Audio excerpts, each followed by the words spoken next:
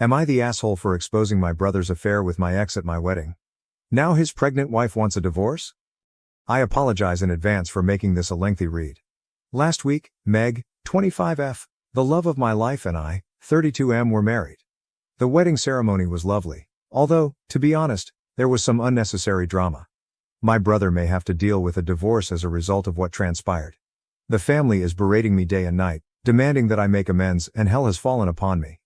But I honestly don't think I'm at fault, which is why I've come here to get advice and insights. My brother, Colin, 34M, and I don't get along well. As children, we were pretty close, as close as two brothers can be anyway. Although we had our share of arguments, our connection as siblings was never tense. We got along well because I knew he had my back and I had his. Our parents always prioritized family and made an effort to teach us the same principles. Regretfully, I was the only one who exhibited those principles. I began dating Shay, now 32F, 6 years ago when I was 26 years old. Everyone knew that I was very in love with her. She belonged to the same circle of friends that I was then hanging out with, and I fell in love with her right away. She was everything to me: intelligent, beautiful, tall, witty, and attractive. I totally forgot about her poison since I was so enamored with her. She was toxic, boy. My life became consumed by drama the moment I began dating her. Although she was a wonderful girl, she wasn't my match. We were completely incompatible. She was completely confrontational, whereas I was not.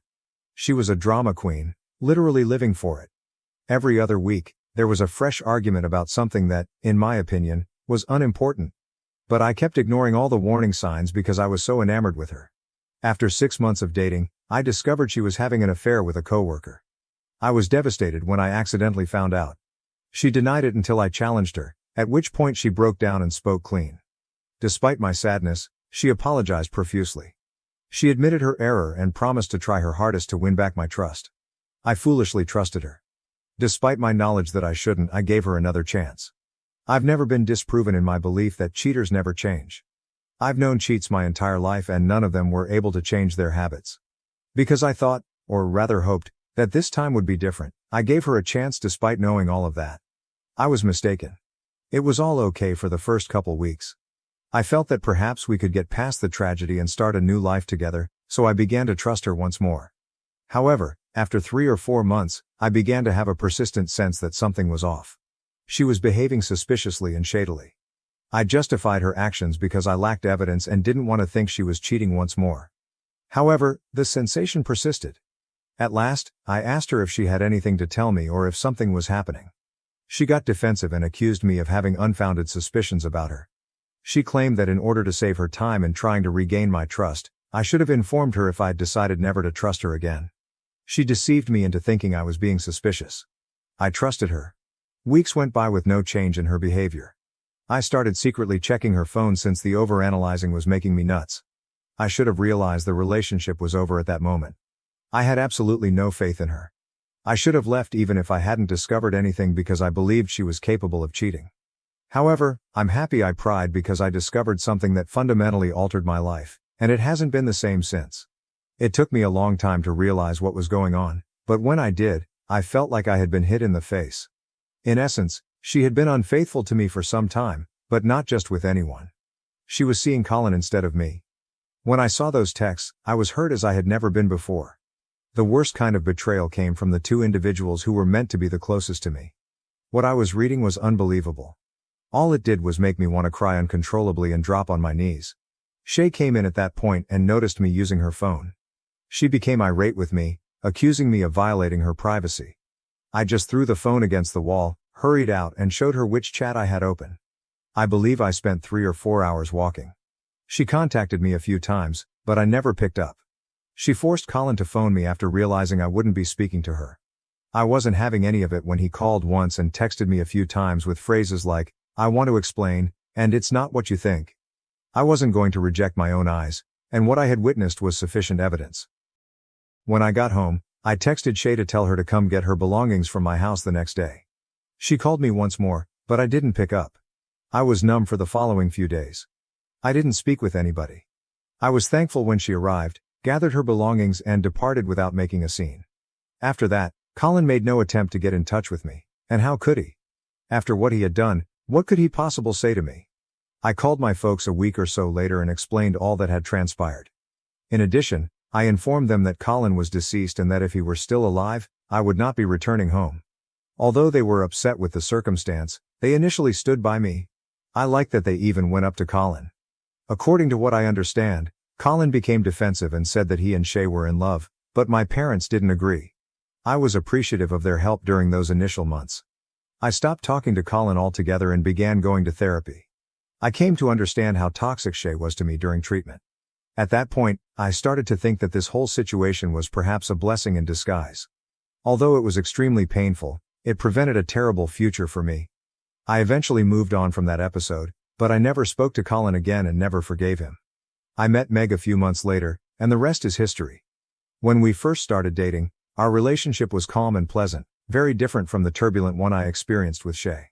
It wasn't until we decided to get married a few years later that I told my family about Meg. She was fully aware of my predicament with Colin and my reluctance to introduce her to my family. My folks were overjoyed when I eventually presented her to them and announced our engagement. They expressed their happiness and complimented me. They did, however, add that this was a chance to patch things up with Colin. I felt hurt and astonished.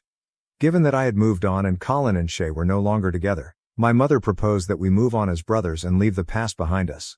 I informed her that I would never forgive Colin for betraying me, but I made an effort to remain courteous. It was about my brother's ability to do something so terrible to me, not about Shay. Mom became irate and said that Colin and I had to be together because we were brothers. I informed her that Colin had shattered the connection of allegiance, which should be reciprocal. Whether or not to forgive him was up to me. When things became heated, Dad stepped in and told Mom to stop talking. Despite her reluctance, she was obviously upset.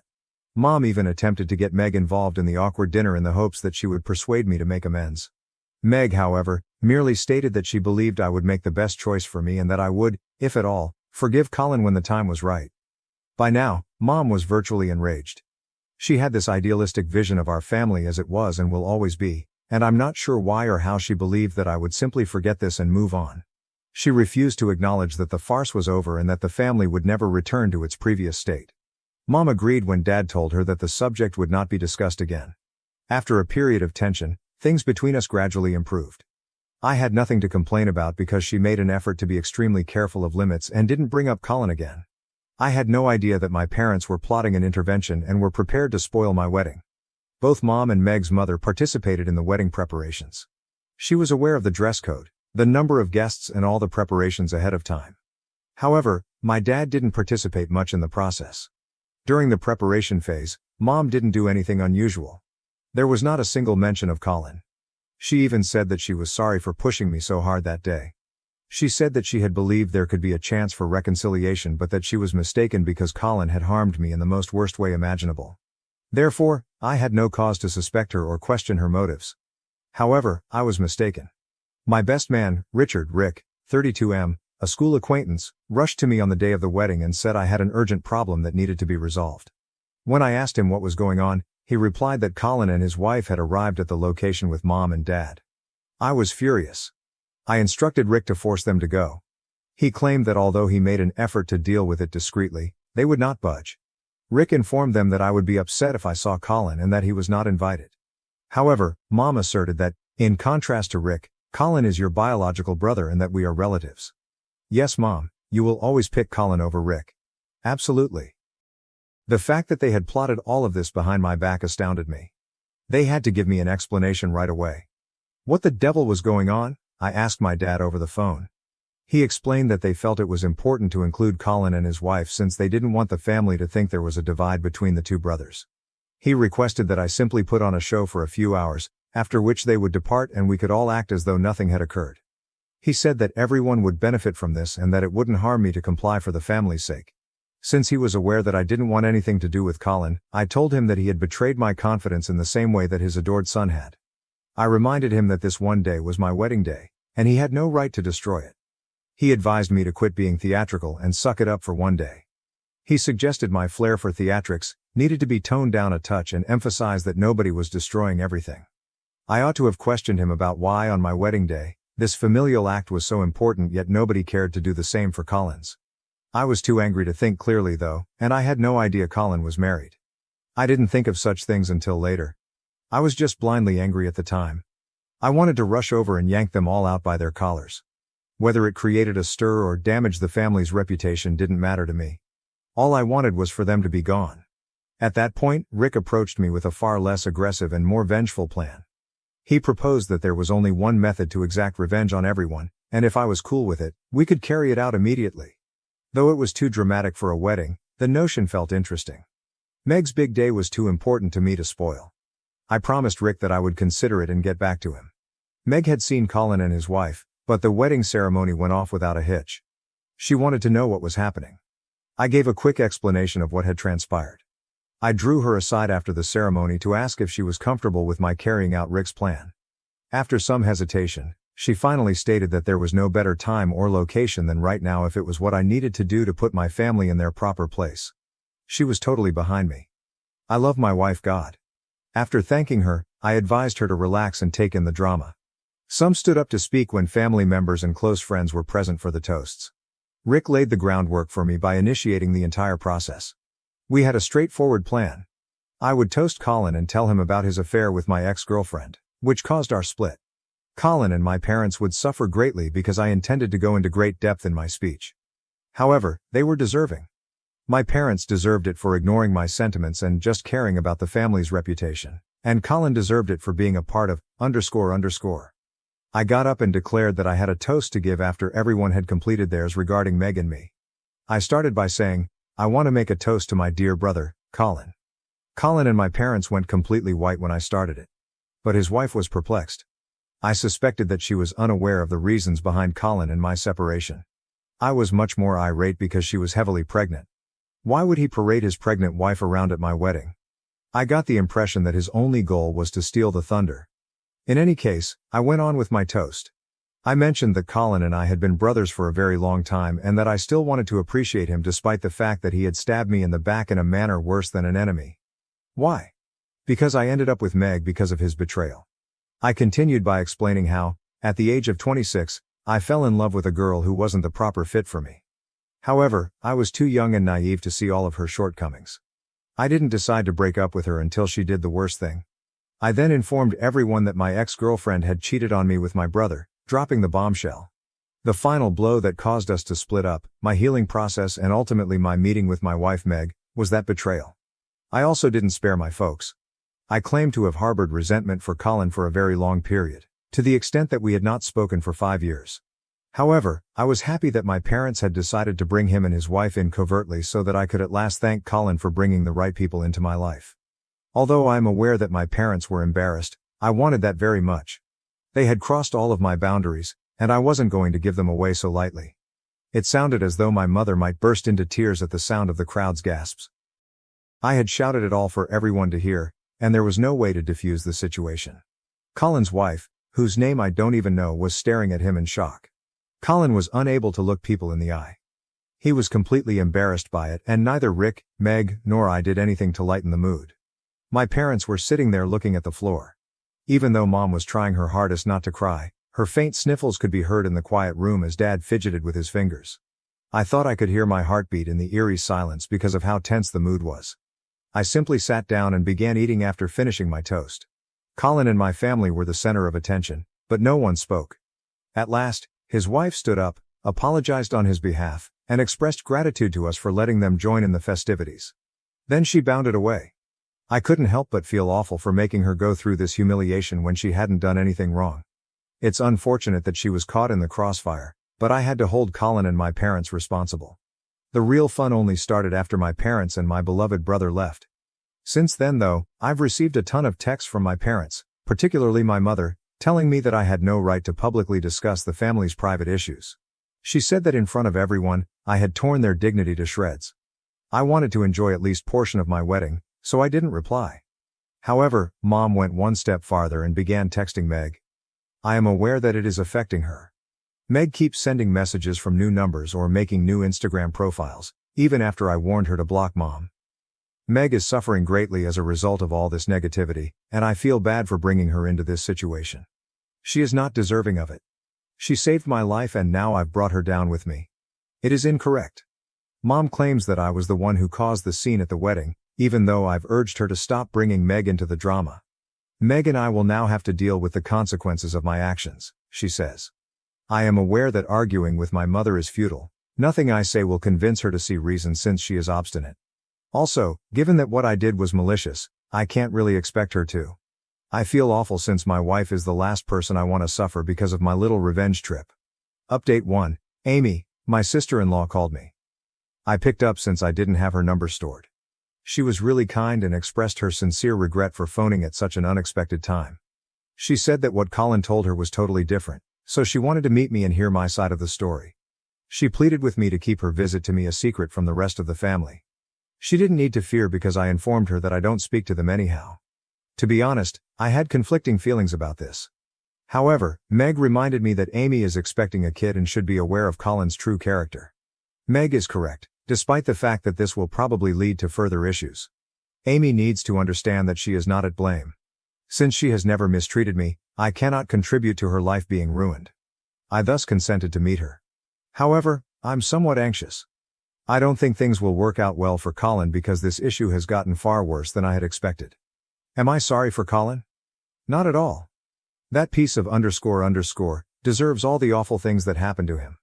I simply don't want to be caught up in family drama once more, especially if Meg is involved.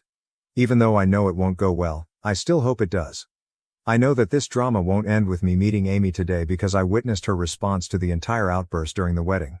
Update 2. I believe the meeting went well.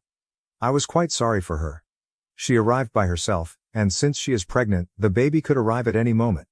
She appeared to have been crying. Fortunately, Meg was present as well, and she somewhat diffused the situation. Amy replied she wanted to hear the entire story again when I asked if she had any questions. I explained everything to her, including how I confronted Colin and how I learned about it. I also described how, due to family, Mom had been nagging me to get Colin and I back to normal. I inquired about the tale Colin had shared with Amy. According to her, Shay fell in love with Colin despite his claims that we were just friends. He claims that I ended our friendship because I couldn't admit that I had always harbored feelings for Shay. Colin claimed that he and Shay didn't start dating until a year after I stopped communicating with her, and even then, their time together was short. That was a total falsehood, I told Amy. I never cared to inquire or find out how long they dated, so I was unaware of it. I then inquired as to whether Colin's account of events had been supported by my parents. Amy declined. Colin informed her that my parents didn't like talking about me because I had cut everyone off and that it was a very sensitive subject for the family. She said that when she first met my parents, they hardly ever addressed me. I inquired if she had received an invitation to the wedding from my parents. She claimed that Mom was primarily pressuring them to go. Since they hadn't received an invitation and Amy was aware of the animosity between Colin and me, she didn't want to attend. But Mom basically used blackmail to get them to go. Colin didn't want to go either, Amy clarified. But Mom insisted that we let bygones be bygones, and be a family again, for the sake of the kid. She didn't try to check with me because she assumed that I might have told Mom that I wanted Colin there. Furthermore, she never thought that reality would be so different and completely upend her life. Although I felt terrible for her, I was at a loss for what to do. I advised her to contact me if I could be of any assistance. Because my brother is a terrible person who not only betrays his brother but also lies to his wife, I don't want her to suffer. She was really furious about the whole situation, which suggests that she plans to proceed with a divorce. All I can hope is that she has a successful outcome. It's challenging to be a single mother. Update 3. Amy has submitted a divorce petition. My father called to let me know. He isn't holding me responsible for everything that occurred, in contrast to Colin and my mother. He simply told me to keep my distance from Colin because he's going through a difficult moment and might try to get in touch with me. I informed him that until they chose to invite Colin to my wedding, I had been avoiding them. He didn't answer that. My mom and Colin are apparently attempting to contact me, but I'm secure from their assault because they've been blocked everywhere. Although I am unaware of all the specifics of the divorce, I am aware that Colin is not handling it well because he really loves Amy. I can't help but feel a little smug about karma finally getting back at him. However, I feel sorry for Amy and Meg, and we want to provide Amy with assistance when the baby is born. What about Colin? I have no regrets or feelings of guilt. He is deserving. He purposefully broke me once, and now he's broken himself. When you violate someone's trust and let them down, that's just the way it goes. My sister got my wife fired, but karma struck when her $2.5 million fraud scheme was exposed, leading to her downfall. Thelma, 35F, my sister, who is 32, has always been fiercely competitive with everyone, particularly when it comes to professional accomplishments. Since she was a straight-A student who was accepted into a prominent college and immediately after graduation found a distinguished career, Thelma was always our parents' golden child. Thelma never forgot that I was a more typical student who took a few years to figure out what I wanted to do. Being the successful member of our family has become Thelma's entire identity. She is a senior manager at one of the leading IT businesses in our city. Her accomplishments are continuously praised by our parents, who also use her as an example for the rest of us to follow. She lives in a fancy home in the greatest area of town and earns a very decent living. Every family get-together becomes an opportunity to highlight her most recent bonus or promotion. 3 years ago, while both of us were speaking at a tech conference, I met my wife, Libby, 30F. Libby had the most amazing work ethic I had ever seen, and she was intelligent and motivated. She was from a very different family than ours. When she was 6 years old, her parents left Vietnam and took on several professions to support themselves. While maintaining stellar marks and eventually receiving her degree in computer technology, Libby had to work during high school and college to support her family. The thing that truly appealed to me about Libby was her humility in spite of her success. She never disparaged others or boasted about her achievements. Rather, she was constantly attempting to guide younger developers and make others successful. We bonded right away since we both enjoy coding and solving problems, and last year, after 2 years of dating, we were married in a modest ceremony. Thelma had never been fond of Libby. I initially assumed it was simply her customary aloofness toward strangers, but it soon became apparent that Thelma viewed Libby as a danger. Thelma would frequently make subtle jabs about how Libby was squandering her skills at a smaller company, despite the fact that she was leading the engineering department at her startup and producing creative work. "That's cute, but at a real tech company like mine, or you should apply for a junior position at my company if you want to do actual important work," were some of the remarks she would make to break up Libby's employment stories. Our parents never mentioned Thelma's actions, and when I attempted to confront her about it, they blamed me of being overly sensitive and said that Thelma was only attempting to support Libby in her professional endeavors. Libby never took the bait or got into a fight with Thelma, and she always responded to her remarks with elegance. To Thelma's seeming annoyance, she would simply smile and shift the topic. When Libby received an amazing job offer from the same business where Thelma works, but in a different department, 6 months ago everything truly came to a head. Better income, more responsibility, and the opportunity to oversee significant initiatives that could significantly impact the industry made it Libby's ideal position. She would be in charge of financial technology integration across several divisions, which was Libby's area of expertise at her firm. Thelma usually dominated the conversation. So when we broke the news to her during a family dinner, she became extremely silent. Our parents were ecstatic, discussing how the sisters-in-law could get together for lunch and how wonderful it would be to have both of their daughters working for the same esteemed organization. Thelma merely shoved food around her plate and said something ambiguous about how hiring practices must be evolving. Libby was doing well when she started the job. She was already making strides toward simplifying some of their antiquated systems, and her team adored her. Every day, she would return home with excitement, sharing with me the difficulties she was facing and the advancements she was making. She was happier than I had ever seen her in her career. After only 2 weeks in her new position, Libby was abruptly called into HR and immediately let go. They said they had found that Libby had misrepresented her prior projects and employment experience on her resume. Libby was caught off guard. In her life, she had never told a lie. It didn't make sense because they had called all of her references and confirmed her prior job during the lengthy interview process. Libby was heartbroken. When she came home, she sobbed for hours, claiming she didn't comprehend what had transpired. HR refused to even look at her copies of all project material and employment records. Like criminals, they simply escorted her out of the building. I began looking into it since something didn't make sense. I requested a friend of mine who worked in IT at the company to investigate the situation because he owed me a favor. I was furious at what he found. Thelma had brought fake proof that Libby had forged some of her employment history to HR. In order to give the impression that Libby had misrepresented her position and accomplishments at her former employer, she had really produced fictitious emails and supporting paperwork. Thelma made no attempt to refute it when I challenged her about it. She stated that someone with Libby's past didn't belong at a prestigious company like theirs and that she was defending the company's brand. She blasted Libby for not being our kind of people, and expressed her frustration at seeing underqualified diversity candidates occupying unworthy positions. My sister's candid discussion of her preconceptions was something I had never heard her do before, and it sickened me. I expected our parents to be as appalled as I was when I told them everything. They said that rather than making a huge deal out of it, we should deal with it within the family. They stated that Thelma most likely didn't mean any damage and was simply anxious about her job. They advised Libby to simply look for new employment and move on, stating that there were many other organizations that would be better suited for someone with her experience. Karma caught up to Thelma last week. Her own supervisor found out that she had been fabricating reports to exaggerate the performance of her team. She was promptly fired. Now that she needs money to pay her mortgage and other payments until she gets a new job, she is frantically texting and calling me.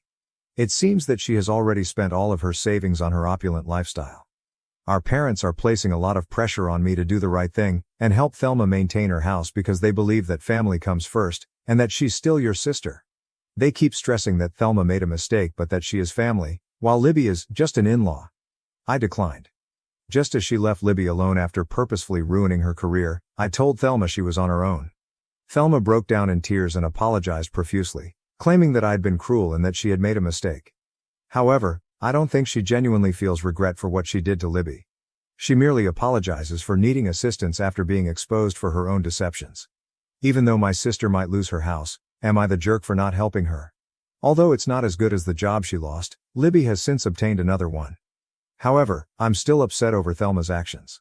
I don't think I can ever forgive someone who intentionally wounded my wife because of their own prejudices and anxieties, despite our parents' constant insistence that I'm being too harsh and that I need to forgive my family.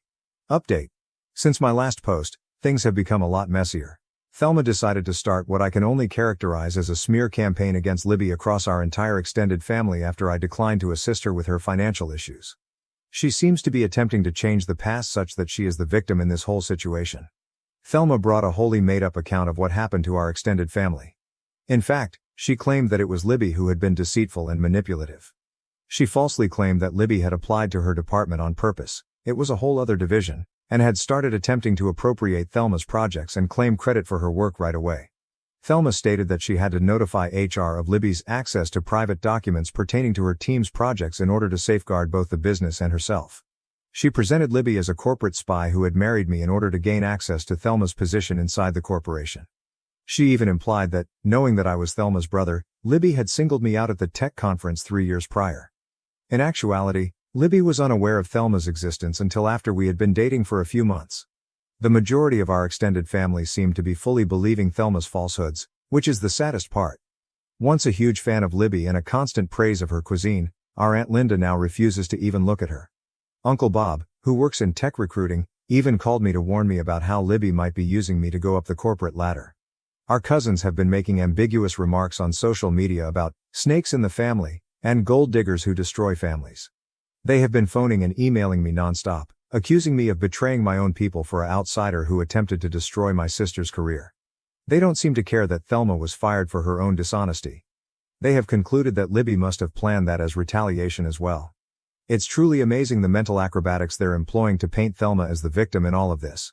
My parents, who before at least seemed to be impartial, are now completely on Thelma's side. In fact, my mother had the audacity to tell me that she should have seen Libby was troubled from the moment she met her. Along with other blatantly racist remarks that sickened me, she said things like, people from her background often have different values about honesty. Go back to her own community where she wouldn't cause problems for our family, my dad advised Libby. Our youngest sister, Amy, 28F, is the only one who has defended Libby, and her revelation has altered my entire understanding of Thelma.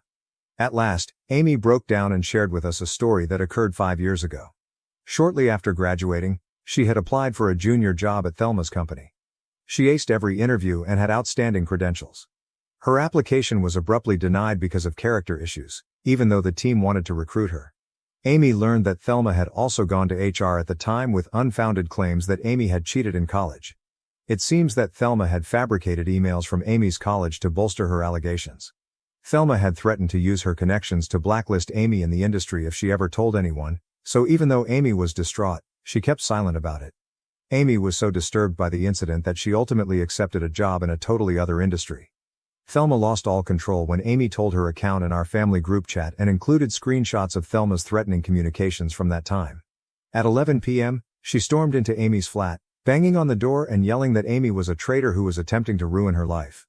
Amy claims she had no idea what secrets Thelma was referring to, but she was threatening to reveal all of her secrets. Additionally, Thelma promised to ensure Amy never again worked in the city. Amy had to call the police to get Thelma off the property because she was so scared. It's terrifying to hear my sister sound so insane after she captured a portion of Thelma's breakdown on her phone. Thelma was even more incensed after the cops warned her about harassment. Our family is now utterly divided. Our parents continue to support Thelma, claiming that Amy must have misinterpreted what transpired 5 years ago and that she is merely envious of Thelma's accomplishments. In an attempt to portray Amy and I as permanently jealous troublemakers, who are just out to harm poor, successful Thelma, they are accusing us of being disloyal and ungrateful for banding together against our sister when she is already down. They have even begun bringing up all of our childhood transgressions. I've begun compiling all of the proof of Thelma's behavior, including the police report from her breakdown, the testimonies from coworkers who saw her behavior, the phony emails she made about Libby, and the threatening text she sent to Amy. After reviewing everything, the legal staff at Libby's new workplace believes we have a solid case against Thelma and her old employer for defamation and wrongful termination. However, my parents are now threatening to disown Amy and me if we destroy our sister's life over a misunderstanding. They claim that if we don't drop everything and help Thelma get back on her feet, they will write us both out of their will and that pursuing legal action would demonstrate that we were never truly family. Since she doesn't feel safe in her own apartment, Amy is currently staying with us. Despite her own trauma from everything that has transpired, Libby has been a tremendous support system for her. Even though I'm more convinced than ever that confronting Thelma is the right thing to do, it still hurts to see my family fall apart like this. Numerous unpleasant facts about my family have come to light as a result of the entire scenario, which I suppose I always knew existed but never wanted to confront. I used to believe that Thelma's will to excel and her competitive nature were simply acts of ambition, but now I realize that they are a much more sinister and damaging trait. Update. Everything we believed to be true about Thelma's behavior has been totally disproved. Rachel, a former coworker of Thelma's, contacted Libby via LinkedIn last week. We were all surprised by what Rachel, Thelma's assistant manager for the previous 2 years, disclosed.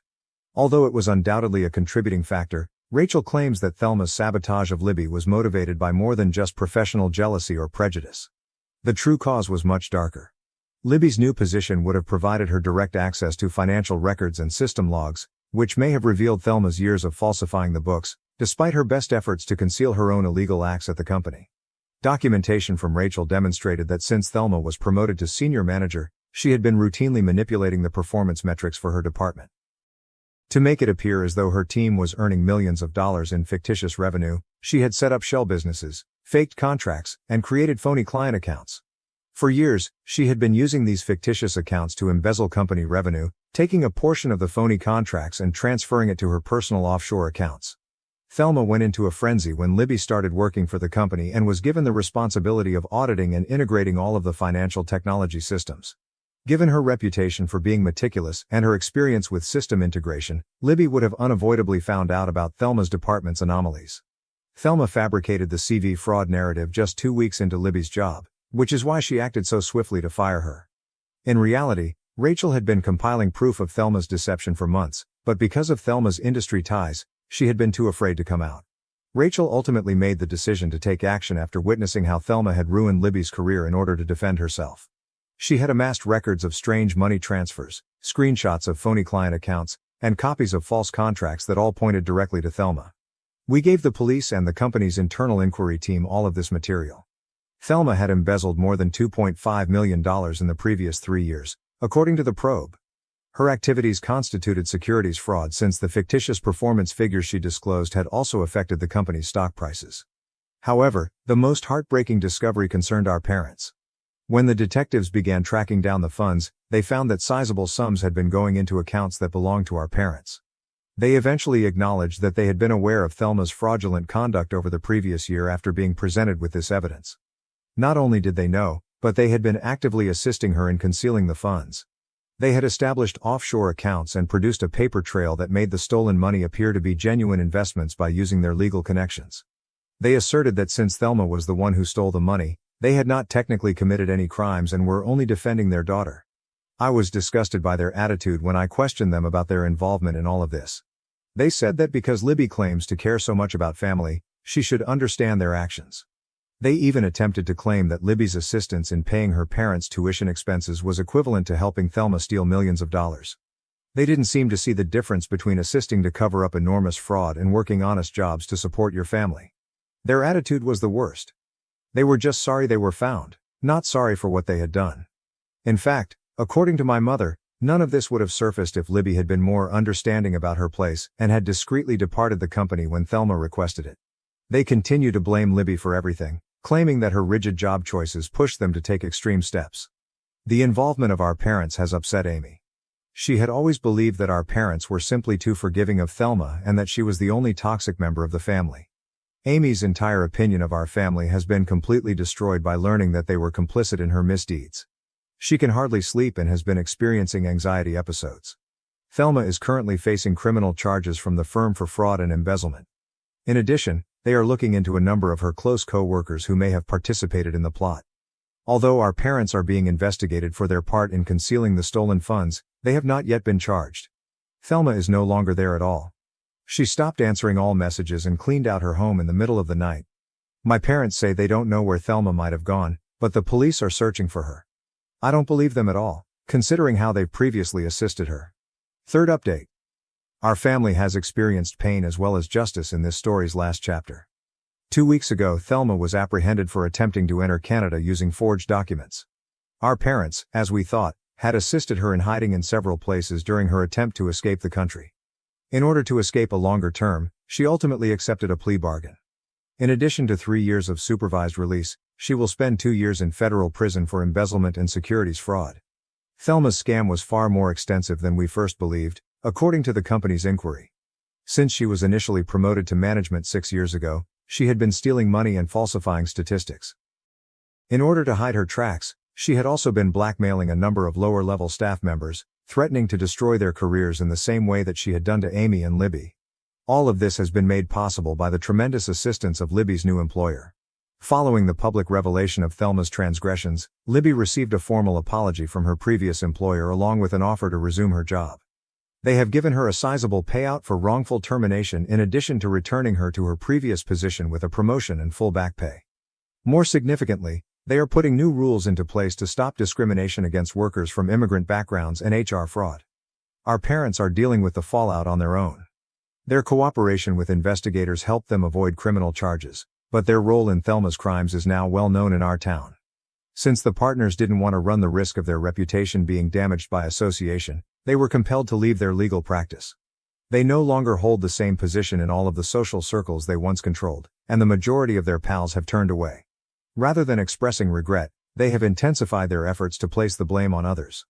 Before Thelma was sentenced, they even attempted to write a letter to the judge accusing Libby of manipulating circumstances to accuse Thelma out of jealousy. Given the strong proof of Thelma's culpability, the judge was not impressed. Additionally, they attempted to accuse Amy and I of plotting with Libby to embezzle Thelma's money and blame her, but this desperate attempt clearly failed. Amy has begun to put her life back together.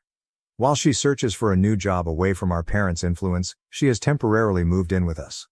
The business has also extended an offer to her, admitting that Thelma's bogus accusations were the reason behind her dismissal 5 years prior. After years of Thelma's manipulation and our parents' toxic behavior, she is finally receiving therapy. Her gradual recovery of confidence and realization that none of this was her fault is truly remarkable. Libby and I have stopped communicating with my parents and Thelma altogether. Our lawyer has made it plain that any attempt to get in touch with us will be viewed as harassment, and we have blocked them everywhere.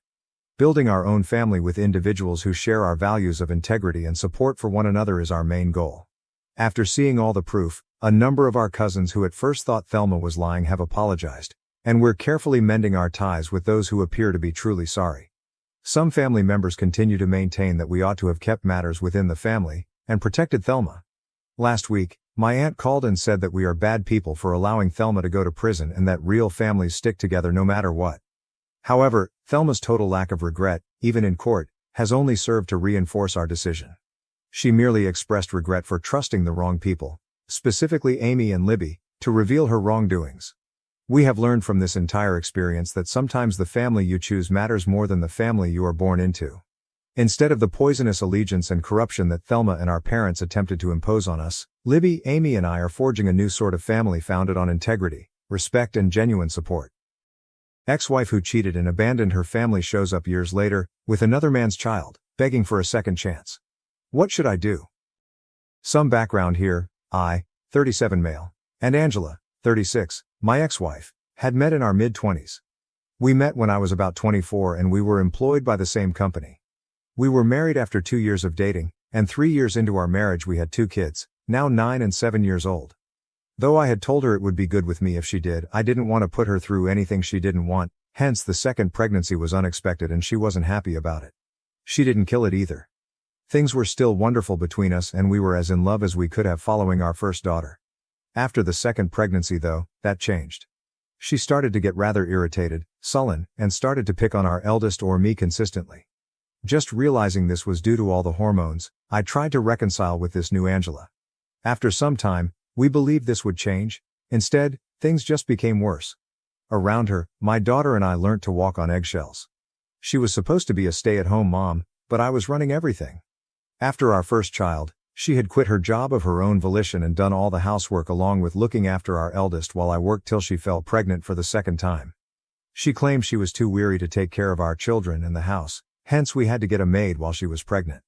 I consented, even though it was only somewhat outside our means since at the time I wasn't making enough. Especially considering Angela's pregnancy, I wanted not to trouble her too much. After our second daughter was born, I thought she would come back tending to the house and children throughout the day. Let me also state clearly that I was not among those men who neglected household chores. Though I was tired from working, I did anything I could to help out after returning from my job. I assumed she would take some time to heal after she delivered our younger daughter, but then we would go back to our regular life. Still, several months passed and she showed no change. She refused to help out around the house and stayed exactly as angry and agitated.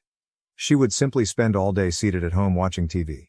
She hardly engaged in any activities with the children either. She would periodically pay our neighbor to drive them to the park. Though I wouldn't want to come across as hostile, I did feel that way as I was working day and night while she wouldn't even do the minimum at home. Additionally, proving somewhat costly for me to pay for a maid to do all the cooking, cleaning and other domestic tasks was, along with all the other bills, I had to look after and wanted to preserve money for our daughter's futures. Angela refused to assist me in any kind, hence that was practically impossible. After around 6 months following the birth of our younger daughter, I realized we could not continue like this and had to speak with Angela. Knowing this would be a challenging conversation, so I requested my parents to watch our girls for the day. They agreed. That day, I sat Angela down and told her I realized she was fatigued with 2 pregnancies, but I needed her to assist me and coordinate with me. I told her that we were finding a maid to be too costly, and I needed her to respect her word and return to at least some of the housework so we may renegotiate and cut the housekeeper's pay to save some money. She claimed she was too busy watching the children to handle any of the housework, so she turned down the proposal right away. She also advised me to start making more instead of justifying our financial condition by pointing out her guilt. Although I attempted to persuade her I was already doing my best, if we were to make this marriage work she needed to help too.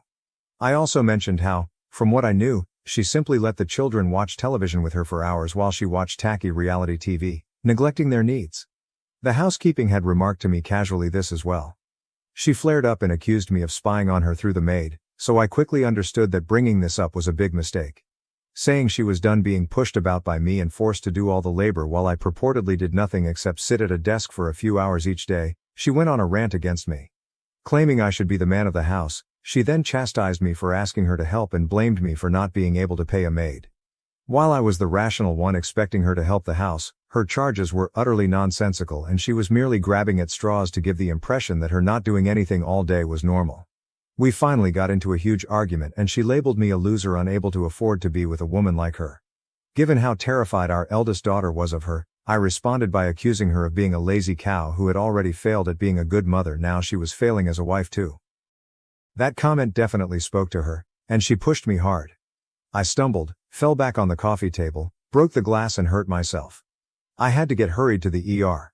She continued to apologize and weep all through, but fortunately my back was only mildly injured. She had to move out. I told her I no longer trusted her. Around the children, I couldn't trust her either as I had no idea when she could lose her fury once more and damage them as well. While Angela was still living, I urged our parents to look after our daughters.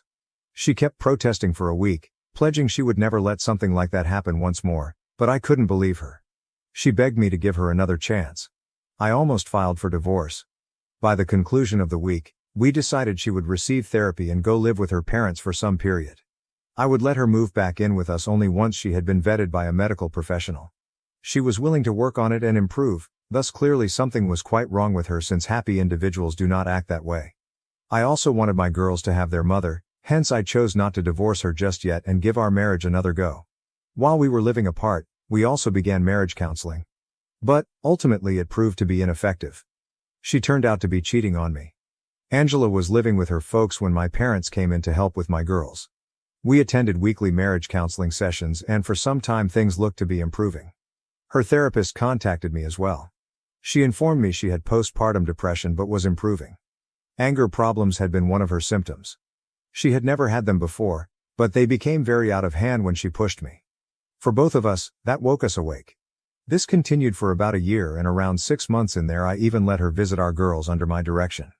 It delighted me to watch her gradually returning to her old self. At last, our circumstances seemed better and we could really make it work. She then abruptly quit showing up for our counseling appointments without giving any reason though. She stopped answering me as well, but given her therapist kept me informed, I knew she was progressing. It did not make sense to me. I persisted in attempting to talk to her for weeks, but she would simply blow me off, claiming she needed some alone time. At last, after almost 3 months of her avoiding me, I paid her a visit at her parents' house. Her parents disliked me and blamed me for her actions, thus I hadn't done that previously. They thought I was the one who had driven their daughter insane and produced such behavior. Angela had advised me it would be better if I skipped seeing her while she was living with them, since it would simply cause more drama, the last thing we wanted.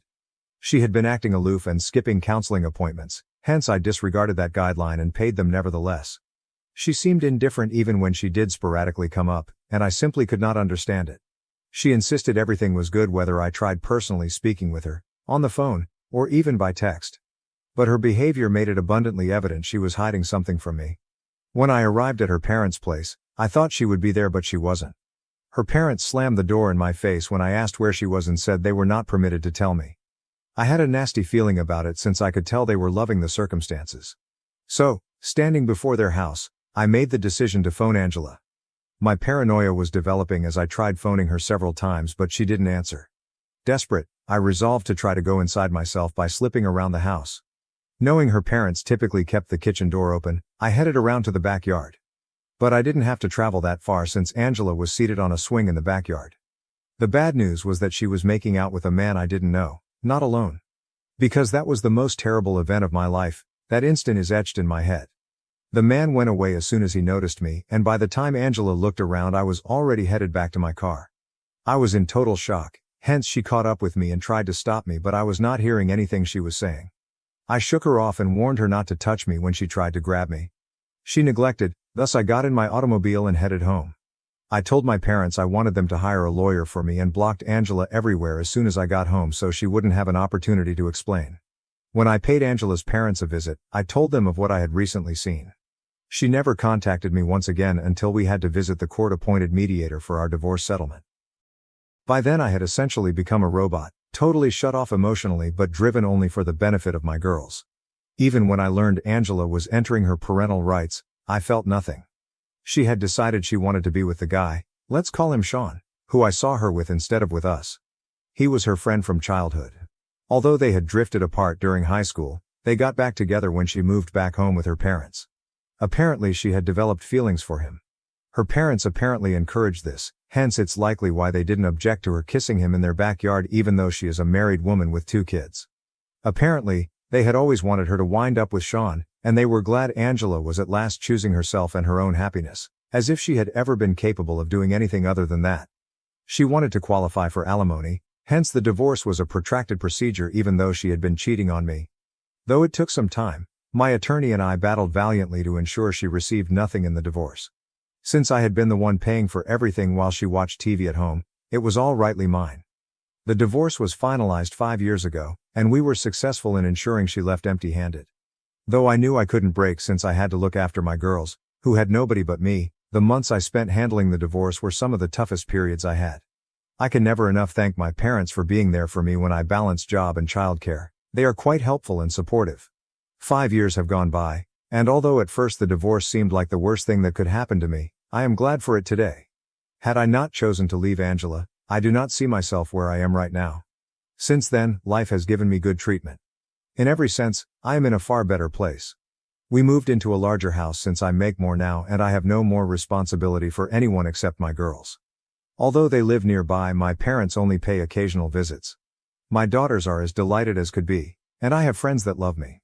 All a man needs is that. I am so grateful to the universe that everything is working for me. At least, it was until Angela reappeared a few days ago. The doorbell rang when the children were at school and I was ready to head off to work. Angela was outside standing with a boy less than 3 or 4 years old at her side. This has to be Angela's son, I knew. Her standing at my door startled me, and I was still processing it when she started crying. She came here, she informed me, to atone and right things with me.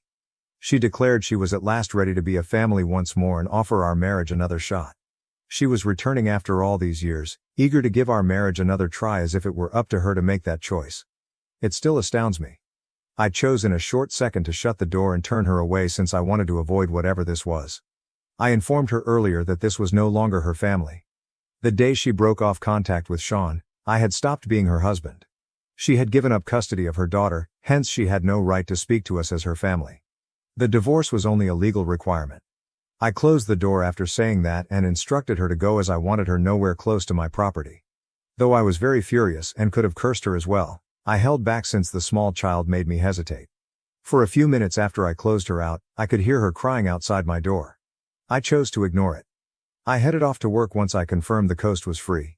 I tried very hard not to think about it as I couldn't afford to let it happen and it would only sap my will. I nearly forgot that Angela had even shown up at my house, but as soon as I got back from work, my parents called me asking why I had sent her away. Angela had been heartbroken, they told me, having contacted them following my closing of the door on her. Since she was in the process of divorcing Sean and at last had an opportunity to make things right with me, my parents disclosed they were the ones who had provided her my new address and urged her to visit me. They informed me Angela had contacted them roughly 1 month ago and that this had been under development for some time. My parents thought it was about time I considered my children since my daughters deserved a mother and in their view Angela was the best mother available. They thus determined she deserved another shot and sent her my address and with guidance on what to say to me. I took great offense at them. Not even asking if I would be comfortable with it, it was not their position to pardon her or determine she deserved another shot. If the children had been home, it may have been quite dangerous, so their pulling of something like this was reckless. They denied that they had made a mistake even as I corrected them. They claimed they had an equal right to decide what was best for the girls since they had taken care of the kids and aided me during my divorce. They also said they still periodically look after them. They thought it pointless whether or not I wanted to fix things with Angela since they had influence in the situation as well. Their belief in that seemed ludicrous to me. My daughters are mine, not hers at the end of the day. Although I value my parents and will always be appreciative of what they did during the divorce, I do not believe it was their place to let Angela re-enter my life. We argued a little, but they felt that by not giving Angela another opportunity, I was the one acting selfishly. They assured me they had done their due research and she was a different woman now, deserving of living with my girls. They claimed it was offensive to consider they would endanger my girls or me even when I informed them she had signed her rights away.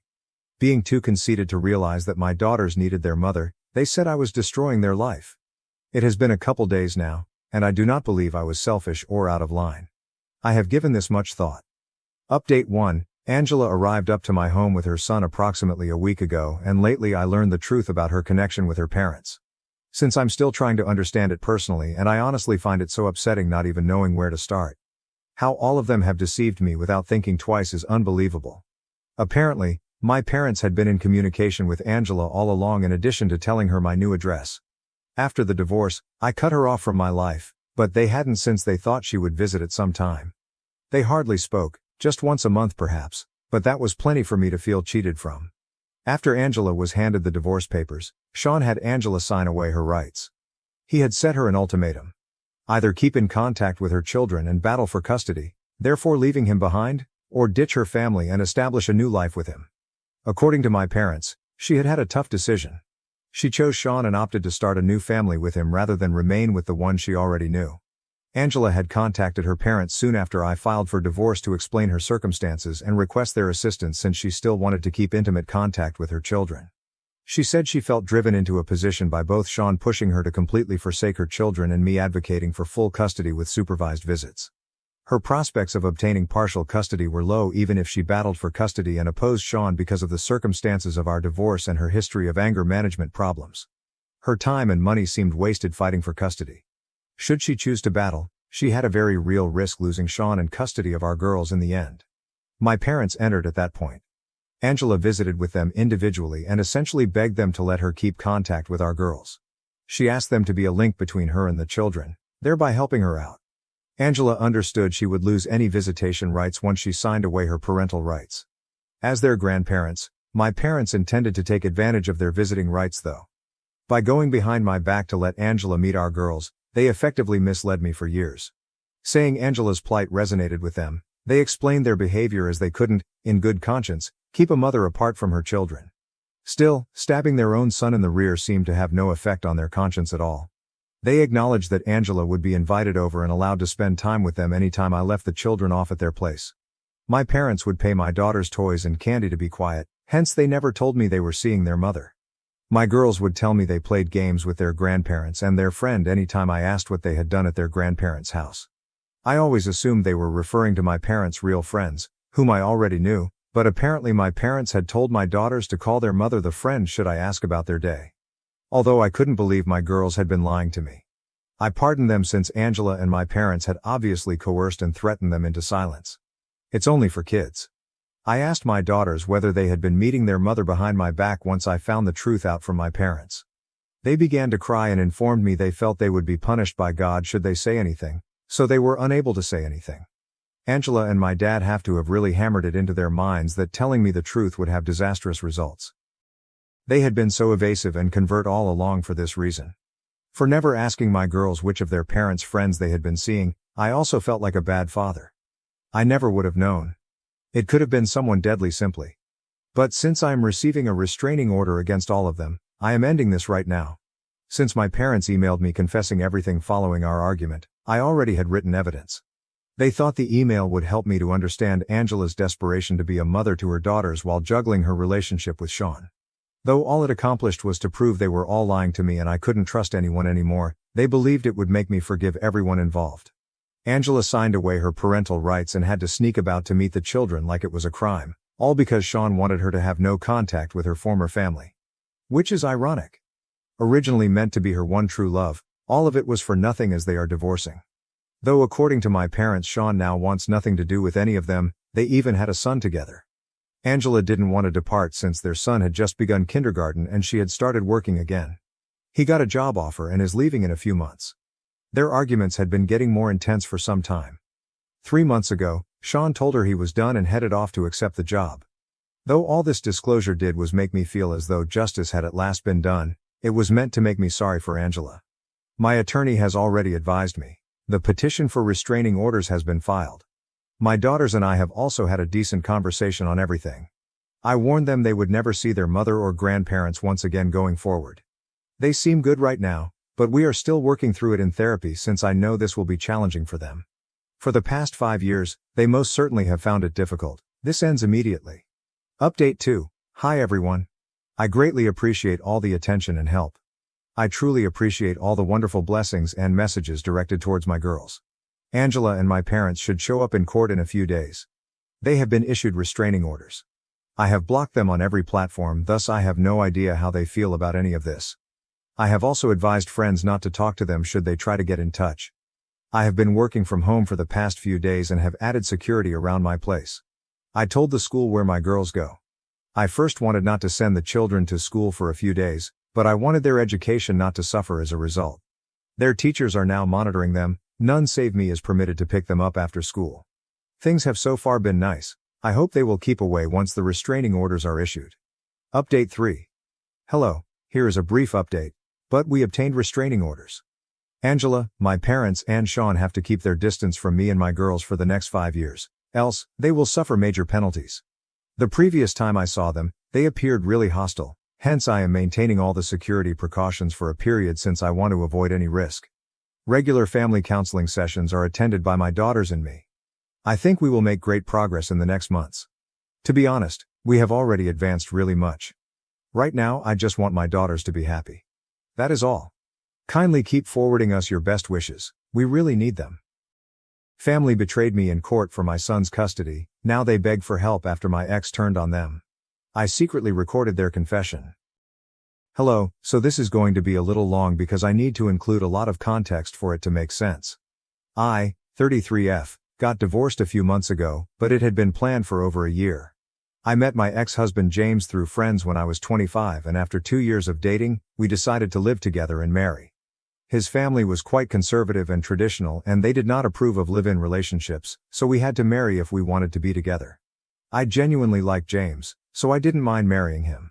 My parents supported our decision, so we married. Within a year of living together, I discovered that I was pregnant, and we were ecstatic.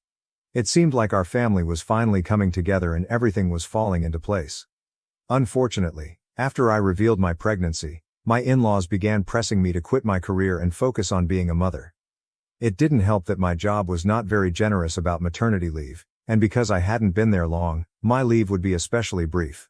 So at the time, I considered the advantages and cons and decided to leave my work. I didn't make this decision alone. James and his parents were convincing me it would be the greatest decision in the long term, so I just had to do it. James appeared assured and promised to take care of the family. I didn't have to worry about money. He'd bring enough home, and my sole attention would be on raising our child. My parents and older brother both agreed it was best if I stopped my job and stayed at home, like my mother had done. She elected not to return to work because family was her top concern. With pressure from both sides of the family, I chose to quit during my second trimester. Everything appeared to be in order, and I had complete faith in my husband to not let me down, so I quit my booming career to become a stay-at-home parent. However, shortly after my kid was born, I observed something peculiar about James's behavior throughout the latter months of my pregnancy. I couldn't put my finger on it, but his vibe felt odd. Sure, he seemed joyful when our baby was born, and I expected things to return to normal, but unfortunately, they worsened. He got angry around me, and if I tried to speak with him, he snapped. He only seemed genuinely happy when he was playing with our son. Aside from that, it seemed like he was constantly annoyed to be at home with me. He started working longer hours, and even on weekends, he made excuses not to spend time with me. I didn't understand what was wrong, but I kept trying to make our marriage work. Unlike him, I still loved him and refused to give up on us. This pattern persisted for around 2 years following my son's birth. James stayed at work longer than required, and even when he came home, he wasn't truly with me. I couldn't really complain since whenever I tried to talk to him, he said he was too exhausted from work. And it was not an easy chore for him to be the sole breadwinner for the household, which was really disrespectful to me because I was perfectly capable of earning money for myself. But I had to rely on him since he promised to make things easy for me. I even asked him a few times if he would rather that I return to work so that we could split the bills and he didn't have to face all of the pressure. However, he claimed that would be an insult to him and his abilities, and that his parents would never accept. We'd have a difficult time with them if I went back to work. So I stayed at home and raised my son, which was the only thing that made me happy because James had changed. He was no longer the man I'd married. About a year ago, I discovered that James had an affair with one of his co-workers. It was quite difficult for me to find this because I had been skeptical for quite some time. I even snooped through his phone and laptop while he was sleeping and discovered nothing. I knew all of his passwords because he had written them down in his notepad, but that didn't help. It almost seemed as if he had nothing to conceal, and I began to feel dumb for being cautious. I even searched through his possessions for a burner phone or anything odd, but I found nothing. I began to suspect that I was being overly paranoid and insecure. But as luck would have it, I witnessed his cheating firsthand. About a year ago, James and I were organizing a spectacular birthday celebration for our son. He'd invited the co-worker he was fooling with. She was a single mother with a youngster around our age, so I wasn't surprised she got invited. James had informed me she was a very close friend, so I saw nothing wrong with her being there. After my son had cut his birthday cake, I went upstairs to change into more comfortable attire for the celebration. When I got into my bedroom, I saw James and his co-worker making out. She was seated on his lap. It took me a few minutes to grasp what I saw. First and foremost, it was in my bedroom, which exacerbated the situation. Second, they did not even pause when they heard the door open. I had to walk up to them before they noticed I was there. I'm quite sure they felt it was great to make out in my bedroom, at home, just for the thrill of it. But they obviously did not anticipate me to have a complete breakdown. I'm not proud of it, but discovering that what I'd believed for so long was true sparked something inside me. I grabbed the co-worker's hair and began dragging her out of the room. According to what I was later told, James is physically stronger than me, but he was unable to stop me. I can't recall much of it since I had a rage blackout. I carried her downstairs, James following behind me, and tossed her in the center of the room when everyone was still present. I don't recall much of what I said, but I supposedly called her various disparaging names and informed everyone what she and James were up to in my bedroom. I didn't care if my kid or his pals were present. Looking back, that was really uncomfortable and inappropriate, but I didn't consider it at the time. I screamed at the top of my lungs. My parents, brother, and in-laws were all present. My father eventually calmed me down and returned me to my room. Once inside, I completely broke down and sobbed uncontrollably. But rather than staying with me to console me, my father locked me in my room and returned downstairs. I should have known then that my parents did not genuinely care about me. I knew they were more concerned with appearances than reality, but this was absurd. Nobody came to check on me over the following several hours. Even after I calmed down, I had no idea what was happening outside. I didn't have my phone, so I couldn't reach anyone. It wasn't until after midnight that my brother unlocked the door and allowed me out. He didn't even inquire how I was. They probably would have kept me in the room longer if I hadn't started banging on the door like a crazy lady. When I got out, I asked my brother what had transpired since I was locked in. He informed me that practically everyone had fled following my collapse. He also told me James had departed with his parents and our children. My parents, brother and I were the only people left in the house. My brother let me out to discuss what we should do next. But in my family, discussion means telling me what to do. They informed me that I needed to apologize to everyone for how I had behaved at the party. Not only that, but I also needed to apologize to James and his parents. Apparently, James had difficulty convincing his coworker not to file charges against me because what I did to her was technically an act of physical assault. My family told me that I owed it to James to speak things out and work on our marriage rather than making this a bigger deal. I lost it. I screamed at them to leave my house because I was not about to allow anyone stand under my roof and order me to apologize to my unfaithful spouse. I got into a heated argument with my family because they told me that I owed it to James to make things right and give the marriage another try, or they would sever ties with me. So I told them to go ahead since I had gotten to the point where I didn't care what anyone thought of me.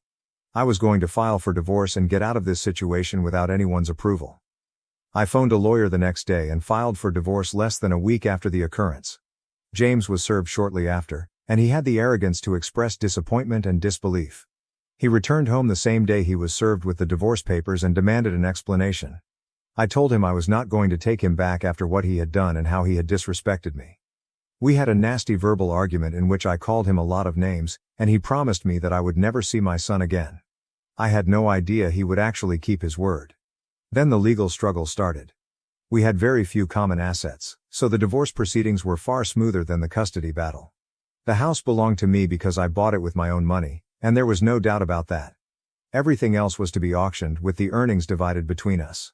We only had to wait the 6-month waiting time mandated by the state, after which the divorce would be finalized if a settlement was made. The only disagreement was about alimony. Because James forced me to quit my work and I didn't have enough money. I needed alimony to start anew. He, however, believed that I should not receive any alimony at all.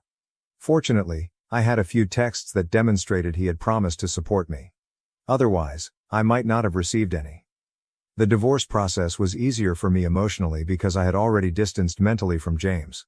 However, it was the custody struggle that truly killed me. Unfortunately, my parents and brother stabbed me in the back for cash. My ex-husband and his lawyer were nasty, and they started building a case against me, painting me as an unstable, reckless, and insane mother. They wanted to show that I was unfit to raise our son alone, so James and his parents should gain full custody. I assumed my parents and brother had been bought off by my ex-in-laws because they were wealthy, and I couldn't think of another reason for my own family to turn against me. I'm very sure my family warmed up to my in-laws from the start because of their money. James accused me of being a functioning alcoholic with serious rage issues. They made up situations in which I allegedly lost my temper and endangered my son, even though none of this had actually occurred. They needed to portray me as the villain. I expected some people to side with me, but all of my friends supported James, which I believe was owing to my breakdown at my son's birthday party. The worst betrayal, however, occurred when my parents and brother testified against me in court, stating I needed rehab and intense therapy before being permitted to see my son. They even suggested that James cheated because he was tired of coping with my unpredictable behavior. Despite a good fight with my counsel, I was unable to win custody of my son. The odds were stacked against me, and there was little I could do to prevent the inevitable. My lawyer and I worked hard to gather proof to prove I was a decent mother, but it all went to waste. The decision was revealed a few months ago, and it was the last time I saw my kid in person. I was granted supervised visiting privileges, but James never let me see him. It was pointless.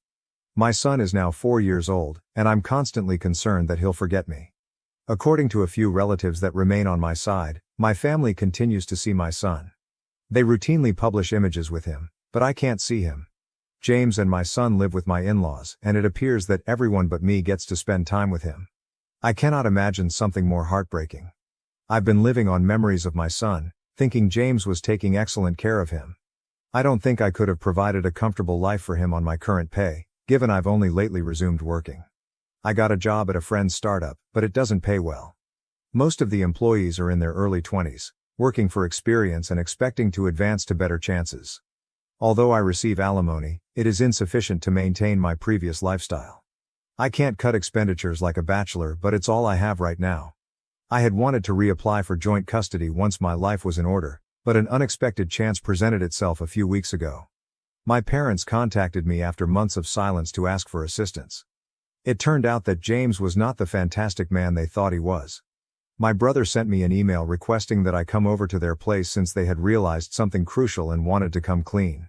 They were tired of keeping secrets from me and wanted to be a part of my life again. I tried to ignore the email, but I couldn't quit thinking about how this might help me get my son back. So I went to their place that evening. I anticipated them to be living like kings after selling me out for money from my ex-in-laws. However, they were actually living in worse conditions than previously. My son, on the other hand, was overjoyed to see me, which added to an already wonderful evening. When I visited my family that day, they practically began pleading for forgiveness as soon as I walked in the door. Apparently, they recognized how severely they had messed up and there was no turning back, yet they still wanted me to forgive them. After the divorce, when my ex-in-laws and James were approached about the money they had been promised, James informed my family that it was no longer occurring. Apparently, they had just been told that they would be well compensated if they turned on me and testified in their favor. However, there was no written evidence to support it. If my relatives tried to go back and inform me about everything, James and his family would make sure they never saw my son again. So, for the protection of my son, they agreed to keep their mouths hidden. Even though they had not been paid as promised. But things grew worse. They were not only pushed into testifying against me, but they were also treated as free babysitters. Every day, James would drop off our boy at my parents' house and they had to watch him while giving up their own time. It was really inconvenient because both my father and brother had jobs to attend to, and my mother couldn't handle all of the housework and caring for her grandchild on her own because she was getting older. So either my father or brother would have to work from home every day, which was growing increasingly tough for them, which is why they approached me to finally put an end to it. Apparently, they wanted to make a deal with me. They told me that if I provided them the money my ex-in-laws promised, they would represent me in court and ensure that I got custody of my son. I was going to recommend it myself, but it wasn't unexpected that they did. My family had always been materialistic, and this was especially true now that my father's business had failed and they were back to working for other people. Obviously they would want money more than ever now because my father wanted to retire but didn't have enough saved because he had invested all of his money in the firm, which eventually failed. They claimed they could make up a tale about how they were forced and coerced into testifying against me so they wouldn't be charged with perjury while under oath. They were unaware that I no longer required their assistance. I had been recording everything they said since the moment I came inside the house since I suspected something was wrong and didn't want to take any chances. So I had already recorded everything. Nonetheless, I encouraged my family to give me screenshots if they had any to prove they had been used and lied to, and I promised to help them. Following that, I departed. I'd already seen my son, and I had more than enough evidence to seek custody again. So that's what I did the next day with my lawyer. This time, I was ready. The custody lawsuit is still ongoing, but one thing is certain. I will be able to prove that none of the accusations James made against me were accurate, and that my family had been lying about everything all along. I've already listened to the recording, which has greatly influenced my decision. James and his lawyer are literally rushing for evidence, while I take it all in and enjoy the show. This is what they made me go through the last time, and now I get to do it to them. It's karma at its best, and I couldn't be happier. The only thing that hasn't been ideal is that my family has said I used them, just like James did, and that I had no right to record them without their permission and use it against them.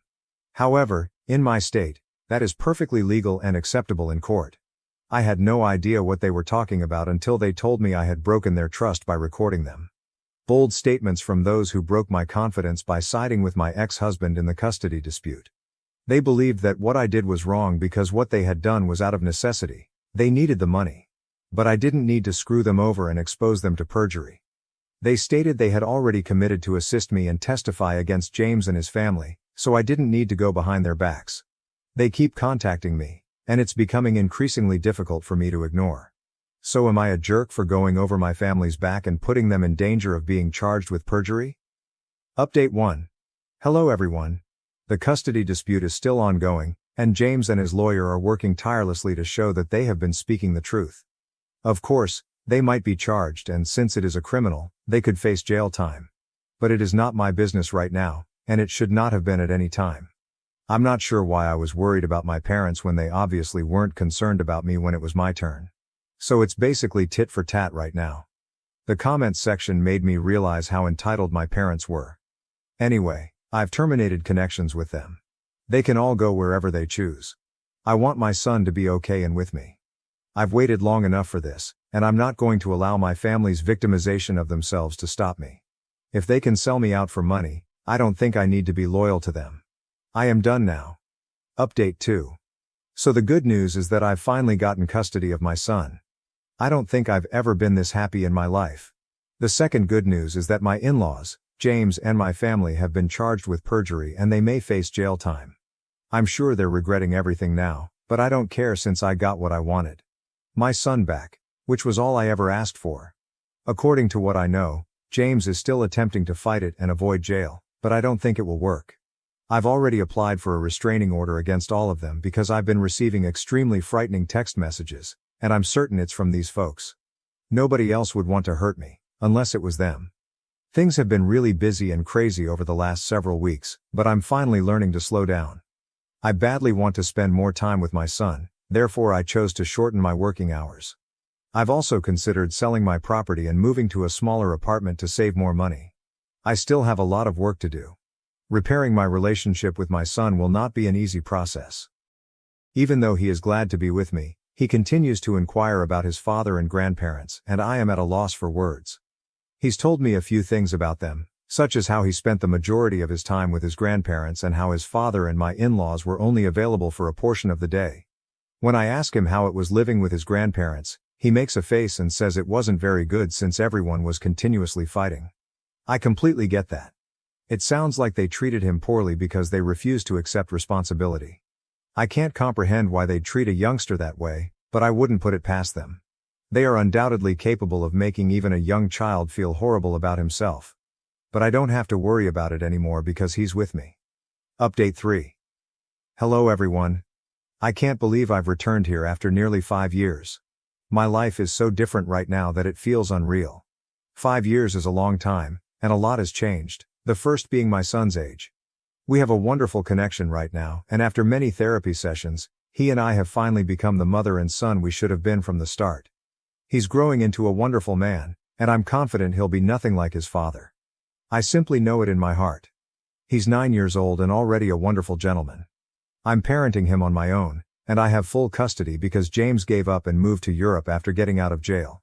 I cannot say I am surprised.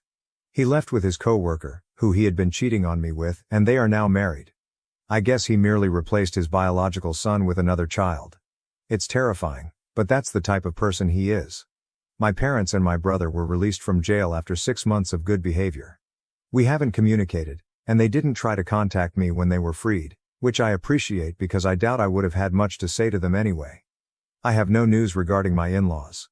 I haven't heard from them in years, and that's for the best. I believe I am living a life now. God has blessed me with a solid job and a consistent salary. I'm still working at the company I started with, my friend's business, and it's doing pretty well. So life worked out beautifully for me and my son, and it was more than I could have hoped for. I am very appreciative of everything. Dad planned to marry his young girlfriend just weeks after my mom's death, threatening to kick me out. Am I the asshole for ruining his wedding? My father has always mistreated me badly. He was obviously not interested in being a dad from a very young age, but I never could find out which he disliked more, being married to my mother or father to me. Given that he treated my mother no better than he treated me, I believe he must have loathed it equally. I lost my mother only 4 weeks back. I turned 17 some months ago. It was not surprising. She had been battling lung cancer for some time and at last passed away in a hospital. 3 years ago she was diagnosed. Since then, it felt like I had been holding my breath. I believe I at last let it all go when Mom died. She was my friend, thus even now it feels quite strange to be without her around. She was most crucially the only person there to guard me from my father. Every single day in the house where I grew up, my parents would argue over something or another. They obviously did not love one another, and I really have no idea why they were married. My mother would tell me that they had loved each other at some time every time I asked her why she had married him. They would always make up, but I never could forgive my father as fast as my mother did. She had been urged to leave him several times as occasionally he would say extremely terrible things to her during a quarrel. He would say things like how he wishes she died from her illness so he could go on with his life and how he regretfully ever was with her and had a child with her. She just resisted when I advised her to go several times. I'm not sure why. Regarding myself, I had wanted to go from the age of 4 years old but had nowhere else to go and no other relatives either. Raised by her grandmother, who passed away while she was in college, my mother was an orphan who had lost her parents in an accident when she was small. She contacted no other family members, hence I knew nothing about my father's side of the family as he never took us to see them. He claimed not wanting us to see his family since he did not get along with them. There was no elaboration, and I asked him too, afraid. I was used to being screamed at for stuff, hence I wasn't going to paint a bullseye on myself by prying into anything like that. I had to deal with my father since, all told, my parents were the only family I had. My mother refused to go. I was heartbroken when she died, but my dad carried on as though nothing had happened. It was not shocking to me in the least since he had been acting the same way even when she was unwell. Knowing he did not love anyone, I did not expect him to be sensitive.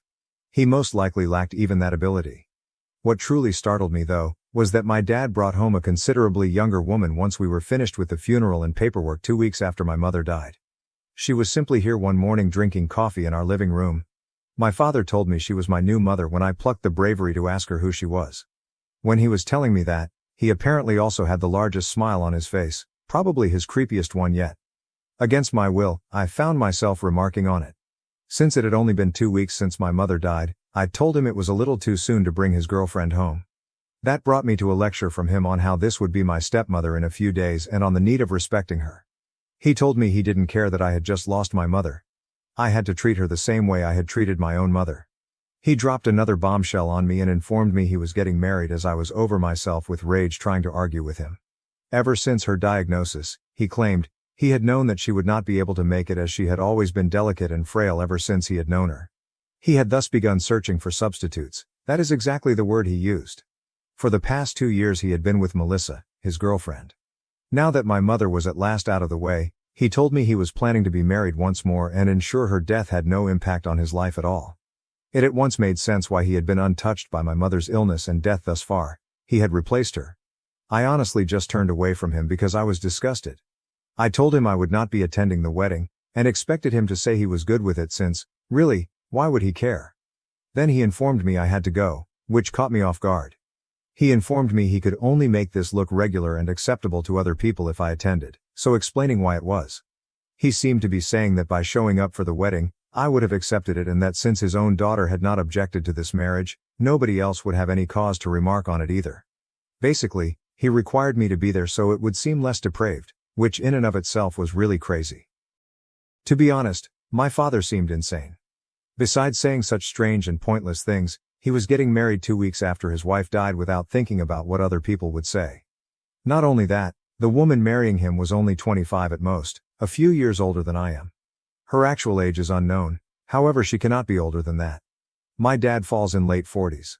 This man, who recently lost his wife to cancer and should be in mourning right now, is instead getting married and expecting his daughter to act like this is all normal and that she supports it.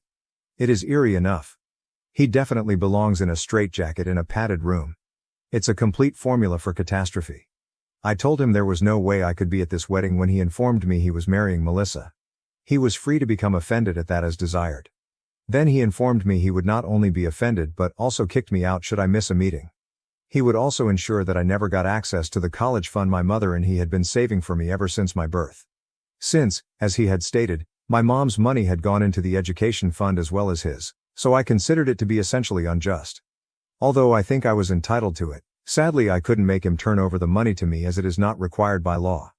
There were no records to support it, hence it was not as if he had set it aside especially for that purpose. Basically, I would be tossed out and would not have any chances of attending college either if I skipped that wedding. On one hand, I did not want to seem like I was part of this or that I was encouraging this craziness in any kind whatsoever, thus I was in a quite tough situation. However, I also had to look out for myself as I had a few months left before I left for college and I couldn't afford to lose money since I had none of my own. My mother's will takes some time to process, hence I would only obtain the inheritance only then. For now, it seemed as though my only choice was to show up for the wedding and present myself as helping my father. Last week I was informed about the wedding, but I just couldn't get myself to welcome it. I thus resolved that I had to go all out to prevent this from occurring. Or at least try to intervene. I told my father I would be at the wedding, but then I started searching for something, anything, to throw off the proceedings since I just couldn't bring myself to let this happen. I just wanted something. I really had no idea what I was looking for. When my father left his laptop alone, I got quite lucky, miraculously lucky. A few days back, he and Melissa went out to celebrate their marriage by dinner. I was alone at home.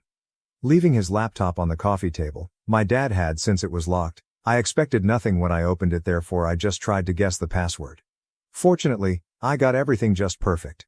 Melissa's name came first, then his own birthday, which was strangely startling. Still, once I arrived, I could hardly believe it. I first found nothing when I started browsing his social media. Then I saw he had 2 Facebook profiles, and I chose to review the second one, which I had not seen before. Surprising me was his hidden account set up for his side of the family. He had been telling my mother and me he did not get along with his family, but here he was on his other page hanging out with individuals we had never seen before who seemed to be certainly linked to him. As I searched, additional pictures from years past turned up. He obviously has been in contact with his family all along. He had simply been fooling us. I then chose to review his communications on that account and discovered that he had been in contact with his parents for really a lengthy period. I guess he also carried another phone. From the start, he had been living essentially 2 lives, and nobody knew. Although my mother had known about some of this, she had never shared anything with me. Neither had my mother. I was rather sure his family knew nothing about me whatsoever. Following his talks with his father on his account, I discovered that his father believed he was living away from home for business only, nothing else. He had a full family here, little knowing of it. I snapped brief pictures of those conversations and turned to my own phone to talk to my grandfather. Given all of this was so absurd, I was really anxious about whether he would even believe me. I could hardly believe it myself. Still, I went to my room and signed in using my own Facebook account. I got in touch with the profile I saw on my dad's page. As I had predicted, there had been no mutual friends. So I had never been able to locate him. I had never been able to track these people as I hadn't even known my grandfather's true name for all these years. Having his account now, I messaged him straight away and tried to rapidly explain everything. This was an emergency, hence I provided him my phone number and advised him to get in touch as soon as he could. I included additional pictures of the screenshots I'd taken, outlining how I had tracked his profile. I also sent some pictures of me with my parents so he would know this was not a hoax directed on him. After not hearing anything for the following 12 hours, I nearly gave up hope. Maybe he had chosen not to react since he felt someone was pulling a practical joke on him. But I eventually got a call from my granddad when Dad was at work. I was simply lucky that he had phoned me before that and had not mentioned this to my father. Anyway, I answered my phone and told him what was happening as soon as he called. For the past 17 years, he informed me, he had been made to believe that my father was working elsewhere, that is, away from Iowa, where he was originally from. Apparently, my dad had a separate house and everything here, which is where my grandparents had lived whenever they paid him visits. He had also visited his son several times. About none of this, they had the least of knowledge. They had spent the last 12 hours trying to get over the shock of it all. At first this all seemed to them as a joke, but they came to recognize it was real when they viewed my mother in the family pictures I had emailed. Apparently, my father had told his parents he had broken up with my mother, so he had never told them about his marriage and the family he had. They disapproved of her 18 years ago, When my parents first began dating. He had informed my grandparents he had dumped her as they were quite clear they did not want my father to marry my mother. For the past 2 decades, it was the fiction he had been selling. Now he had at last been caught. My grandparents had not wanted my father to wed my mother for really serious reasons. It was because they accused my mother of being a gold digger and she had reportedly been trying to cheat on him. This was due in part to the first time my father had brought my mother home to see his parents. She had instantly targeted his older brother, a surgeon who clearly made more than my father. My uncle's refusal to keep his lips shut over something so significant led my grandparents to learn about it. My father had been asked to split up with my mother, but he had turned down their proposal. I believe it was because of me since, based on my calculations, my mother most likely already was pregnant by then. My parents were given an ultimatum. Either they would cut him off from their life or he would split up with my mother. They understood she was only with him for the money, hence cutting him off would drive my mother to leave him. Eventually, my dad told them he had split things off with my mother, although obviously he had not as they remained together. And this is the reason I'm here. If my mother had really done such things, I wonder why they stayed together. This fundamentally altered my view of both my parents. Once I knew these things though, I told my grandparents how badly I was being treated and that I had nowhere else to rely on. But I was depending on them now that I knew they existed and wasn't as alone as I had first thought. I still would understand if they turned away from me. Thank goodness they decided to assist me. I was able to stop the wedding from taking place. Like his parents, I returned to my father's house also. 2 days ago they flew down here. Yesterday, I managed to slip them into the wedding. All of a sudden, we were honored guests. Our backyard was the venue for the wedding as just a small number of guests were expected to attend. It was supposed to be a modest and private ceremony. Only my father's colleagues and boss, a couple of his acquaintances, and that was it. He had obviously not invited his family. They had not even received invitations to his first marriage. But I arranged for their attendance at the second. I emailed my grandparents and informed them it was finally time for them to show up as I wanted to halt everything before the vows were taken. Melissa had walked down the aisle and everything. I slipped out right before the vows, and then it was my turn to walk down the aisle with my grandparents for the theatrical purposes of it all. My father's face dropped and Melissa seemed fairly perplexed as soon as he saw me walking down the aisle with his parents. Once I drew close to him, I declared that his parents now knew the truth, that I had at last exposed all his falsehoods. He could bid farewell to his inheritance since all was now coming to me rather than to him. Since I already had a place to live, people looking after me, and also my college fund, I no longer needed him either. Knowing he was a liar, I did not want to be with him, so he could do anything he pleased. I then left with my grandparents, and since then we have been staying in a hotel getting ready for our trip back. Since I haven't known these folks, my grandparents need a lot of catching up. Likewise, there is plenty to discuss about my parents. We haven't returned yet mainly because this morning my father finally got in touch with my grandfather and informed him that what he did was simply not proper. He had supposedly never allowed his parents to be happy and accused them of trying to control him all his life. Saying I just couldn't stand to see him happy with anyone else, he also accused me of trying to ruin him by showing up at the wedding like that. Since Melissa is now avoiding him and the wedding was clearly called off yesterday itself, immediately after we left, he is blaming all of us. I am therefore good with showing up for his second wedding with his parents and exposing him for lying. Update 1, the wedding call-off was 4 days ago. I decided not to answer my father. He does not deserve it. My grandparents agreed as well. He knows where to find us should he wish to communicate with us. We still occupy the hotel. We have provided him with the specifics. If he would want to talk with us, he could come see us and then we could have a personal conversation. But the kind of conversation we wish to conduct over the phone or via text is not this one. He still hasn't turned up yet and just 3 days remain before I return to Iowa with my grandparents. They have a farm there, they're really wealthy, and I will be taken care of considerably better than I was here. They assured me that they would see to it that I could attend the college of my choosing and that I wouldn't have to suffer following this. Since we first met, my grandparents have been almost pampering me. I believe they are attempting to make up for lost time, which is rather lovely of them. Though they seem to love me a lot, they loathe my mother and subsequently my father as well. Update 2. My grandparents and I are meant to be leaving in 2 days. My father decided this morning to at last pay us a visit and speak with us. When they contacted me this morning, I was really taken aback to see him in my grandparents' hotel room, but I immediately recovered and vowed not to talk to him the whole time until he apologized. Clearly though, given someone like him, that is too much to demand. He was here just to discuss how unfair it was that my grandparents had opted to cut him off from their life and hand me all the wealth instead. He claimed to have already lost Melissa, my mother, and his wife as well. Things were already really terrible for him since I also wanted no more contact with him. To top it all, his close friends and colleagues, all the attendees of the wedding, are now acting strange with him. What transpired at the wedding has damaged his reputation. Hence he is thinking of leaving his employment. He believes he cannot operate in such a hostile environment. To put it plainly, he had kind of lost all he owned till a few days earlier. Then we showed him at the wedding, exposed him, and wrecked everything for him. The least we could do was let him inherit, something he had been striving for years. Otherwise, he would not have lied to all of us for so long in the first place.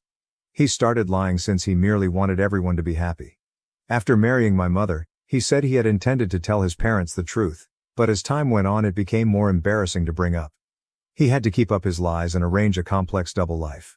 Since everyone, including his parents, was against his happiness, he asserted he was the victim. Now, knowing I would be taken care of anyway, he came here to claim what he felt due to him, the legacy. From the start, he had been hoping and fighting for this. It would be unfair to deny it for such a minor cause. The way he was behaving as the victim infuriated me already. I lost it totally when he declared he deserved the fortune. I screamed out at him before my grandparents could say anything, "If you really deserve that inheritance, then I also deserve to be treated like a human being for the past 17 years. He had never shown me any love, affection, or even the smallest of respect. 2 weeks after I lost my mother, he had genuinely threatened to kick me out and use my education fund for his own expenses if I opposed his marriage to his young girlfriend. It was only fair his parents took away anything he thought he deserved since he could not give me anything I deserved.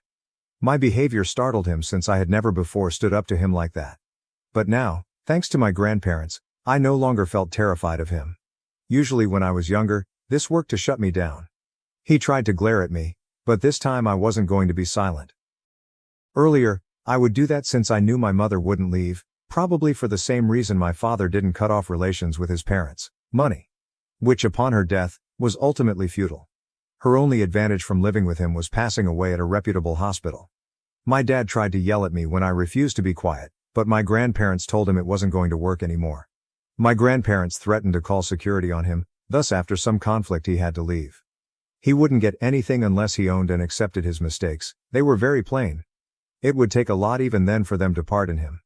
Had I chosen to keep the inheritance for myself, he would not have anything at all. Promising he would make sure we pay the price for what we had done, he fled like a toddler having a tantrum. What he believed he was doing is unknown to me. Though he most likely thought his actions would frighten us, it did not. It strengthened our conviction that, by not forgiving him, we were doing morally. He was not even remorseful, hence nothing could be forgiven. It gives me great pleasure to be leaving with my grandparents in a few days. I simply want to escape all of this. Although I will miss my buddies, it makes no difference now. Fall brings my trip to college. I just finished all of this. I graduated from high school. Update 3. Hi. So I left home 1 year ago. I haven't blogged anything for the previous few months since I have been really busy with college. I had essentially forgotten about it too. Following that battle with my dad in the hotel room, which I discussed in my last update, my grandparents and I headed off. We hardly spoke with my dad over the following 2 weeks, but I did run across a lot of members of his side of the family. I believe this family is the one I deserved all along. They all love me. Though she was too self-serving, my mother most likely attempted to love me. Ultimately, it damaged me more than it did her. My uncle assured me he would pay for my college tuition, therefore relieving me of any concern about it. That has been a great comfort. Though they had hardly known me for a few weeks, these folks had already resolved to show me all the affection I had been lacking for the past 17 years. For that, I am most grateful. A few months after moving in with my grandparents, I had to go to college, so I spent little time with them. My college is near where they reside, so on weekends I get to see them. There are no grievances regarding that. Not to apologize, but rather to remind me that I wrecked him and should feel bad. My father has tried to get in touch with me multiple times. He continues asking me to check on my grandparents to see whether he fits the inheritance. He emails and chats from several accounts but doesn't understand that being defensive won't support his cause. A sincere and honest apology would be the only thing that could assist him, yet at this time, it is too little, too late. I will simply ignore him. It is not worth it to reply to him. I lack the time or will to indulge his illusions. At last, I have the family I am due and am content with them. Right now, I'm loving my college life. So I will concentrate on the advantages in my life and attempt to forget about the past. I simply want to keep on improving personally. My parents cut me off for marrying my husband, but now they want back in my life after hearing about my pregnancy. What should I do? I, 28F, have always had a problematic connection with my parents, particularly when it comes to their expectations for my future. Growing up in a privileged area, I was always compared to my older sister, Amber, 30F. Amber excelled at everything she did, earning straight A's in school and eventually becoming a successful lawyer at a famous New York company. In contrast, I was a more free-spirited individual. I excelled well in school but loved art and literature over science and math, which my parents prized so much. Our family is from old money. My father, Richard, 60M, is a rather affluent individual, whereas my mother, Rose, 58F, comes from a similarly wealthy family and devotes the majority of her time to various charity organizations, more for the social element than true philanthropy, if I'm being honest. They've always been obsessed with preserving our social standing and connections. My parents planned out my entire life from the day I was born. I was meant to attend an Ivy League institution, preferably Harvard, like my father, major in business or law, marry someone from a good family, defined as equally affluent and well-connected, and eventually take over the family firm alongside Amber. But that is not the life I envisioned for myself. I was always more interested in the arts. I enjoyed painting, writing poetry, and visiting the city's museums. My parents saw these pursuits as cute pastimes, but not anything to build a career on. They pushed me into more appropriate extracurricular activities, such as tennis lessons and internships at my father's firm during the summer. I went along with it all to maintain the peace, but I never felt like I genuinely fit into the world they envisioned for me. When I was accepted to Brown University, my parents were disappointed that it wasn't Harvard but believed it was okay. They hoped that surrounding me with the right kind of people would finally put me on the road they had always desired. They had no idea that it would bring me to the person who would forever transform my life. I met Chad, 29M, in my sophomore year of college. We actually bumped into each other at the campus coffee shop. I was racing to get to class and hadn't looked where I was going, while he was leaving with a tray full of coffees for his study group. The accident caused hot coffee to fly everywhere, ruining both of our clothes. Instead of getting furious, Chad laughed and said, "Well, I guess this is one way to break the ice." We ended up skipping our lectures and spending hours conversing. Chad was everything my parents would dislike, which made him the more enticing to me. He hailed from a working-class family in a tiny town in Ohio. His father was a manufacturing worker, and his mother worked as a waitress. Chad was attending Brown on a full scholarship and working part-time to support himself. He was learning to be a teacher and was enthusiastic about education and making a difference in children's lives. From our first meeting, I felt Chad was something unique. He was nice, amusing, and really hardworking. He had a unique ability to make me feel noticed and understood. Chad allowed me to be myself, not the polished, flawless daughter my parents wanted me to be, but the real me, with all my idiosyncrasies and flaws. We began dating, and for the first time in my life, I was actually happy. Chad encouraged my creativity, pushed me to pursue my dreams, and supported me in ways that my family never did. When I informed him about my desire to become a graphic designer, he did not scoff or disregard it as my parents had.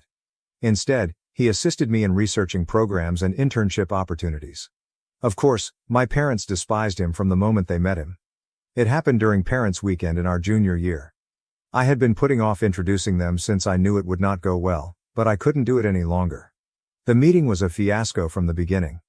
My folks couldn't see beyond Chad's background. To them, he was just a poor youngster attempting to go up the social ladder by dating me. They regularly made disparaging remarks about his attire, which were not designer labels, his modest Midwestern accent and his profession choice. My mother often asked him whether he was certain he wanted to be just a teacher, when there were so many other respectable careers available. My father scarcely recognized Chad's presence, speaking exclusively to me and expressing his disapproval. They didn't care that Chad treated me better than all of the trust fund boys they tried to put me up with. They were convinced he was only interested in our money and social position. When I tried to defend Chad, citing his scholarship and work ethic, my father scoffed, "Oh honey, don't be naive. Boys like him always have an agenda." Despite my parents' displeasure, Chad and I continued to date throughout college. We encouraged each other throughout late-night study sessions, celebrated our accomplishments together and discussed our future goals. With Chad, I felt like I could be myself and follow my own path, not the one my parents had planned for me. After graduation, Chad proposed. It wasn't the large lavish occasion that my folks had expected. We were on a weekend camping excursion, which would never appeal to my parents. Sitting by the campfire under a starry sky, Chad turned to me and said, "I know I can't provide you the luxurious life you grew up with, but I pledge to love and support you in all you do. Will you marry me?" I agreed without hesitation. When we returned from our trip and I informed my folks, all hell broke loose. My mother fell into tears, lamenting how I was wasting my life. My father's face turned an alarming shade of red as he raged about how I was making the worst decision of my life. They called me foolish and short-sighted. "Think about your future," my mother implored. "How do you plan to sustain your current lifestyle? How about your children? Don't you want to give them the best of everything?" I attempted to explain that Chad and I had discussed our future, that we had plans, and that we were ready for the challenges that lay ahead, but they wouldn't listen. To them, marrying Chad meant choosing a life of poverty and misery. When I refused to call off the engagement, they offered me an ultimatum. Either end things with Chad or cut me off totally. No more financial assistance, no trust fund, no inheritance, nothing. "If you're so focused on living like a commoner, then you can do it without our money," my dad advised me. I was astounded by their reaction. I knew they wouldn't be pleased, but I didn't expect them to go that far.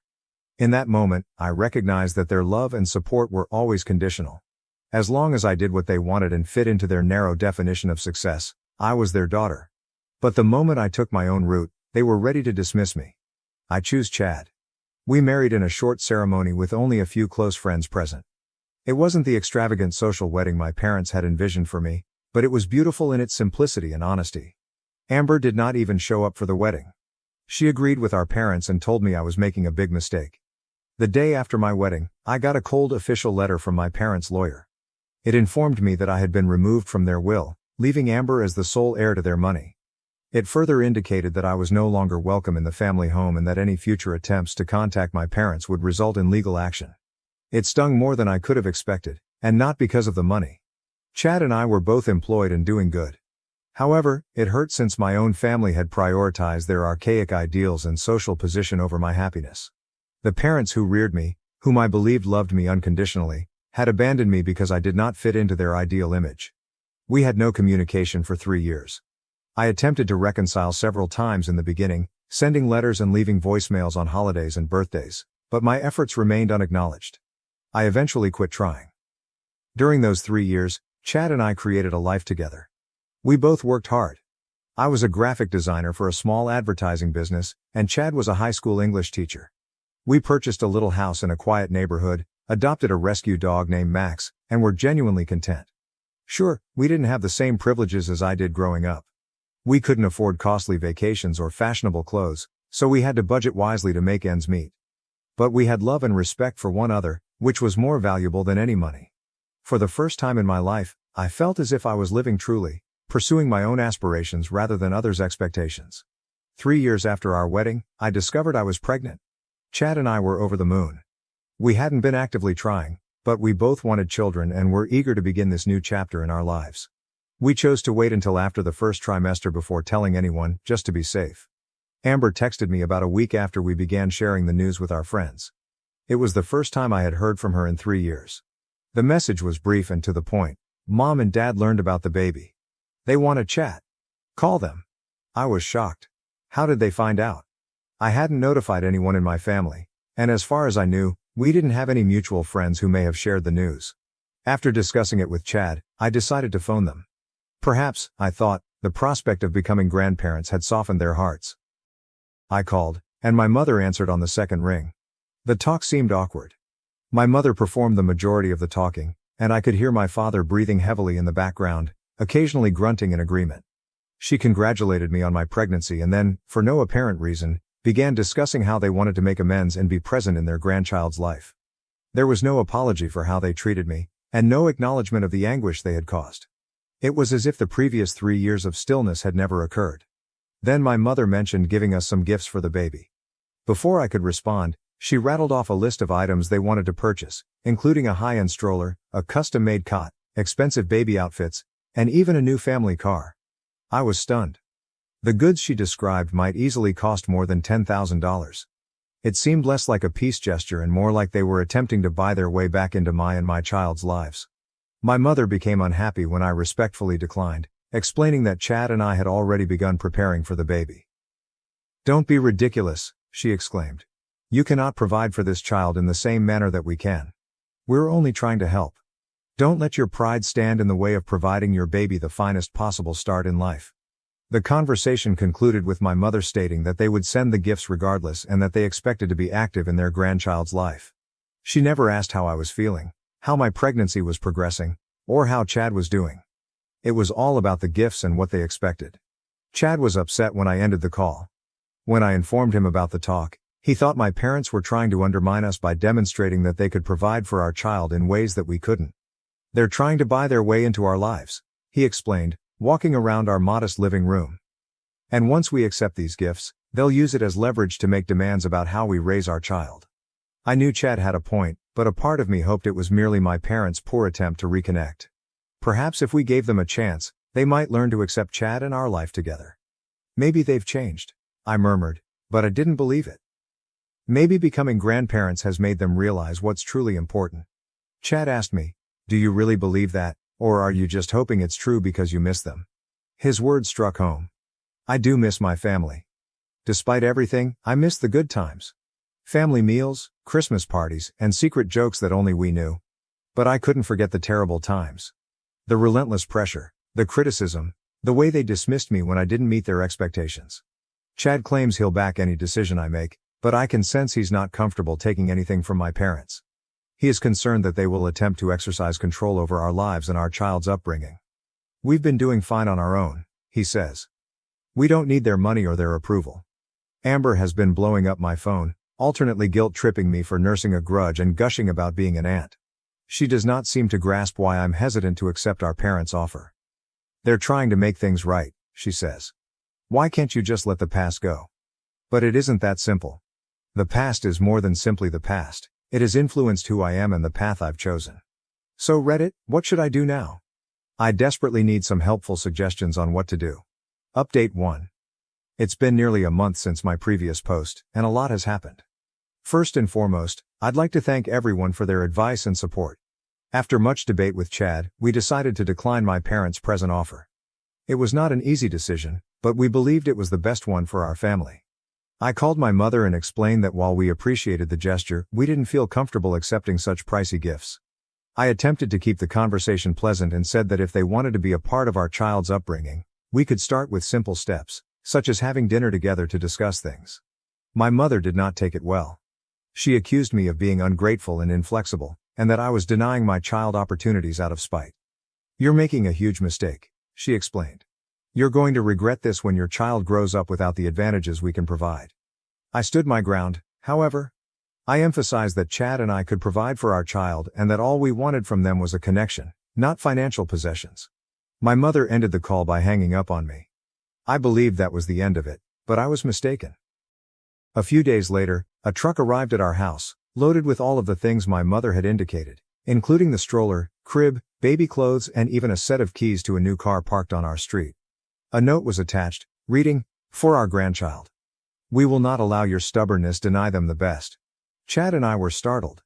We had no idea what to do with all this stuff. It felt like a violation of our limits. We opted to store everything in the garage for the time being until we could figure out what to do. Chad wanted to send it all back right away, but I hesitated. The matter became more difficult when Amber showed up at our door the next day. She was ecstatic about the baby and the gifts, as if nothing had ever gone wrong between us. "Isn't it wonderful?" she exclaimed.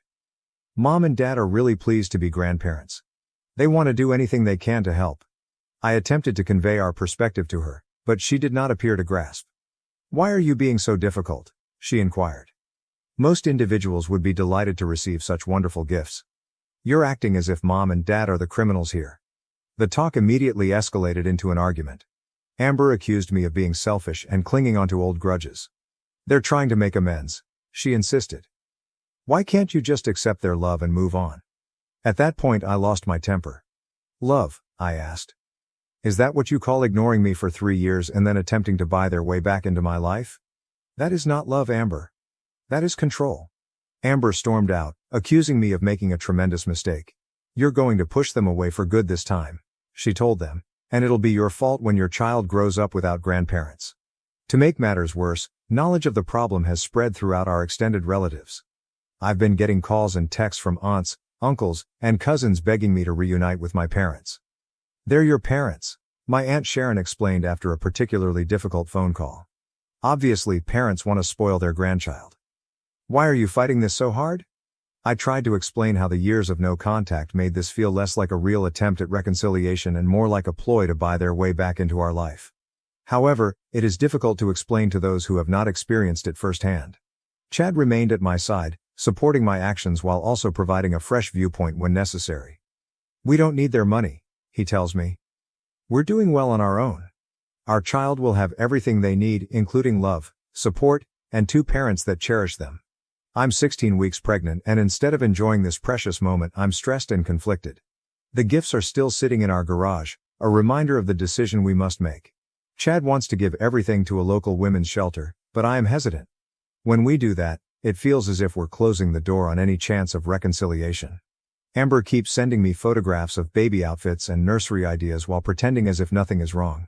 My parents have not contacted me directly since the gifts came, but I know they are waiting for a response. The pressure from family members continues, with new calls and messages arriving daily. As my pregnancy grows, I realize we have to make a decision soon. We can't keep those gifts in the garage forever, so we need to start getting ready for the baby's birth. But every time I believe I've made a decision, I start doubting myself. Chad and I have discussed consulting a family counselor to help us manage this scenario. Perhaps an outside perspective will help us find a way ahead. That has not occurred to us yet. For the time being, we are taking each day as it comes. I'm trying to focus on the positive parts of my pregnancy and our relationship, but family turmoil is always present. I just hope whichever decision we make is right for our child. Final update. It's been 6 months since my last update, and I'd want to tell the outcome of our predicament. A lot has changed, and I have made some difficult but essential decisions. After weeks of debating what to do, Chad and I decided to consult a family counselor. We had multiple sessions, both together and individually, to discuss our feelings concerning the issue with my parents. The counselor helped us understand our priorities and values, as well as how to set good limits. During this moment, my family put more pressure on me. My parents, seemingly frustrated by our lack of response, began arriving at our house unannounced. They would knock on the door for hours, saying they just wanted to talk. It was quite stressful, particularly as my pregnancy progressed and I dealt with the physical agony that accompanied it. Amber maintained her guilt trip, sending daily texts about how I was pulling the family apart. She even threatened to take me out of her life if I didn't reconcile with our parents, despite the fact that we hadn't spoken for several years. The tipping point occurred when I was around 32 weeks pregnant. My parents arrived at my employment, causing a disturbance in the lobby. They demanded to meet me, claiming they had a right to be part in their grandchild's life. My coworkers were uneasy, and my manager had to beg them to leave or he'd contact the police. That experience reminded me that my parents had not changed at all. They were still attempting to control my life, disregarding my boundaries and preferences. It wasn't about love or reconciliation. It was about achieving what they wanted, no matter the cost. After consulting with Chad and our counselor, we made the difficult decision to maintain no contact with my parents and Amber. We issued an official cease and desist letter through a lawyer, warning that any further attempts to contact us would constitute harassment. We donated all of the baby gifts to a nearby women's shelter, as Chad had advised months before. It was hard to let go of them, yet it felt right. We did not want our child's life to begin with strings attached. The day after we submitted the letter, I blocked my parents and Amber on all platforms. It was one of the most difficult things I'd ever done, but also the most liberating. The continual worry and anxiety I'd been experiencing began to subside almost immediately. Our daughter Susan was born 2 months ago. The birth was tough, and there were times when I wished I had my mother around, but Chad was fantastic throughout the entire process, and we made it through together. These first few weeks of fatherhood have been tough but extremely gratifying. Susan is perfect, and seeing Chad with her makes me fall in love all over again. We may not have all of the luxury gifts my parents wanted for us, but we do have love, which is more than enough. Looking at Susan, I am more certain than ever that we made the correct decision. I want her to grow up in a family full of love and respect, rather than continual judgment and attempts at control. I want her to understand that her worth is not based on money or prestige, but on who she is as a person. Yes, she will not have the materialistic privileges that my parents could have offered, but she will have parents who love her unconditionally and support her aspirations, no matter what they are. She'll grow up knowing that it's acceptable to set boundaries, advocate for herself, and forge her own route in life. This has been a challenging trip, but I do not regret our decision. We're going forward, concentrating on our small family and the promising future ahead of us. Thank you to everyone who has helped us on this journey. Your advice and nice words have meant more than you know. Here's to new beginnings and choosing happiness, even when it's the more difficult way. My infertile sister-in-law attacked me at my baby shower. Now she wants to meet my daughter after losing her own baby. I've been married to my hubby, Sam, 34M, for 7 years. We met at a mutual friend's wedding in 2016. I was a bridesmaid and Sam was a groomsman.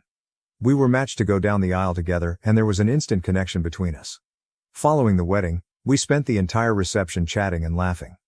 By the end of the night, we had swapped numbers and planned our first date. Following that, our relationship swiftly progressed. We learned we had a lot in common, including a passion for hiking, a similar interest in true crime podcasts, and a desire to create a family eventually. After a year of dating, Sam proposed during a twilight trek on our favorite trail. 6 months later, we celebrated a gorgeous fall wedding with our closest friends and family. We knew we wanted children from the outset. We began trying for a baby shortly after our honeymoon. At first, it was exhilarating. We joked about whether the baby would inherit my curly hair or Sam's dimples. But as the months went without a positive pregnancy test, that elation faded into anxiety. We attempted everything to improve our chances.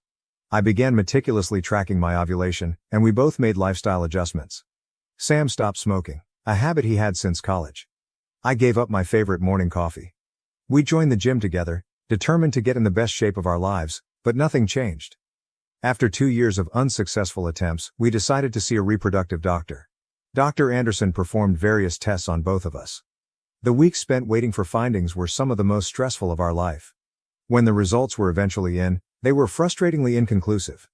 There was no obvious explanation why we couldn't conceive. Dr. Anderson recommended us to keep trying, stating that sometimes these things simply need time. During this time, Sam's younger sister, Rachel, 29F, married her college sweetheart, Jack, 31M. Their wedding was a spectacular occasion, and I remember feeling envious as Rachel tossed her bouquet and joked about how she and Jack would be the next to have a baby. Little did I know how important that moment would be in our lives. As our struggle to conceive progressed, we began to feel isolated from our friends and family. It appeared that everyone around us was having babies effortlessly. Our social media accounts were flooded with pregnancy announcements and baby images, and each one felt like a hit in the gut. We began declining invites to baby showers and first birthday parties, finding them too hard to attend. After 5 years of trying, it finally happened. I was a week late, but I was reluctant to take a test because I didn't want to be disappointed again. Sam finally bought a pregnancy test and pushed me to use it. When those 2 pink lines emerged, we both erupted into tears of happiness. We must have taken 5 additional exams just to be certain. Given our background, we chose to wait until 12 weeks to announce the pregnancy. The weeks spent concealing our secret were both thrilling and terrible. Every sensation or wave of discomfort pushed me into a frenzy, fearing something might go wrong. But when our 12-week scan revealed our tiny bean dancing around on the screen, we realized it was time to express our delight. We announced our pregnancy during a family meal. Sam's parents were having their annual summer barbecue, which seemed like an ideal chance. When we announced the news, the response was extraordinary. Sam's mother burst into delighted tears, his father hugged him tightly, and my parents could not stop smiling. It was a magnificent moment that I will remember forever. Despite the excitement and congrats, I couldn't help but observe Rachel's reaction.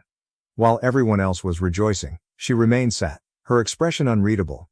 When she eventually came over to congratulate us, her hug was stiff and her grin couldn't reach her eyes. I dismissed it at the time, figuring she was simply stunned by the news. As my pregnancy progressed, we began to prepare for our baby's birth. We transformed our home office into a nursery by painting the walls in a gentle mint green. Sam's father assisted us in assembling the crib, which turned out to be a full-day event complete with pizza and non-alcoholic beverages for me. My mother and I spent weekends shopping at thrift stores seeking one-of-a-kind, vintage-inspired baby outfits. Rachel's behavior remained unusual during this period. She rarely inquired about the pregnancy, and when she did, she frequently used a negative tone. When I was showing Rachel a beautiful hand-knitted blanket created by my grandmother, she said that it was a shame to put so much effort into something that would most likely be spit up on. Despite Rachel's attitude, we tried to involve her in the prenatal process. We invited her and Jack to our gender reveal celebration, where we learned we were expecting a girl. Rachel arrived late, barely chatted with anyone, and left early, stating she had a headache. As my due date approached, Sam's mother volunteered to throw us a baby shower. We were delighted by her offer and gladly accepted. The day of the shower arrived, and our house was packed with friends and family eager to celebrate our soon-to-arrive baby girl.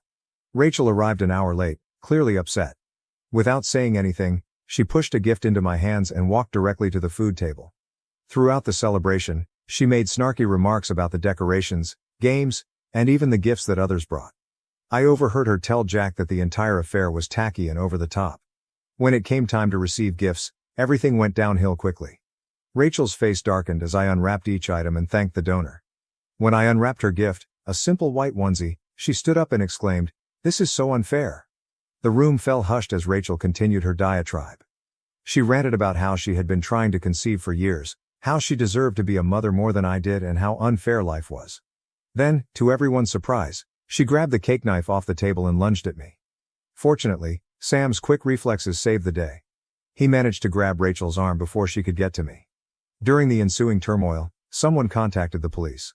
Rachel was arrested for attempted assault, and the baby shower ended abruptly. I was shaken to my core. The notion that my sister-in-law had attempted to hurt me and possibly my unborn kid was beyond comprehension.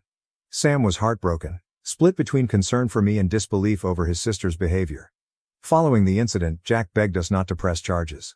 He explained that Rachel had been dealing with infertility and despair, and that she was not in her right mind. But Sam and I couldn't let it go.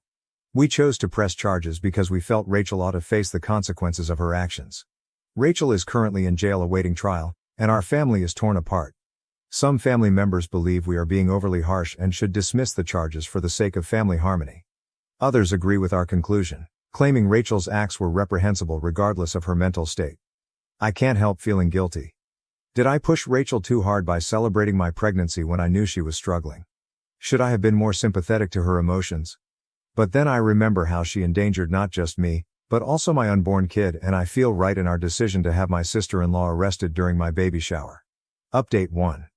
It's been a month since the baby shower incident, and much has changed. First and foremost, I'd like to thank everyone for their help and advice. Our family has been going through a difficult time, and your words have provided some comfort. Rachel's trial was scheduled for next month, but there have been some unexpected changes. About 2 weeks ago, Jack asked Sam if we might meet to discuss the situation. After some deliberation, we decided to meet in a neutral location, a small coffee shop that Sam and I used to go to when we first started dating. When we arrived, not only did we find Jack, but also Rachel's parents. Rachel's mother, Linda, 58F, immediately began pleading with us to dismiss the accusations. She stated that Rachel had been diagnosed with severe depression and anxiety, and that she was now taking medication and receiving therapy. Linda maintained that Rachel didn't belong in jail and that she needed help rather than punishment. As Linda spoke, I couldn't help but recall the early days of Sam and Rachel's relationship, when Sam first introduced me to the family. Rachel had been friendly and hospitable. We even developed a friendship, going shopping together or having girls' nights with wine and rom-coms. It was difficult to accept that Rachel was the one who had come at me with a knife. Jack then revealed the bombshell: Rachel was pregnant. Apparently, they had been going through IVF, and their most recent try had been successful.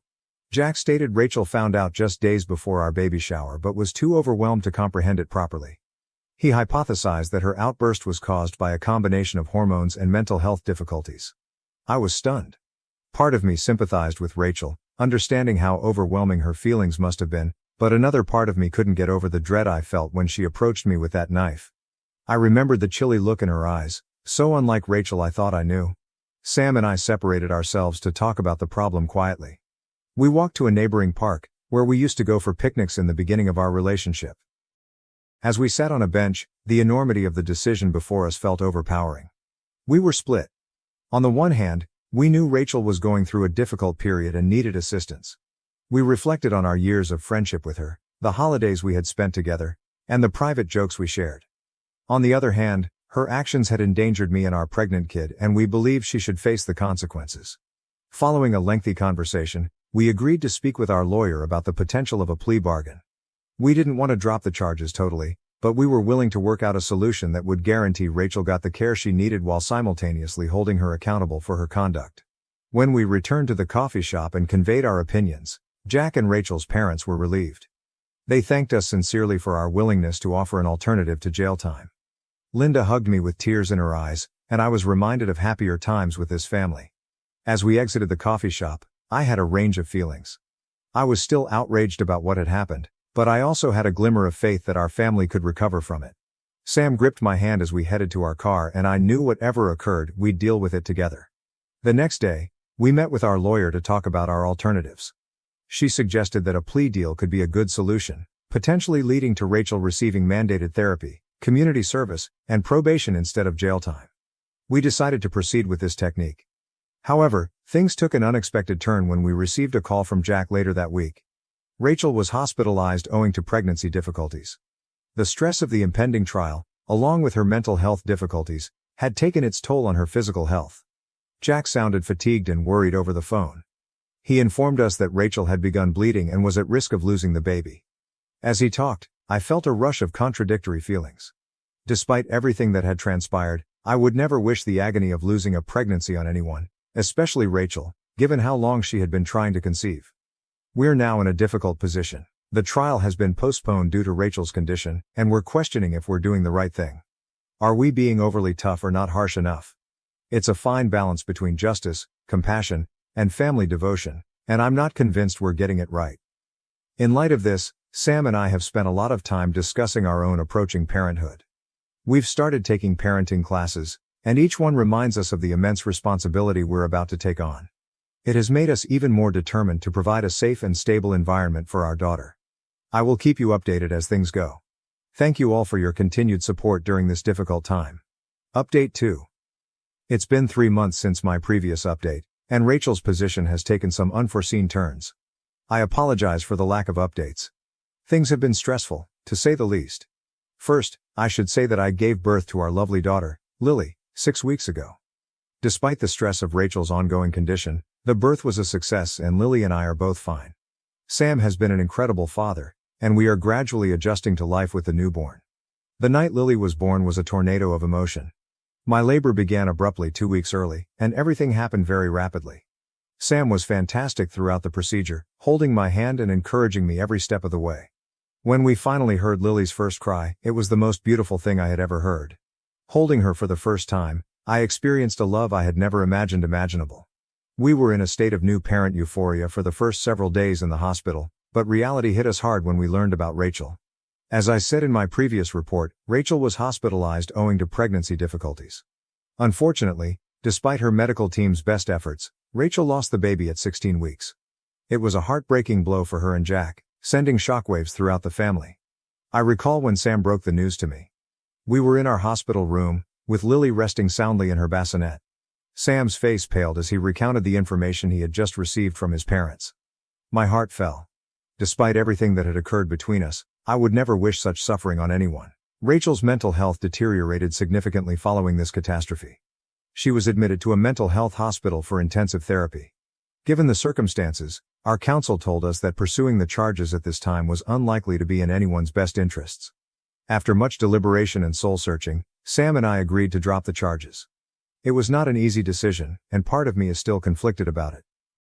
However, witnessing Rachel in such a vulnerable situation made us understand that what she requires right now is assistance and support, not legal punishment. We made it plain to Jack and Rachel's parents that our choice was subject to certain conditions. Rachel must continue her therapy and treatment, and she is not permitted to have any unsupervised contact with us or Lily until her therapist deems it acceptable. They gladly accepted these stipulations. The family has had a mixed reaction to our decision. Sam's parents are relieved and thankful, hoping that this is the first step toward reconciling our shattered family. When we told Linda about our decision, she gave us a grateful expression. She hugged both of us, tears running down her cheeks. My parents, on the other hand, are concerned that we are being overly indulgent, leaving ourselves open to potential problems with Rachel. My father, in particular, was upset. He reminded me of the fear and tension I had felt during my pregnancy as a result of Rachel's conduct. It took a long conversation to help him grasp our point of view. Sam and I are attempting to focus on our new life with Lily. We have strengthened our home security by installing cameras and a new alarm system. It may appear paranoid, but given what transpired, we believe it is vital for our peace of mind. Jack has kept us posted on Rachel's progress. She is still at the psychiatric facility, but she is allegedly making slow but steady improvements. He claimed that she has expressed tremendous regret for her conduct during the baby shower, but we have not heard from her personally. I'm still processing my emotions about everything that has transpired. While I'm delighted we made a decision that could perhaps assist Rachel and heal our family, I can't get over my anxiety and distress. I'm not sure if I'll ever be able to completely forgive Rachel or feel safe around her again. For the time being, we're taking things day by day and focusing on Lily and our small family. The future of our relationship with Rachel is uncertain, but we believe that with time and continuing therapy, some type of reconciliation is possible. Update 3. It's been 6 months since my last update, and I'd like to provide some last views on the situation. A lot has changed, and I believe this may be my final post regarding this phase of our lives. Lily is 7 months old and the light of our lives. She's starting to crawl and babble, and each day is a new adventure. Sam and I are fatigued, but happier than we have ever been. Every day, watching Sam with Lily reminds me of why I fell in love with him. He's very patient and compassionate, always ready with a goofy expression to make her laugh or a soothing voice when she's upset. Rachel was freed from the psychiatric facility approximately 3 months ago. Her physicians say she's made considerable progress in overcoming her despair, anxiety, and grief over her lost pregnancy. She is still undergoing outpatient therapy and following a consistent medication schedule. Rachel contacted us through Jack about a month after her release and asked to meet Lily. Sam and I were initially hesitant, but after discussing it with our therapist, yes, we began seeing one to help us process everything that had happened. We agreed to a brief supervised visit. The meeting was unpleasant, to say the least. It occurred in our living room, with Jack and Sam's parents present. Rachel was visibly apprehensive and struggled to communicate with us. She brought Lily a handmade blanket and apologized sincerely for her actions at the baby shower. She indicated that she had been in a very bad place psychologically and emotionally, and she deeply regretted her actions. Rachel held Lily for the first time, and I felt an odd combination of feelings. On the one hand, seeing her lovingly engage with my kid reminded me of our previous close friendship. On the other hand, I couldn't get over the vision of her lunging at me with a knife. I found myself tensing up whenever Rachel moved, even though I knew she wouldn't hurt Lily. While I appreciated her apologies, I found it difficult to fully accept. The memory of her coming at me with a knife is something I'll never forget. Sam seemed more open to forgiveness, but I could sense he was still guarded. He maintained a close eye on Rachel during the visit, never leaving her seat with Lily. Since then, we have had a couple more monitored visits. Each one gets a bit better, but I still have a long way to go before I'm comfortable leaving Lily alone with Rachel. We've settled into a monthly visitation schedule, always with Jack present and generally at Sam's parents' place. It's neutral territory, so everyone feels more at ease. Jack has been tremendously helpful throughout the entire process. He is always present during the visits and will quickly remove Rachel if she displays any signs of anxiety. He's also been going to therapy with Rachel to work on their relationship and process their shared grief over their baby's loss. The rest of the family is gradually readjusting to their new normal. Sam's parents are happy to have the family together again, but they respect our boundaries with Rachel. Linda's eyes light up with relief every time we all make it into the same room without incident. Sam's father has taken to playing peacekeeper, always ready with a joke or a change of subject when emotions mount. My parents remain suspicious, but are making an attempt for Lily's sake. They've started joining us at some of the family occasions, but I can tell they're constantly on high alert around Rachel. My mother, in particular, keeps a close eye on Rachel when she is near Lily. I love their protectiveness, even if it can add to the anxiety. Looking back on everything that has happened, I have conflicting emotions. While I'm relieved Rachel is receiving the assistance she requires, I can't help but worry what could have happened if we had detected her difficulties sooner. Could all of this have been avoided if we had been more alert? Some nights, I lie awake revisiting every encounter we had in the months preceding up to the baby shower, looking for clues we could have overlooked. At the same time, I've learned a lot about establishing boundaries and putting my family's safety and well-being first. I've also developed a better grasp of the intricacies of mental health disorders and how they affect entire families. It has increased my empathy, not only for Rachel, but also for others who may be battling silently. For now, we are cautiously optimistic about the future. We are taking things slowly with Rachel, always keeping Lily's best interests in mind. I'm not sure if our connection with Rachel will ever be the same, but we're eager to see where this new chapter leads us. Last week, we hosted a family supper at Sam's parents' home. It wasn't perfect, there were still awkward moments and tension, but it was the closest we'd gotten to normal in over a year. Watching Rachel assist Sam's mother in the kitchen or witnessing her giggle at one of Jack's jokes, I got flashes of the sister-in-law I once knew. It gives me hope that, with time and effort from all sides, we may create a new type of family dynamic. As for Sam and myself, the entire experience has brought us closer together. We've learned to rely on one another in new ways and to be more open about our worries and hopes. Every night, as we put Lily into bed, I am reminded how fortunate we are and how much we have to be thankful for. Thank you for following our story and for your support at this difficult time. Your guidance and encouragement have been helpful. While I hope to never have to post about such a tough issue again, I am glad for the support I have gotten here. If there's one thing I've taken away from this, it's that healing is possible, even in the most unexpected circumstances. My brother secretly had a crush on my wife and even brought my ex to our wedding to ruin it, so I told his pregnant girlfriend he was cheating on her. Please be patient as this will be a lengthy read. My younger brother, Jake, false name, is 25 years old and I am 27. As siblings, Jake and I have always been close, and I assumed our connection was quite typical. Perhaps I didn't realize what was happening. Or perhaps he was really skilled at concealing his actual feelings. My now wife Zara, 24F, and my ex-girlfriend Ruth, 27F, are also included in this story. Zara, Jake and I all attended the same school. I never really interacted with Zara because I was a few years older than them.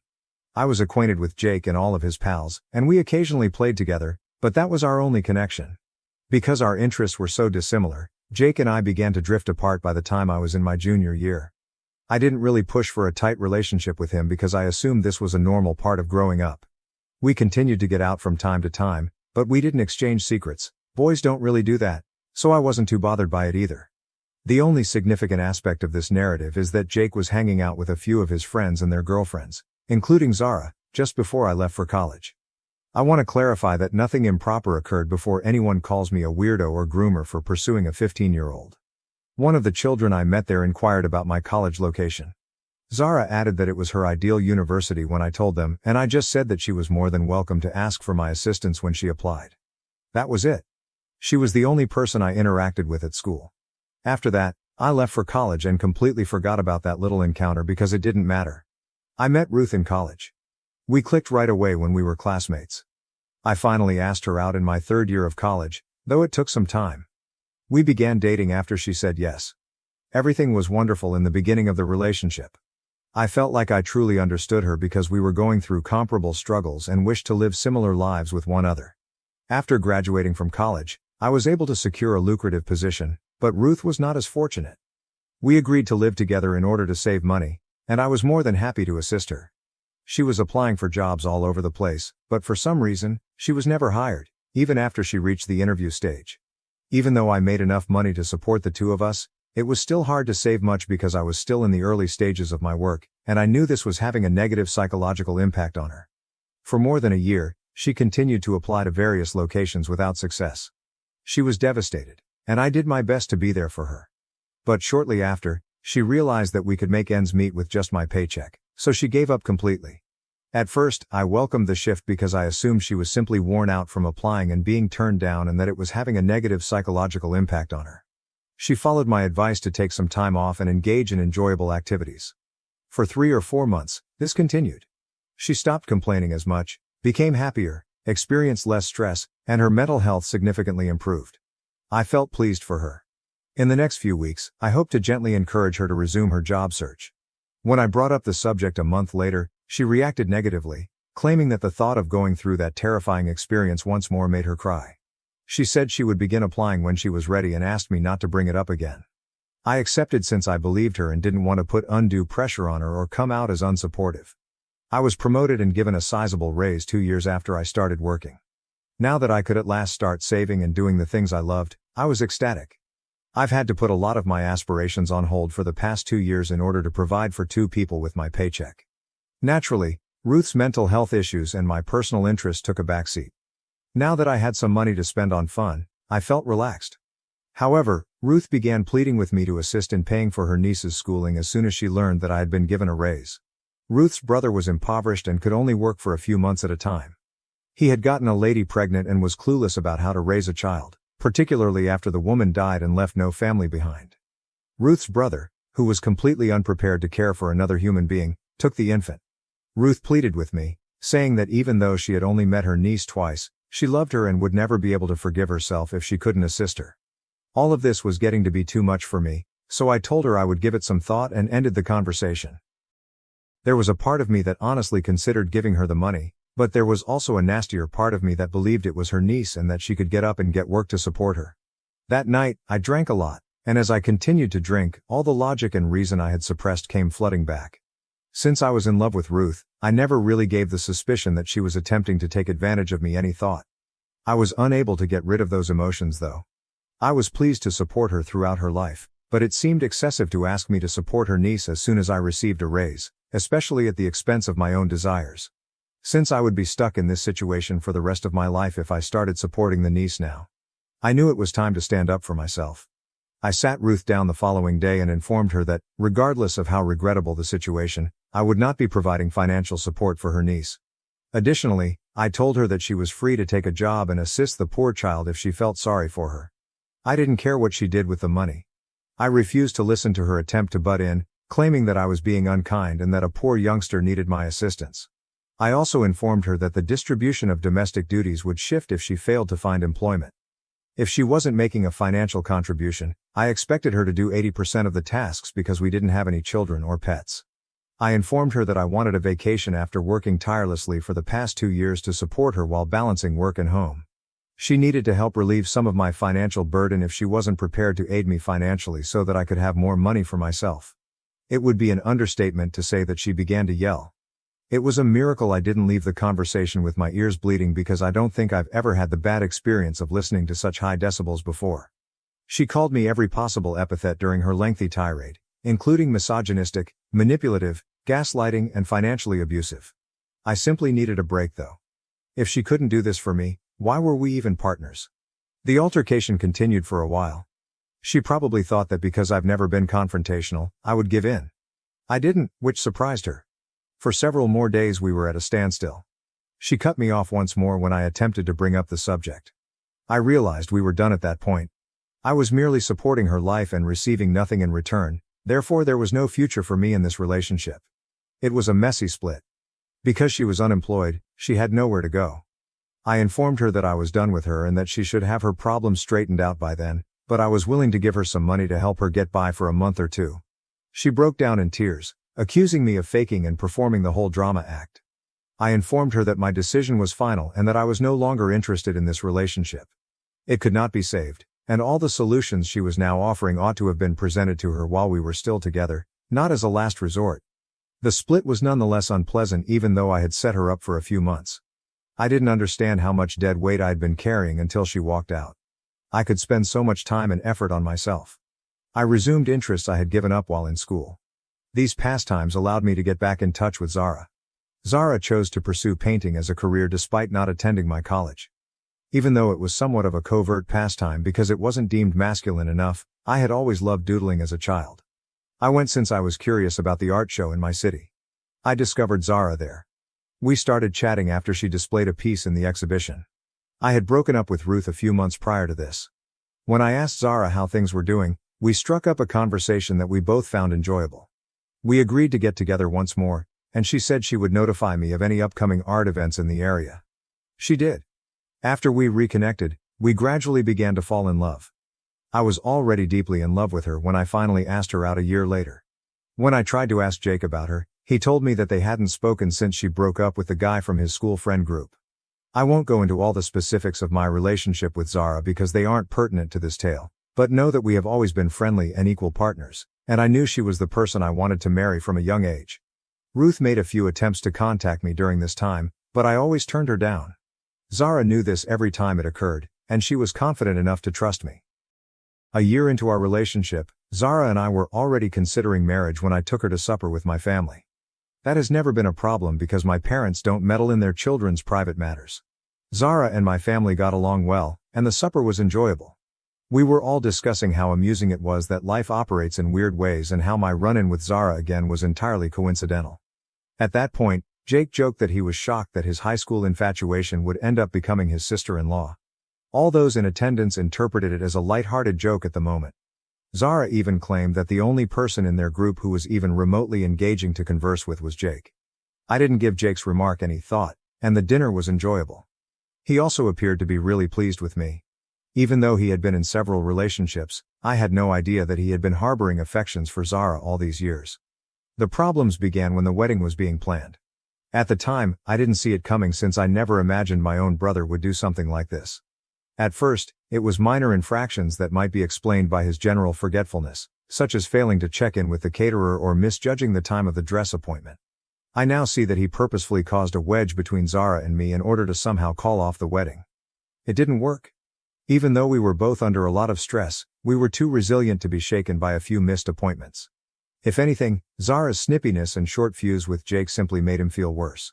The wedding day was the last straw. Ruth and I hadn't communicated all this time. To be honest, I had no idea where she was, what she was doing, or how she was doing, and I had no interest in her. I had no idea that Jake had been communicating with her for months before the wedding. If nothing else worked, he intended to get Ruth to convince or pressure me into leaving Zara. He was hoping for some sort of intervention, like drama. Despite not being on the guest list, she arrived as Jake's companion. I was taken aback by this since we expected Jake's girlfriend to be present and everyone in the family had met her. I had a horrible feeling, but I didn't have time to ask him why Ruth was there. Fortunately, Ruth had not yet caught Zara's attention. Ruth got up and began yelling in front of everyone just before Zara was set to go down the aisle. She said that she was the love of my life, that she was willing to take me back, and that I didn't have to marry Zara. There was such a ruckus that Ruth began to weep and beat her feet like a spoiled kid. In all honesty, it was pitiful. Taking Jake by the collar, I rushed over to him and yelled at him to get out. He claimed that Zara and he were destined to be together and that Ruth and I were meant to be together, and that he had come to put things right. I was horrified by the ridiculous rubbish he continued to spew. I requested that my pals take him and Ruth out of there. Zara came out at this moment and I'm not even sure if she understood what was going on, but she strolled calmly over to Ruth, blew her a kiss, slapped her in front of everyone and requested her bridesmaids to start the music. Never in my life have I witnessed anything so legendary. Ruth found it really humiliating, and rather than causing a controversy around me, she simply made a show of herself in front of everyone. Given the situation, the remainder of the wedding proceeded as smoothly as possible. I didn't hope for such a dramatic day, but there wasn't much I could do to change the course of events at that point. Immediately following the wedding, I blocked Jake. He had shown me plenty, and I had little interest in hearing his version of events. The fact that Zara and Jake had never even truly bonded made it all the more reprehensible and nasty. To be honest, he was dangerous to be around and possessed delusions. Above everything, I felt terrible for Violet, his lover. I called Violet a few days after the wedding to find out why she didn't go and why Jake didn't invite her as a guest. Before I chose to interfere in their relationship, I needed to know what type of story he had been telling her. She told me bluntly that I didn't have to act like I liked her and that she would much rather I just be honest with her. I quickly realized that Jake had prevented Zara from attending the wedding by using either Zara or me as an excuse. She urged me to stop acting when I questioned her about it, stating that Jake had already informed her that she wasn't invited, which is why he didn't receive a guest at the wedding. She claimed that she didn't mind him leaving or that we didn't like her, but she was really offended by the fact that the whole family acted as though they liked her when we actually didn't. I firmly informed her that Jake had deceived her and that none of that was real. I pleaded with her to keep our talk private from Jake and our parents for the next 2 weeks, and that Zara and I would meet her when we got back from our honeymoon. I had to provide her a picture of the invitation that was sent to Jake, which obviously contained a +1, because she claimed she wouldn't betray Jake on our behalf. I also validated her attendance with Jake by sending her screenshots of our chats. She claimed not to believe us, so I told her that I understood and that we weren't requesting her trust, but rather that she should remain silent until we could meet and address the misunderstanding. She consented, but I wasn't sure if she would follow through on it. I was eager to expose Violet Jake's true nature, but I could only hope that everything would go smoothly during my honeymoon. Update 1. I had no idea this story would become so well known. As I mentioned, I went on my honeymoon and didn't care to check Reddit, but my inbox is overflowing with requests for updates. Thankfully, nothing untoward occurred during the actual honeymoon. Jake didn't try to phone me, and he was still blocked. Violet texted Jake briefly to let him know that she hadn't discussed our chat and that she wanted to meet as soon as I got back from my honeymoon. A few hours had passed since the meeting. Violet didn't feel safe visiting our house, so we met at a cafe. At first, she was really protective and it was obvious from her demeanor and body language that she didn't want to hear what we had to say. However, we thoroughly explained everything to her. She first didn't believe us and called us crazy for making such a false accusation against Jake. I did, however, ask some acquaintances if they had any wedding films while we were on our vacation. Although there wasn't a single video that showed the full experience, other people were filming, so we were able to piece the incident together in general. After showing Violet those movies, I gave her the rundown on Ruth's entire predicament. At that point, she began to trust us. When she inquired about any past interactions between her and Jake, Zara adamantly denied it. It was difficult for Violet to accept that Jake would be so naive about everything, particularly if nothing was happening. Zara claimed to be equally perplexed. She didn't know how or when Jake fell in love with her, and she thought that she had fallen for him. They had only interacted for 10 or 12 times at most. We informed Violet that we believed it was our responsibility to notify her of the situation and that she might use the information however she saw fit. Additionally, we informed her that we had blocked Jake and would no longer be communicating with him, and we didn't anticipate this changing in the near future. She acknowledged that she could see our point of view, but she also stated that she wanted to speak with Jake right away. We made an effort to talk her out of it, but she felt that she owed it to herself to know if staying with Jake was wise, especially since she was pregnant. Zara and I both congratulated her on her pregnancy and assured her that we would always be there for her. Violet stated that although she was certain she wanted to move forward with the confrontation, she would have to reveal that we had contacted her and told her everything. Zara and I understood that supporting Violet was the correct thing to do, even though it wasn't ideal because we both wanted to avoid getting involved in Jake's turmoil. We assured her that she had our undivided attention and that we would stop at nothing to support her. I am aware that this is not the end, but that was the only thing that transpired during the meeting. For Jake, everything is about to explode up, and he has no idea what's going to happen. Update 2. Although I am aware that this update will be released shortly, this situation has gotten out of hand. I hate accidentally starting this storm, and Jake is going to take a serious hit. Violet wasted no time in getting right to the point after speaking with us. She asked Jake if he was at work when she called him. She stormed over to his office at that precise moment and confronted him after he said yes. It became ugly. She asked if he had done the things we had told her about and walked right into his office, which she was given permission to enter because she had told them she was dropping off some files for him. Violet wouldn't have it when Jake tried to explain that it wasn't the right place to talk and that they would talk about it when he got home. HR had to be summoned up to his floor because there was a good deal of shouting going on. This is where Jake's situation becomes even better. Or worse. Violet identified herself as Jake's girlfriend and revealed that she was pregnant when the HR assistant asked her who she was and why she was making such a fuss. She was shocked when Jake denied it. He categorically denied dating her. More shouting followed, and Violet was finally led away. That day a storm awaited Jake as he returned home. I don't know the specifics, but they got into a huge fight. I do know that it was discovered that Jake had been having an affair with Violet for a considerable amount of time, and that the lady he was having an affair with was the HR assistant who had stepped in to break the news. Jake is therefore doomed. Violet is a no-nonsense woman who doesn't put up with disrespect, therefore I'm positive that she will leave him. It is nearly impossible for her to forgive Jake and condone cheating. Jake's workplace has an extremely stringent no-dating policy about his affair partner. Employees are forced to sign contracts and other documents. His affair partner, let's call her Jane, found out that Jake had been pretending to be a single man and that he had a pregnant girlfriend after the altercation and Violet's tirade at work. When Jane discovered that Jake had been lying to her the entire time and that she was the other lady, she was horrified. Word spread quickly, and Jake is currently facing criticism at work for his actions. Jake is in a lot of trouble because Jane has ties to the company's executives, which makes things worse for him. He will undoubtedly lose Violet, and he may lose his job. Jake has nowhere to go because Violet has also evicted him from the house, which turns out to have been Violet's grandmother's. In the middle of the night, Jake came to see us and gave me an explanation of everything. For some reason, I let him in. Never in my life have I witnessed him so enraged. He would not stop yelling that Zara would one day leave me for him, that I had destroyed his life, and that I never deserved someone like her. I was genuinely concerned for his mental health because of how insane he sounded. He requires assistance, possibly from a psychiatrist or a therapist. Jake also became aggressive with me. I'm aware that I'll be called a fool for not calling the police on him, but ultimately, he's my brother, and I didn't want to add to his troubles. More than anything, I felt sorry for him. It's incomprehensible how one foolish choice can ruin someone's life. He had it all, a fantastic profession, a devoted and caring fiancé, and now a baby on the way, but he blew it all away with a series of foolish choices while living in a bubble of bizarre illusions. Right now, I simply feel bad for him. Update 3. Jake was laid off. Even while this is not shocking, I still feel horrible. Violet no longer wants to interact with him after their breakup. Violet has the full support of Zara, me, and my parents. Jake now believes that because of a harmless prank, I have alienated the entire family.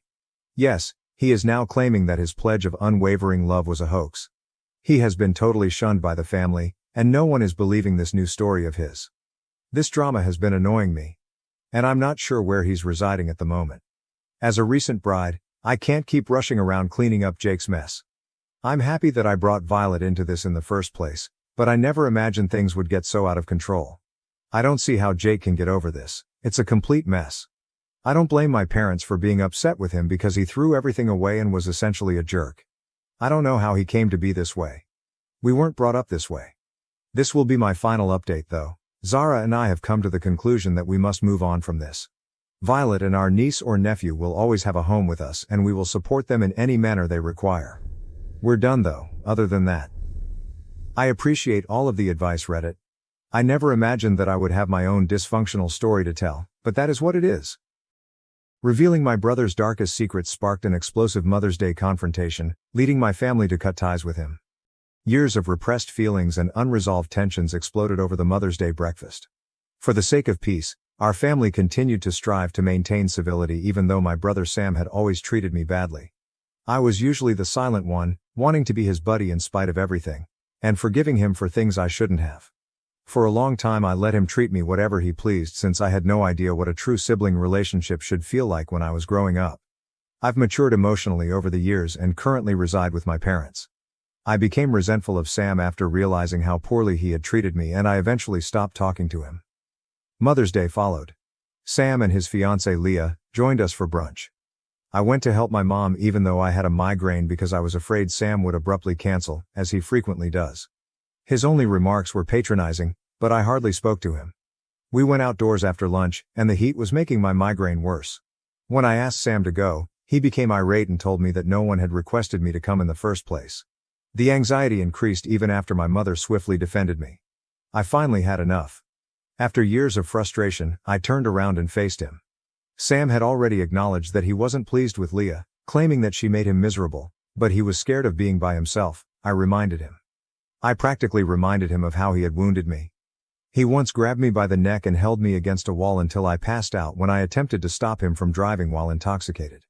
He has never shown regret for that night, the PTSD it created, or the grief he inflicted. Even the fact that he didn't come see me in the hospital following my injury or during my 3-month recuperation at home was disregarded by him. It was quite painful.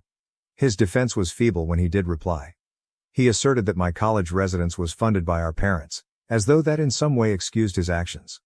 They also covered him, I reminded him. Puffing up his chest, avoiding responsibility and challenging anyone to challenge him were all hallmarks of Sam. I made it plain that he was not a member of my family at that point and instructed him not to get in touch with me ever again. As they conversed, my dad gently led me back to the car. I had said everything I needed to say, so I didn't listen. My mom cut off Leah's attempt to clarify that Sam had denied me permission to stay with them due to their 2 enormous dogs. I never intended to bring my own dog Pebbles, but Sam had lied and said I did. Sam vowed that as long as I was around, he would never return to the house. Mom promptly put an end to my brother Sam's recent attempt to have my parents expel me. She said that it's entirely his fault and that I'm far higher on the family hierarchy than he is. Mom was first conflicted. As a mother, it was difficult for her to think about severing Sam's relationship even though she knew he was totally at fault. However, Mom acknowledged that she was incensed when I detailed all the horrible things he had done to me and other family members. Assuming that sibling arguments were common and that I was always the one who was fine, she even expressed regret for not disciplining him more when we were younger. Sam refused, saying he wasn't ready to deal with her yet, even though she texted him that an apology would be greatly appreciated. My parents informed me that they would not go to Sam's wedding if I was not invited. They desired that he be held accountable for his deeds. To be honest, the idea behind the wedding is that I wouldn't attend even if I were invited. I revealed to Mom that Sam had actually embezzled almost $800 from Dad over the years, which was more than we initially believed. I also disclosed that he had harmed me physically and mentally by having sex in both my parents' and my beds. Despite all, Sam's success at work is solely due to Dad's efforts, and on Father's Day, he was unable to send a text. He became upset when Mom reminded him, saying it ruined his day. That really got us going. We became aware of how badly Sam had fouled things up as we vented. Both Sam and Leah, his fiancée, don't have many friends. She is angry that their grandmother won't give Leah's child all of her attention, so she doesn't talk to either her mother or her sister. Given that I enjoy organizing things, they most likely expected me to assist in planning their wedding, baby shower and other events. Now that Sam would make me dog sit without my consent, I don't know who will assist her. Years ago, Leah made offensive remarks regarding babysitting, saying that mom wouldn't want strangers watching her kids. This further strained her relationship with her mother. They probably thought I would act as the compassionate sister and offer assistance, but that isn't the case. Sam used to treat me like his therapist, but he didn't show any sympathy after my 14-year-old dog died. In the meantime, he revealed that he is afraid for the day she passes away since he wouldn't know what to do with one of his senior dogs. Well, he is no longer able to rely on me. Now that Leah is aware of Sam's actual feelings for her, I assume the engagement is tense. Leah is slowly coming to the realization that Sam has also lied to her about me. To be honest, I have no idea or interest in how it is going for them. Both of them are blocked. We even wager that Sam believes I'll give in and get him a present for his birthday without him having to say sorry. He will be rudely awakened. Dad was outraged and said, "I can't even trust my own family," after learning how much money Sam had stolen. For me, that was the tipping moment. I used to be amenable to apologizing and mending our friendship, but I'm done now. When Leah showed us the sonogram, I felt sick to my stomach. With the hope that Sam would change his mind, my family and I had dreaded the day when he would be married and have a child. In particular, Leah struggles to care for herself. Unfortunately, they both damaged their relationships with everyone who could have been of assistance to them. In light of everything that has transpired, my mom and I made an effort to make Dad's birthday last week extra special. Every year, Dad's place of employment hosts a family appreciation day at a nearby amusement park. Sam also works there, but unless we go together, he normally doesn't pay attention to these activities. On his birthday, Sam surprisingly texted Dad to ask if they wanted to do something over the weekend. Dad said Sam would see him closer to the date because he had been working on projects and was taking a week off around his birthday. Sam texted once again on Friday as the weekend drew near, wondering if they might get together. Dad had a little shift on Sunday, and Saturday was the day for family appreciation. Dad didn't want to go alone, so he told Sam they were busy, even though my mom had informed him he could go without her if he so desired. Even if they had been free, I sincerely hoped they wouldn't consent to meet him, so I was relieved when Mom told me about it. "Maybe we'll get back to him about his birthday around Christmas," Mom joked after reassuring me. Even though he lives only 10 minutes away, Sam is notoriously awful at commemorating occasions and providing gifts, and he frequently sends cards much after the customary time. For example, what did he anticipate happening? "After everything, I needed that laugh." As an aside, a commenter brought up the fact that Sam's chokehold was truly a felony, that is, the strangulation of a kid. I was struck with that realization. I never really thought it was a crime because I was so accustomed to his physical outbursts. On that one, he totally avoided the repercussions. Although I believe that too much time has gone, I still want to see whether there is anything I can do legally about it. In any case, hearing about the text conversation with Sam made me chuckle and helped to diffuse the tension. If Sam is ready to deal with me yet, a humorous commenter inquired. The irony is that he most likely isn't aware that Saturday was actually scheduled. Since he and Dad share a workplace, Dad might easily learn about Sam's schedule, including that Sunday duty. In any case, Sam will believe that my parents are ignoring him on my behalf and come to the realization that they are not forgiving of him so easily. He might genuinely comprehend the repercussions for the first time. Recently, I had another unsettling thought. What does Sam's violent conduct signify for my future niece or nephew if it hasn't changed? Even after 15 years, the trauma still affects me. Sam has a history of losing control under pressure, getting lethargic, and drinking more. I'm also concerned for their child because Leah can hardly take care of herself. Sam probably wants me to be sympathetic and take on the role of caregiver. But even if I wanted to, I honestly don't know if I could handle that legally.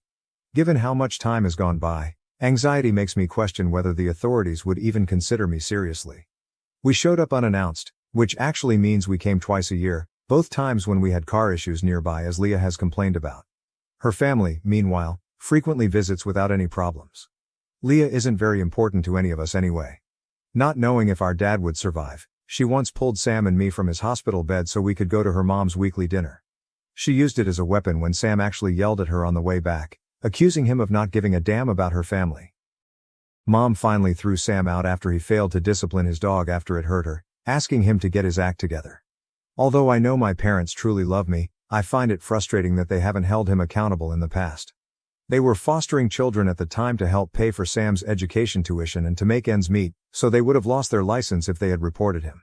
By that point, Sam was only home during breaks, and fortunately, there were no other children there. Regarding childcare, I no longer have any sympathy for Sam or Leah. Before allowing them to abuse their child, or, worse, if Sam ever throws his child on me without asking, I would contact CPS. I no longer consider them family. Let's move on to the next family matter, my brother's wedding. Because of his controlling mother-in-law, there were no children. At this point, Leo, my kid, won't interact with him in any way. My family has always been close-knit and has supported me in raising Leo. I am a 46-year-old single father. Leo's favorite person in the past was my brother Jack. Because Jack and Mary had flexible work hours when Leo was younger, they frequently took him to the zoo, aquarium, or even camping. As my son got older, he began to share my brother's passions for video games, photography, and music. Leo informed me he wanted to follow in his uncle's footsteps when he was 9 years old. All of this is to suggest that they were very close. My brother told me last year that he and Mary, his girlfriend, were getting married. When I questioned Jack and his girlfriend about it, they told me it was all Karen's idea, my stepsister's mother, because I knew they didn't think marriage was a good idea. Karen was paying for the wedding, so Jack and Mary didn't give a damn, so they let her organize everything, including the location, the food, the music, etc. Karen made the decision to organize a destination wedding in an upscale hotel. Last July my son and I received the invitation that was sent to us both. If I so desired, I even had a +1. I attempted to book our hotel stay as soon as the wedding website launched. Since the link wasn't working and I didn't want to take the chance of not getting a room, I had to call the hotel. The confirmation email stated room for 2 adults, but I didn't give it much thought because I thought the hotel personnel were having trouble communicating in English. At about the same time, I also purchased our airline tickets. Less than a month before the wedding, in January, my stepsister called me in tears. Karen had chosen the wrong location. It turns out that the resort was exclusively for adults and that children were not permitted. At the time, my kid was 13. They informed me that the entire resort was child-free, so Leo wouldn't even be permitted to attend the ceremony or reception when I asked if we might stay at another hotel. Disappointed, I promised my stepsister that I would discuss it with my kid. She insisted that she and Jack wanted to tell him face to face, even though I knew how thrilled he was about his uncle's wedding. To be honest, my son was heartbroken. When he was informed that he would not be allowed to go, he broke down in tears. He begged them to move the wedding and even offered to donate all of his savings. After half an hour, my brother became irate and told Leo that the day wasn't about him and that he was being self-centered. After a while, Leo apologized and retired to his room. My son ceased communicating with my brother after the wedding. Leo would disregard any messages Jack sent him unless they were important to me.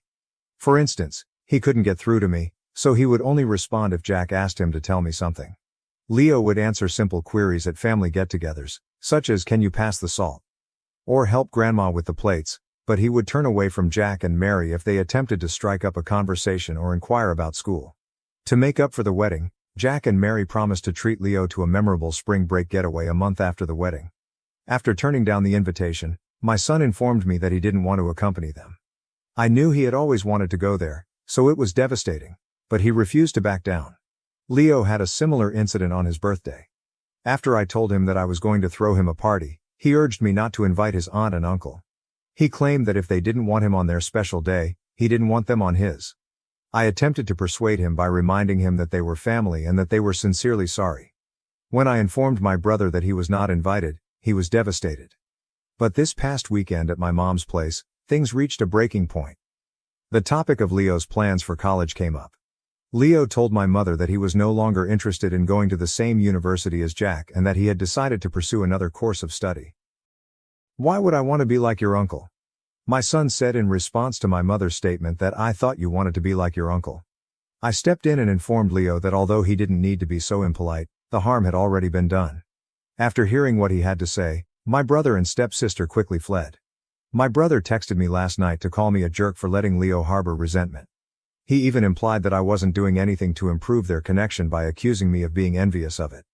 I explained to him that these were the results of his behavior and that he was solely responsible for letting his future mother-in-law organize the wedding when she obviously didn't take my child into account. He ended the call. My mother and some relatives believe that in order for us to all move on, I should make my kid forgive my brother, saying that it was only a small error and that there was no malice. However, I don't believe I ought to. My kid was obviously harmed, and he should only be given the opportunity to move past his hurt and forgive them when he is ready. Recent update. For a while, we will be avoiding family gatherings. My brother promised to accept Leo's boundaries after we spoke. In addition, he clarified the actual events, and most importantly, Leo is currently doing considerably better. Here is a longer update for those who are interested. I told my mother that until things calmed down and, more importantly, until Leo felt at ease again, we would no longer be going to family events. I believe she finally realized how much Leo had been hurting, even if she was rightfully upset. My mother surprised me by telling me that she was adamant that Leo forgive Jack since he had fallen into a depression. I clarified that pressuring Leo to forgive could end in driving him farther away. When I informed my sister that we would no longer be attending family events, she expressed sadness as well, but she claimed to understand. To ensure that the kids could still spend time together, she recommended that we establish our own weekly ritual. For the past few weeks, that's what we've been doing. Leo spends time at her place one week, then my nieces and nephews visit me the next. Leo seems content with this arrangement and it appears to be working so far. The fact that he is not under parental pressure to engage with his uncle, in my opinion, is beneficial. I texted my brother the weekend after my post, requesting a meeting and conversation. Mary wasn't there because I told him I wanted to talk to him alone. Jack instantly expressed regret for his actions and words, expressing his regret for both. He supported my presumption that his frequent arguments with Mary had caused him worry. He also said that the arguments had gotten so heated that he had thought about getting a divorce. I may come out as harsh, but I informed him that I only wanted the truth about what had happened and didn't care about that. According to Jack, he was unaware of the child-free location until November. But Mary had known for a long time, perhaps all of it, as many of you suspected. It seems that this all began when Jack and Mary took Leo to the beach a few years ago. My son unintentionally called Jack Dad when they were playing, but he swiftly corrected himself. According to Jack, it was a minor innocuous error, similar to when a toddler unintentionally addresses a teacher as mom. Leo felt ashamed, but Jack dismissed it with a laugh. The problem was that Leo had been overheard by Jack's stepmother, Karen, and her husband Phil, who had accompanied them on that trip. Karen lost out when they got back from their vacation, saying she was triggered by a random kid calling Jack Dad, especially since she knew Mary couldn't have kids. Karen became very poisonous and aggressive toward Mary, demanding among other things, that Leo not be welcomed over when she visited, despite Mary's attempts to clarify that it was only a misunderstanding. At first, Jack and Mary only intended to elope without a celebration when they made the decision to get married.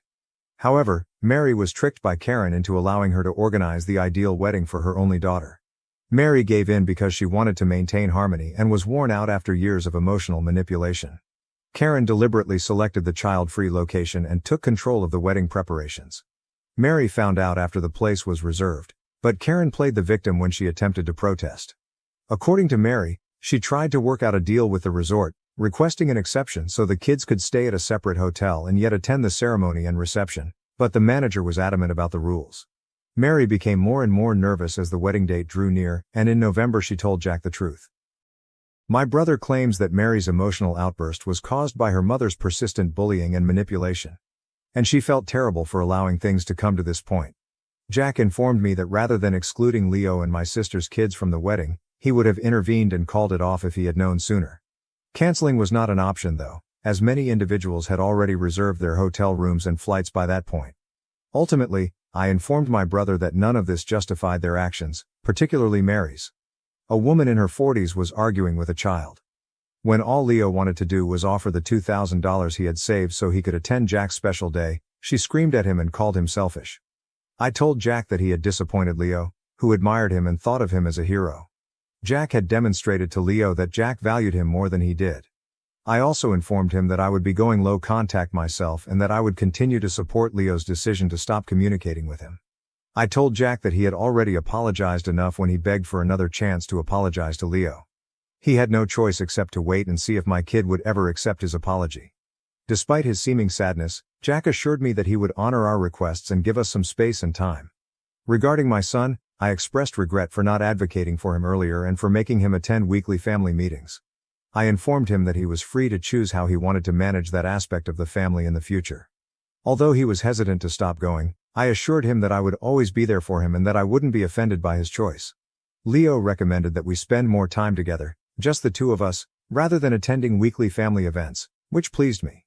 He suggested that we partake in some of the things he and my brother used to do. We attended a vintage car exhibition last week, and we're going to see Wicked the following week. It sounds like fun, but I'm not a theatrical person. I also expressed my concern that he had stopped doing the activities he loved and advised him not to give them up because he had a disagreement with a loved one. I clarified that he may still enjoy things alone or with a companion. He acknowledged that he had stopped doing such things out of spite for Jack, even though he truly wanted to. I chose to buy him some games that he had been looking forward to but had refunded following the altercation with my brother as an early Christmas present. Using his PC and my PS5, he even persuaded me to play one of his Final Fantasy games online. Since the last Final Fantasy the game I played was still in 2D. I'll admit that I have no idea what I'm doing, but he seems to like seeing me fail. We would appreciate any advice you may have. For my birthday, we ultimately agreed to travel to his ideal location. I was a little depressed that I wouldn't be celebrating my brother's birthday for the first time in nearly 50 years, but all that matters is that I had my son. Leo is less anxious and happier as a result of family matters. In relation to family, it appears that they are at last honoring our limits, which is a relief. All I can hope for is that my brother can improve his marriage. Even though I don't like what they did, I do want him to be content. I departed to start my own business in spite of my parents' opposition. They then tried to take my money and filed a lawsuit against me. I was never liked by my parents. They went to the same college and were infatuated in high school. When my mother found out she was pregnant while still in college, their ambitious intentions to tour the world and see other cultures were dashed. Although they thought about ending the pregnancy, their parents forbade it. My mother eventually left college and moved in with her parents because she was unable to cope with the criticism and rumors from other people. I entered the world in this manner. My grandparents loved me, but my mother hated me. My mother never spent time with me, so for a long time I thought she was my sister and my grandparents were my parents. When I tried to get her attention, she would either yell at me or ignore me. I was unaware of my father's existence because he was not present. During this period, my parents kept dating. I know they didn't want a kid, but I didn't understand why they detested me as a kid. Both of my grandparents were friendly to me, spent time with me, and watched after me. By the time of my father's college graduation, I was beginning to walk and speak. He started coming to see me every weekend because he felt bad about not being more active in my life. I assumed he was merely my grandparents' buddy. My grandparents urged him to get to know me, but my mother detested it when he spent time with me and insisted that he ignore me. That's how I found out he was my dad. He moved in with my mother after proposing to her when he acquired a job. My mother was fiercely opposed to my father's desire for me to live with them so they could care for me. As they became older, my grandparents wanted my parents to assume the role. I moved in with my parents when I was 5 years old after they reluctantly took me in. It would be an understatement to say that I detested living with my parents. It seemed as though darkness had taken the place of the light in my existence. My mother threatened to expel me if I did anything wrong and was always reminding me to be thankful that I was still living with them. My dad arrived home late at night after working all day. He insisted that I go to bed since he couldn't handle me that day and that he needed time alone whenever I wanted to spend time with him. My grandparents used to love me, but now I live with parents who hate me. I knew I wasn't wanted, but I didn't know why.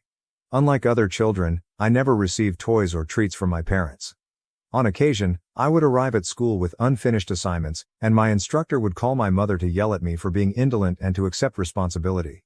Because I was so afraid of her, I began to meticulously complete my assignments in the hopes that one day she would accept me. However, she never did. My father continued to live in his own universe, unconcerned with my everyday activities or academic achievement. As I became older, I realized the true feelings my parents had for me. I observed that they regarded me differently than other children. I observed other parents embracing, kissing and grinning as they dropped off their kids. None of that ever happened to me. I had the impression that I was living with strangers. I began to wonder if I was actually their biological child as a result. I asked my grandparents every time I went to see them and they confirmed that I was their child. They clarified that my parents simply required more time to grow up. My mother, on the other hand, never sat down to say anything nasty. If I were in high school with you, I would have bullied you mercilessly. It was strange to hear my mother make fun of my hair, glasses and weight. My mother refused to acknowledge that I had a milk allergy, even though my grandparents were well aware of it. She made me drink milk one day, saying that children in her era didn't have allergies and that I was pretending to have one to be cool. I ended up in the hospital as a result of a serious allergic reaction. She was shaken by the situation, particularly when the police arrived to speak with her. She never gave me milk again after that. She sobbed when my dad yelled at her as well.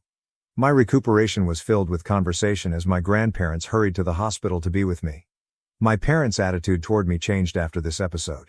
In the evenings, my dad would spend time with me and put me to bed, and my mother began getting me up for school and helping me get ready. They started treating me like a human being. I'm not sure what happened. Seeing my dad invite me to watch football games with him or my mom inquire about school was odd but enjoyable. I started to know my parents better in this way. Since I didn't harbor any animosity toward them, I believe I was born with a great deal of empathy. One of my favorite memories of the three of us is going to the beach on the weekends. My parents began to show me some love and I stopped feeling envious of the children in my class. My mom's mother, my grandma, taught me how to crochet, and when I became 15, I realized I had a knack for it. By this point, my grandfather was dead, and my grandma made a few $100s a year selling her lovely handmade crocheted items at the local craft market. I was captivated by the elaborate designs and vivid hues she employed, and I eagerly took in every aspect of her work. I developed a strong desire for making one-of-a-kind and customized goods as I spent more time developing my crocheting abilities under her tutelage. I made the decision to attempt selling my own crocheted goods after being inspired by my grandmother's attitude of entrepreneurship. At the same neighborhood craft market where she displayed her artwork, I set up a tiny stand with her encouragement. The enormous amount of feedback made me understand that I could make money from my interest. As soon as the word got out about my talent, students, acquaintances, and even locals began placing special orders. Customers were intrigued to the idea of owning something handmade and one of a kind, and each piece I created conveyed a story. My abilities and inventiveness expanded along with my modest business. In order to stretch the limits of conventional crochet, I started experimenting with other yarn textures, colors, and patterns. From basic blankets and scarves to elaborate wearables and home decor pieces, my creations have grown throughout time. My resolve to further hone my skill was strengthened by the encouraging comments and recurring business. My grandma advised me to open a savings account in order to better manage my money when I began to make a sizable income. She suggested that I put my salary aside for college. My parents were shocked to learn how much I had been making. And their eyes widened when I told them. They considered crocheting to be a pointless pastime till that point. They really objected when they saw that I was earning a substantial sum of money for my age. My mother forbade me from going to my grandmother's house, and my father threatened to burn all of my crocheted items, claiming he wasn't working hard to pay for my school so I could waste time on stupid things. When I told them that the money I had earned was with my grandma, they called her and began to shout at me. Despite my parents' insistence that they should have every penny, my grandma refused to give them anything when she discovered they were attempting to steal my money. This helped me realize that my parents were still as self-centered and self-serving as ever, despite the passage of time. I was determined not to lose the money that might be used to pay for my college education, and I couldn't give up my love of crocheting. My parents' actions made me question whether they would even pay for my college education, so I decided to take matters into my own hands. I made a plan to spend every weekend working on my designs at my grandmother's house. My best buddy, who was aware of the situation and encouraged me, was the one I lied to when I told my parents that I was staying at their house. We collaborated to complete the pouring orders from customers at my grandmother's residence. My grandmother was essential to the development of my company.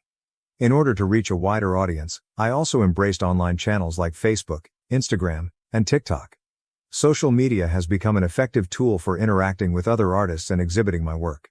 The digital world gave me countless opportunities to share my enthusiasm with people throughout the world. My little stand at the neighborhood craft show grew into a successful internet business over time. As a co-owner, my grandmother assisted me in opening a bank account with her. I had entire faith in her, and because of her, I was able to put all of my money aside for college. When my own parents merely wanted to keep my money for themselves, she had faith in me. My mother once looked through my phone without my knowledge and found out that I had an internet company. We got into a heated argument once she discovered that I was still running it behind their backs. My grandmother and I were both yelled at by my parents. They claimed to have raised and taken care of me all my life, and demanded that I take all of the money I had made and give it to them. I almost cried as I tried to clarify that I wasn't hurting anyone and that the money was for my college. My father shouted that he could no longer trust me since I had cheated on them. Standing behind me, my mother insisted that I remove my Instagram page. Instead, I shrewdly canceled my account, intending to restart it after I was no longer under parental control. Then, starting at 9 a.m., they imposed stringent phone limitations. Until 4 p.m. and 12 a.m. until 8 in the morning. Additionally, They began following my whereabouts and looking through my online history, sending me alerts if I looked up anything they thought was inappropriate. Even harmless things like buying underwear. My parents would phone me and my friends several times if I didn't return home right away after going out with them, something I was only permitted to do twice a week. They forbade me from crocheting with my grandmother, although occasionally I was permitted to spend a few hours with her after school. They threatened to disconnect my phone and internet if I didn't comply. Even though I was just 16 and had no means of escape, there were plenty of days when I just wanted to flee. My parents agreed to let me work part-time at a nearby cafe in exchange for a quarter of my profits. Without protest, I gave them their weekly allotment and sent my grandmother the remaining 75% to be deposited into my bank account. My parents persisted in making my life miserable by frequently entering my room at strange hours to check on me, reading through my emails and chats, and keeping tabs on where I was. I was grounded or made to give them a larger portion of my wages if I disobeyed their regulations. Knowing that getting into a reputable college was my ticket to leaving this existence behind, I concentrated on doing well in school in spite of everything. I put in a lot of work. I packed everything I had purchased for myself the night before my 17th birthday, leaving behind things my parents had given me, like my phone. To be sure they couldn't follow me or discover any details about my plans, I cleared my phone. I was finally able to move in with my grandmother when she came to take me up early in the morning. When my parents saw me go, they became irate and began fighting with my grandmother, threatening to call the police. Since I was now 17 and could make my own decisions, I told them to go ahead. They threatened to tell everyone that I was an unappreciative daughter in an attempt to blackmail me, but I didn't care. Additionally, they threatened to stop providing any financial aid for college, but I grinned since I knew I had saved enough money to qualify for a scholarship. I experienced a mixture of anxiety, relief, and resolve as I left the house. I had no idea that my path would soon take a surprising detour. It was refreshing to spend the first few weeks at my grandmother's house. Finally, the severe limitations were removed, and I was free to breathe without continual observation. I started by purchasing a new phone and obtaining a new number. After that, my grandmother and I went to the bank to change my minor account to an individual one. Being able to use my own card and account without anyone's consent made me very happy. I started crocheting again. Therefore, I revived my Instagram account. My grandmother was really encouraging and even offered me a tiny room in her home where I could erect a temporary studio. A week after I moved out, I received word from neighbors and family that my parents had celebrated their newfound freedom with a party. Being able to begin their new family life, without the burden of my presence, made them very pleased. They shared a ton of photos of themselves laughing and drinking all night long, and they invited their pals who didn't have kids. At first, the news was painful. Just 1 week after I left, my parents were celebrating my disappearance, which served as a clear reminder of how unwelcome I had been in their lives. When they learned about the event, my dad's parents were equally taken aback. They contacted right away to find out what had happened after they had my new number from one of my cousins. I was honest with them about my connection with my parents and the reasons behind my departure. When they heard about the abuse, they were appalled and questioned why I hadn't contacted them for assistance. I described how my grandparents and a select group of pals were the only people I could communicate with due to parental restrictions. At this point, my dad's parents disclosed that my parents had never desired me at all. After I moved in with them, they believed my parents had changed, but they were mistaken. They pleaded with me to pardon them for their lack of support. In order to defend me, they also talked to my grandmother, who told them about the numerous arguments she had with my parents. Following this, my dad's parents decided to tell everyone in the family about what my parents had done. As word got out among family members and acquaintances, individuals began contacting one another to offer their support. I was taken aback by their empathy for my situation. Some even offered financial assistance, but I turned them down and asked them to promote my crocheting business instead. This is how my company started to expand. I received full scholarship acceptance to my ideal college around this time. Finally, a positive change in my life was on the horizon. My grandma lived close to the college, so I could go see her every weekend to crochet or spend time with her. My dad's parents chose to give me their old vehicle as a gift. I was able to see my grandmother more easily because it only required minor repairs. A friend of mine who was employed at a local newspaper contacted me to inquire about writing a piece about me. Since there weren't many young company owners in our community, she believed that my narrative might encourage other young people to pursue their own goals. I gave it some thought and accepted the interview. I hope that if a child out there was trapped in a toxic atmosphere like I had been, they might read my tale and be inspired, but I didn't think it was a huge thing because I still had a lot of work to do on my business. It seemed odd to see my journey highlighted in the paper when the piece was published. Even though it was only a minor accomplishment, I felt proud of the effort I had put into my business in spite of all the challenges for the first time in a very long time. Other family members and friends began to contact me to congratulate me on my accomplishment, and my grandmother was quite proud of me. For me, this was a novel sensation. My parents never encouraged or acknowledged my diligence when I was growing up. My parents called my grandmother and yelled at her after reading the account. They demanded that I publicly give them credit for my business and accused me of betraying them by going behind their back. They had begun to receive criticism from relatives for their domineering actions. Additionally, they threatened to sue me and demanded that I give them a portion of my revenues. I started the business under my grandmother's roof, she told them forcefully, and she challenged them to try to take me to court, which they would undoubtedly lose. I wanted to yell at my parents because I was so upset over their actions, but I knew I couldn't. Instead, I invited my close friends and family to a little celebration that I had planned. Before I left for college, it was an opportunity to celebrate my business and hard work with people who truly loved me, a time I thought I earned. We had an amazing time. Naturally, my folks heard about it and managed to obtain my new phone number. They began emailing me, saying they wished they had never had me and labeling me an ungrateful daughter. My dad even sent me a lengthy text saying that I was squandering money celebrating with other people while he had spent his entire life supporting me. When my parents celebrated after I moved out, was it inappropriate of me to have a party to celebrate with my loved ones? Update 1. I had no idea my tale would become viral when I uploaded it to Reddit. I noticed that my narrative was making the rounds on TikTok in a matter of days. I'm afraid my parents might learn about this. Please pray they don't for me. Many of you have recommended that I permanently block my parents, and I intend to do just that. To let them know how their actions have impacted me, I would like to write them one last email. Despite what some of you have said, I am not a doormat. Since I'm still a young person and my parents are really toxic, it's challenging to cut them off entirely. No one prepares you for what to do when you have toxic parents and need to break off relationships with them, despite society's insistence that parents always want the best for us. I know some of you think I'm to fault for allowing my parents to take advantage of me, but keep in mind that I'm still a young person learning how to advocate for myself. Update 2. We appreciate everyone who got in touch with encouraging words and shared similar experiences. As I previously stated, with my grandmother's assistance, I composed an email to my parents. The email's contents are as follows. Dear parents, I've given our relationship a lot of thought, considering its past, present, and possible future. I regretfully recognize that, in order to further my personal development and well-being, I must cut off any contact with you too. I longed for your love during my early years and tried my hardest to live up to your standards, but I was never good enough. I have made several attempts over the years to gain acceptance in your life and to understand why you seem to despise me, but I have never been accepted. From my first recollections, when Mom made me drink milk in spite of my allergies, to feeling alienated in my own house, your behavior influenced how poisonous our family is. Nevertheless, I continued to aspire for a connection that never materialized. With Grandma's help, I discovered a sense of purpose and comfort in crocheting, which I believed could help us connect. But as I developed my company, your attempts to manipulate and discredit me have just strengthened my resolve to leave this poisonous atmosphere.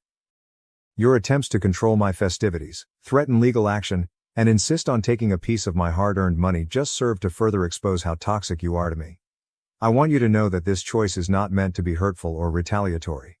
It is a manifestation of self-preservation, a start toward creating a life devoid of poison and full of the affection and assistance that each and every child is entitled to. I don't mean any disrespect to any of you, but I must put my mental and emotional health first. I appreciate you encouraging me to be self-sufficient and undervaluing my abilities. I hope you both find happiness without me and wish you luck in your future pursuits. I ask that you honor my choice to stop communicating. Let's have a friendly separation. I'll admit that while I was composing this email to my parents, I started crying. It's really difficult to cut off your parents, even though I know I should be tough and keep in mind all the horrible things they have done to me. We are conditioned to adore them as children, and it might be challenging to overcome that mentality. I blacklisted them everywhere after I sent the email. I'm going to college in a few days and I'm a little anxious about it. My dad's parents and my grandmother will assist me in relocating to my new dorm. Meeting new people and forming friendships excites me. To everyone inquiring, even if I'm a college student, I won't give up on my successful crocheting business. My passion is creating original designs. I'll put in a lot of effort to balance it with my studies. As of right now, this is the only update I have. Update 3. My previous update was 6 months ago. Whoa. I'm amazed at how much time has gone by and how my life has changed. Above all, I am doing really well in college. Even though the classes are difficult, I'm working hard to keep my GPA high. Even though my crocheting business is doing well, I am aware that a college degree will serve as a safety net. In college, I've also made some amazing friends, and I even receive more crochet orders as a result of them. I've been able to meet new individuals and discover new vistas thanks to college. Compared to the loneliness I experienced at home, this is a welcome change. I even currently date a man named Kyle. We have only been dating for 2 months and we are still getting to know one another. We'll see how things work out because he's a nice man. I make it a point to go see my grandmother every weekend. We are still working from her temporary workspace to complete our crochet orders. The company is flourishing, and our clients' enthusiastic feedback is tremendous. Following my passion has given me a sense of fulfillment and purpose in addition to financial stability. It's been a quiet 6 months since my sincere email to my folks. They haven't tried to get in touch with me. According to my grandparents, my parents sold everything and left the nation in search of a new beginning since they felt that everyone was criticizing them. I have no idea where they are, and to be honest, I don't give a damn. It says volumes that they decided to go without making an effort to make amends or even offering an apology. Wherever they have gone, I sincerely hope they find happiness and are able to follow their lifelong dreams. It's time for me to concentrate on my personal path and on creating the life I've always desired. I would like to thank everyone who has been following my story and providing supportive comments. I am so grateful for your support. If all of this has taught me anything, it's how important it is to surround yourself with positive, self-affirming people. I am where I am now because of my grandmother and others who had faith in me. Most likely, this will be my final update. Thanks to everybody. After discovering my stepmom's secret Reddit account, I learned she hates me and my siblings, and it's completely shattered our family. Original post July 17, 2024. I'm really pissed off and want to vent. I even cried reading the things she said and I don't know what to do. I don't need any advice, I just want to vent. My father has been married to my stepmother for 5 years, he has been divorced from my mother since my younger brother was 2 years old. There is no beef between them and they have a great co-parenting. I have a 17-year-old sister, a 16-year-old brother and I'm 25. Then my father has a 3-year-old son with my stepmother. I found her Reddit account in a pretty random way. Since I'm only home on the weekends I let her use my computer, she forgot to close her email. She doesn't post too much but she comments too much. I was honestly going to close the email but it caught my attention that all the replies were from step-parent subreddit so curiosity won me over. I know, it's not a good thing to do and curiosity killed the cat. The first thing I saw was her last post in which she detailed things about my life in a random Reddit sub, criticizing my decisions and even lying to get people to support her. She has posts on that site talking about how happy she feels when my siblings are not at home. My sister adores her. But she has comments talking about how she can't wait for them to turn 18 and leave the house because she just wants to share the house with her family, my father and her toddler. It seems that she doesn't see us as her family. She has a lot of comments answering other people that it's totally okay to not love your stepchildren because they're not family and it's okay not to consider them one. She has comments talking about how much it bothers her when my dad and brother have sleepovers. They just watch a series in the playroom and then go to sleep, as she is tired of hearing the laughter of a teenager and can't wait until we all leave the house so my father can be with his real family. But what she hates the most is having to learn sign language for my little sister. It had always seemed strange to me that SM still struggles with sign language, but now I know that she never really put in the effort to learn. My sister always said that for many people sign language is very difficult so I never said anything. But now I know that she always found stupid to learn how to communicate with my sister when my sister always tried to help her. I was too surprised by the hatred she has when my father spends time with me and my sister. Her jealousy towards us is so obvious that it disgusts me that there were so many people who told her how they feel the same way about their SDs. To the point of sexualizing things. My siblings are not problem children, they even love her very much and what fills me with anger the most is that she is so false in front of us. Do you know the number of times I offered to babysit my stepbrother so she and my dad can go on a date? All those times she refused to let me take care of him but now I saw comments that she left about how I am living at my father's house and I don't help her at all, only for other people to respond saying that she should give my father an ultimatum to make me leave because I'm too old to live with him and he has a new family.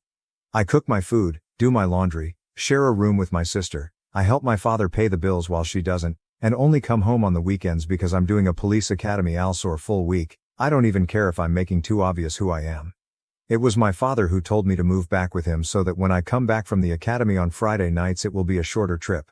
She sexualizes my interactions with my father, saying that it is not normal for me to sleep a nap hugging him and that I should know my place. He is my father. What the hell wrong with her? I'm so disgusted. Relevant comments. Grumble gal, this, show your father what she really thinks of you all. Because once you're all eventually out and she gets her wish, she's going to work double time to keep it that way and isolate him. Accurate neck. 6933.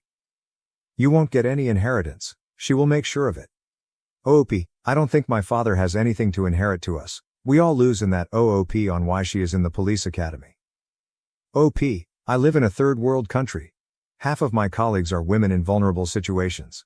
The only way out they found was to get into the police because here you get free healthcare, education and money. Women who have left their children to walk forward in the only way they found. You demonstrate your privilege by criticizing and being judgmental about someone just because of their work without knowing everything behind it all. OOP on if she has had a relationship with her stepmom and if they have talked on a regular basis. OOP, honestly, I would have taken the time to sit down with her and chat about how she feels before I knew all of this. She's had years to adjust. But now? I don't give a shit about what feels a person who says I want to fuck my own father and that learning sign language is a waste of her time when my sister feels bad for not being able to communicate with her too much after years. Nothing. Nothing justifies being jealous of a daughter with her father, nothing justifies her comments. It's one thing to say you're stressed and another to make up things on the internet about your stepdaughter. I deleted the post, July 17, 2024.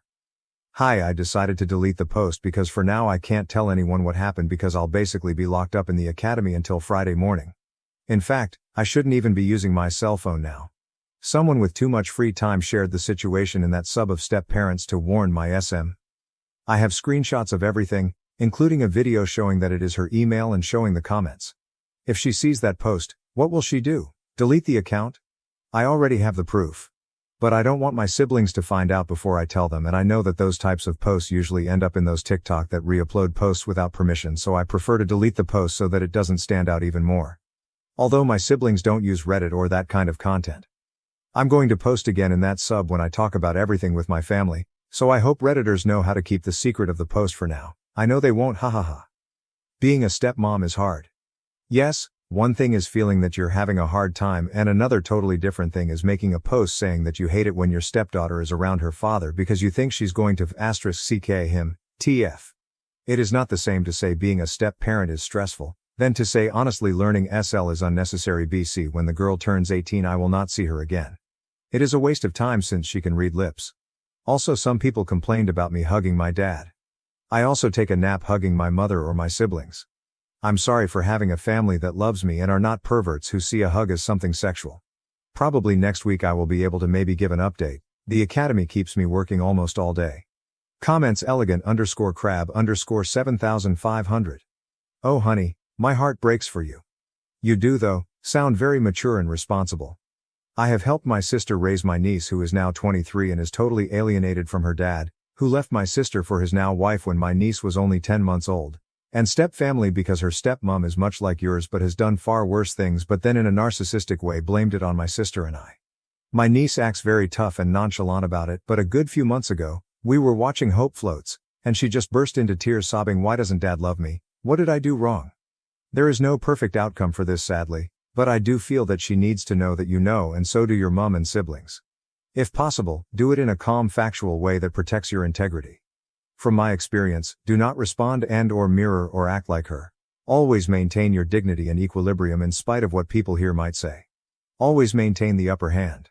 My sister and I did not, and sadly reacted to a lot of what my niece's stepmom did with rage. She, as any good narcissist would in turn use this against us. I talked with my siblings and my mom, July 20th, 2024. Hi. For now I'm going to post this little update here since I haven't spoken to my father yet, but I spoke with my siblings and mom. I told my dad that I was staying at a friend's house when I left the academy, but I actually went to my mom's house and told her everything. She doesn't even know what Reddit is. That site isn't used too much here. But I translated the comments and posts for her. I showed her the videos and my mom was furious. I explained to her that in the comments it's Madre Biologica. I was confused about it too the first time I read that. Also with SM. So my SM also made comments and posts complaining about my mother, being that they have always had a cordial treatment.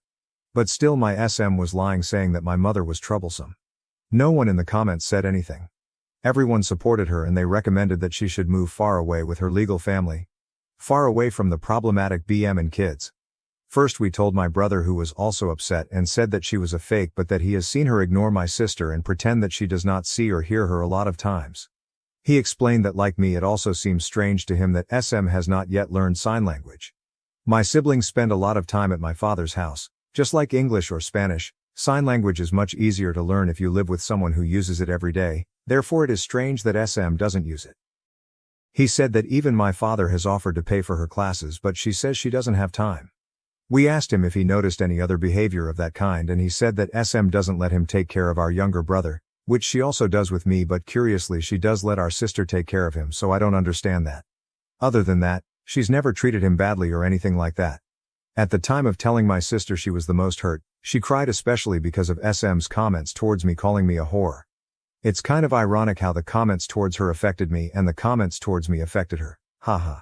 Something that my sister noticed that I didn't is that almost all of SM's comments are criticizing me, my sister and even my mother, but my brother she has only criticized sleepovers or when he comes back late from being with his friends. But she has criticized my and my sister's clothes, made up things about my life, confessed that she hates it when we hug our father, she said we're too clingy. She talked badly about my mother, etc. My sister said it's sexist and maybe she's got some mental problem. My sister said she always believed SM didn't really hear her and she maybe wasn't speaking well and didn't understand her. I think that's the shittiest thing of all. My sister's greatest pride is being able to pronounce some words no matter how short they are or if they sound like noise for some people. We understand her, but SM made her feel insecure every time she ignored her. I know that my sister always justified that by believing that it was her mistake and that SM made an effort to learn, but it was simply more difficult for her. But now we know that no, she was never interested in learning. I'm getting mad again as I write this, sorry. My mother said she was going to talk to both of them, mainly because even though it's an anonymous site, SM's way of expressing herself is sick and she's not going to let my siblings be around someone like that. Oh, but she's venting, being a stepmom is lonely. I received comments like that.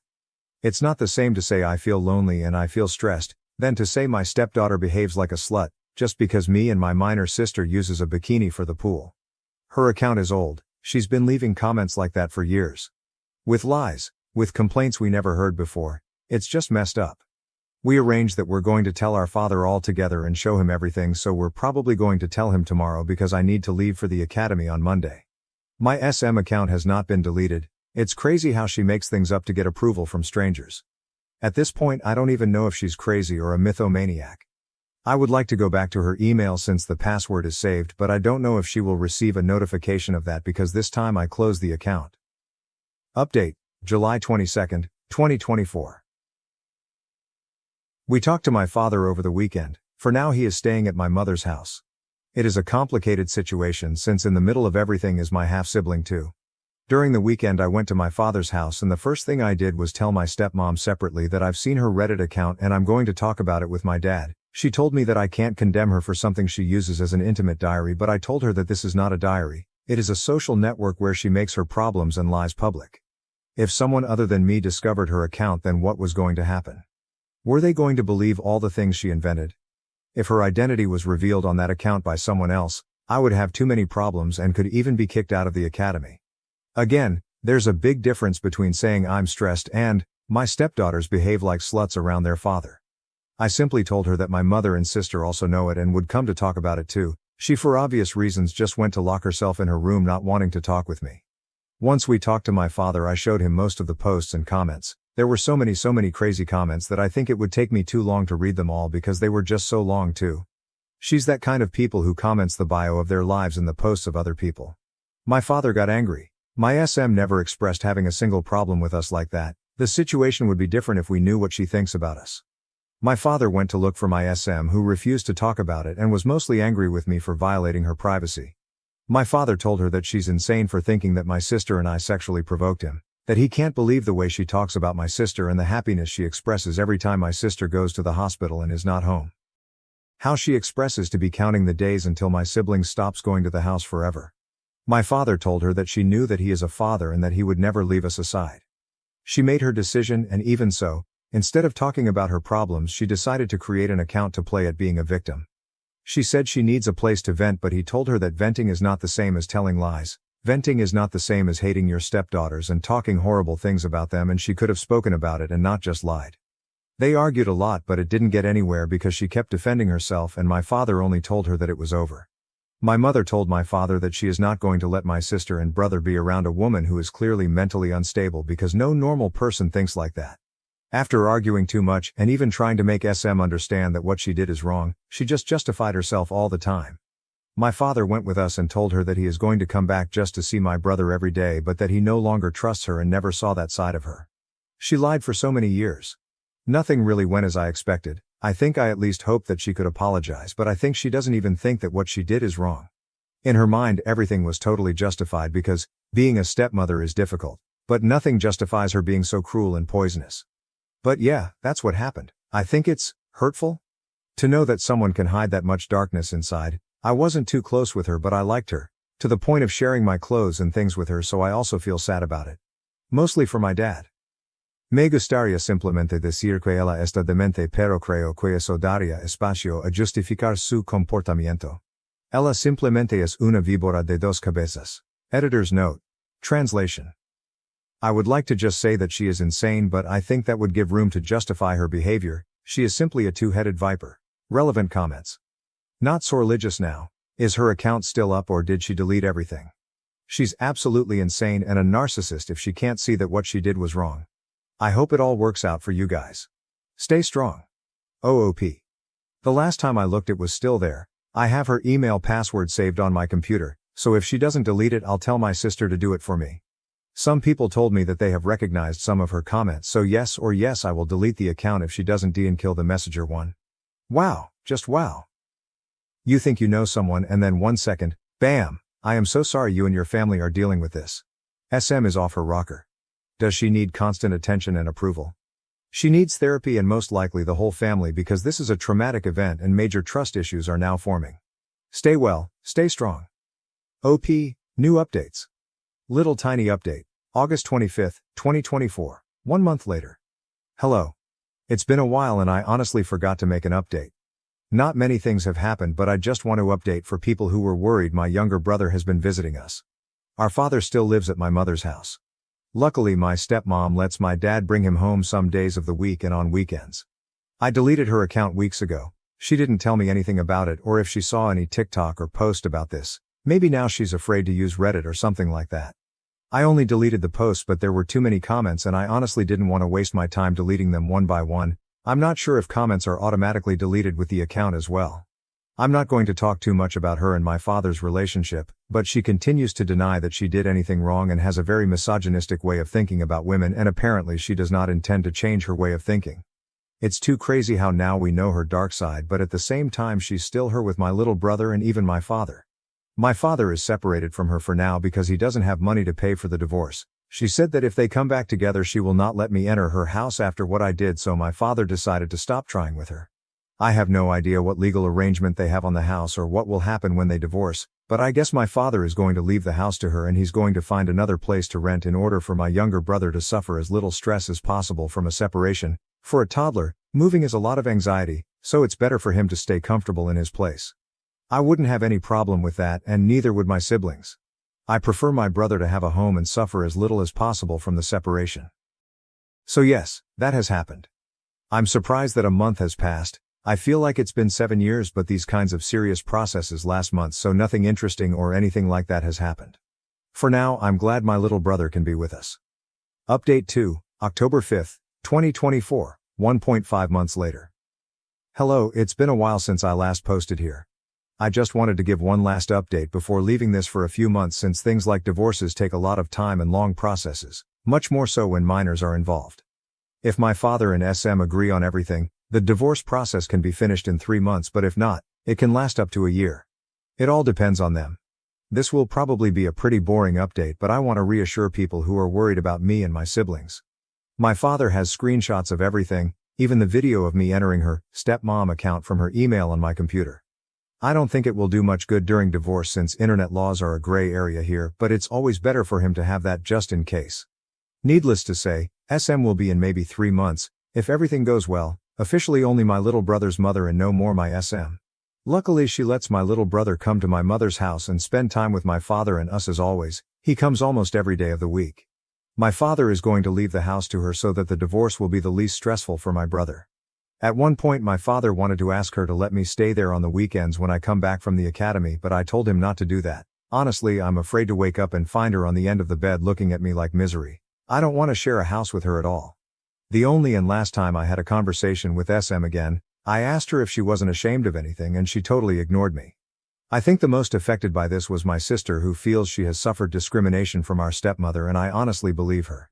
My sister has told us about some situations that she let go of but now realizes were micro-discriminatory behaviors against her. Although they were not things like making fun of her in front of her face, there are microaggressions that we often decide to ignore, but they are done with malice. For example, my brother said that SM once said that my father's sons salen bien del horno. At the time he took it as a random comment. Maybe we are overthinking. But now he thinks it was something with double intention towards me and my sister, like saying that we didn't come out well. Again, things we like to ignore and think, nah, it was just a random comment. She has never apologized. She has the kind of mentality that the husband is only the wife's man and the partner comes before the children, which in my opinion is bullshit because she's only jealous of me and my sister. Imagine being jealous of your husband's daughters.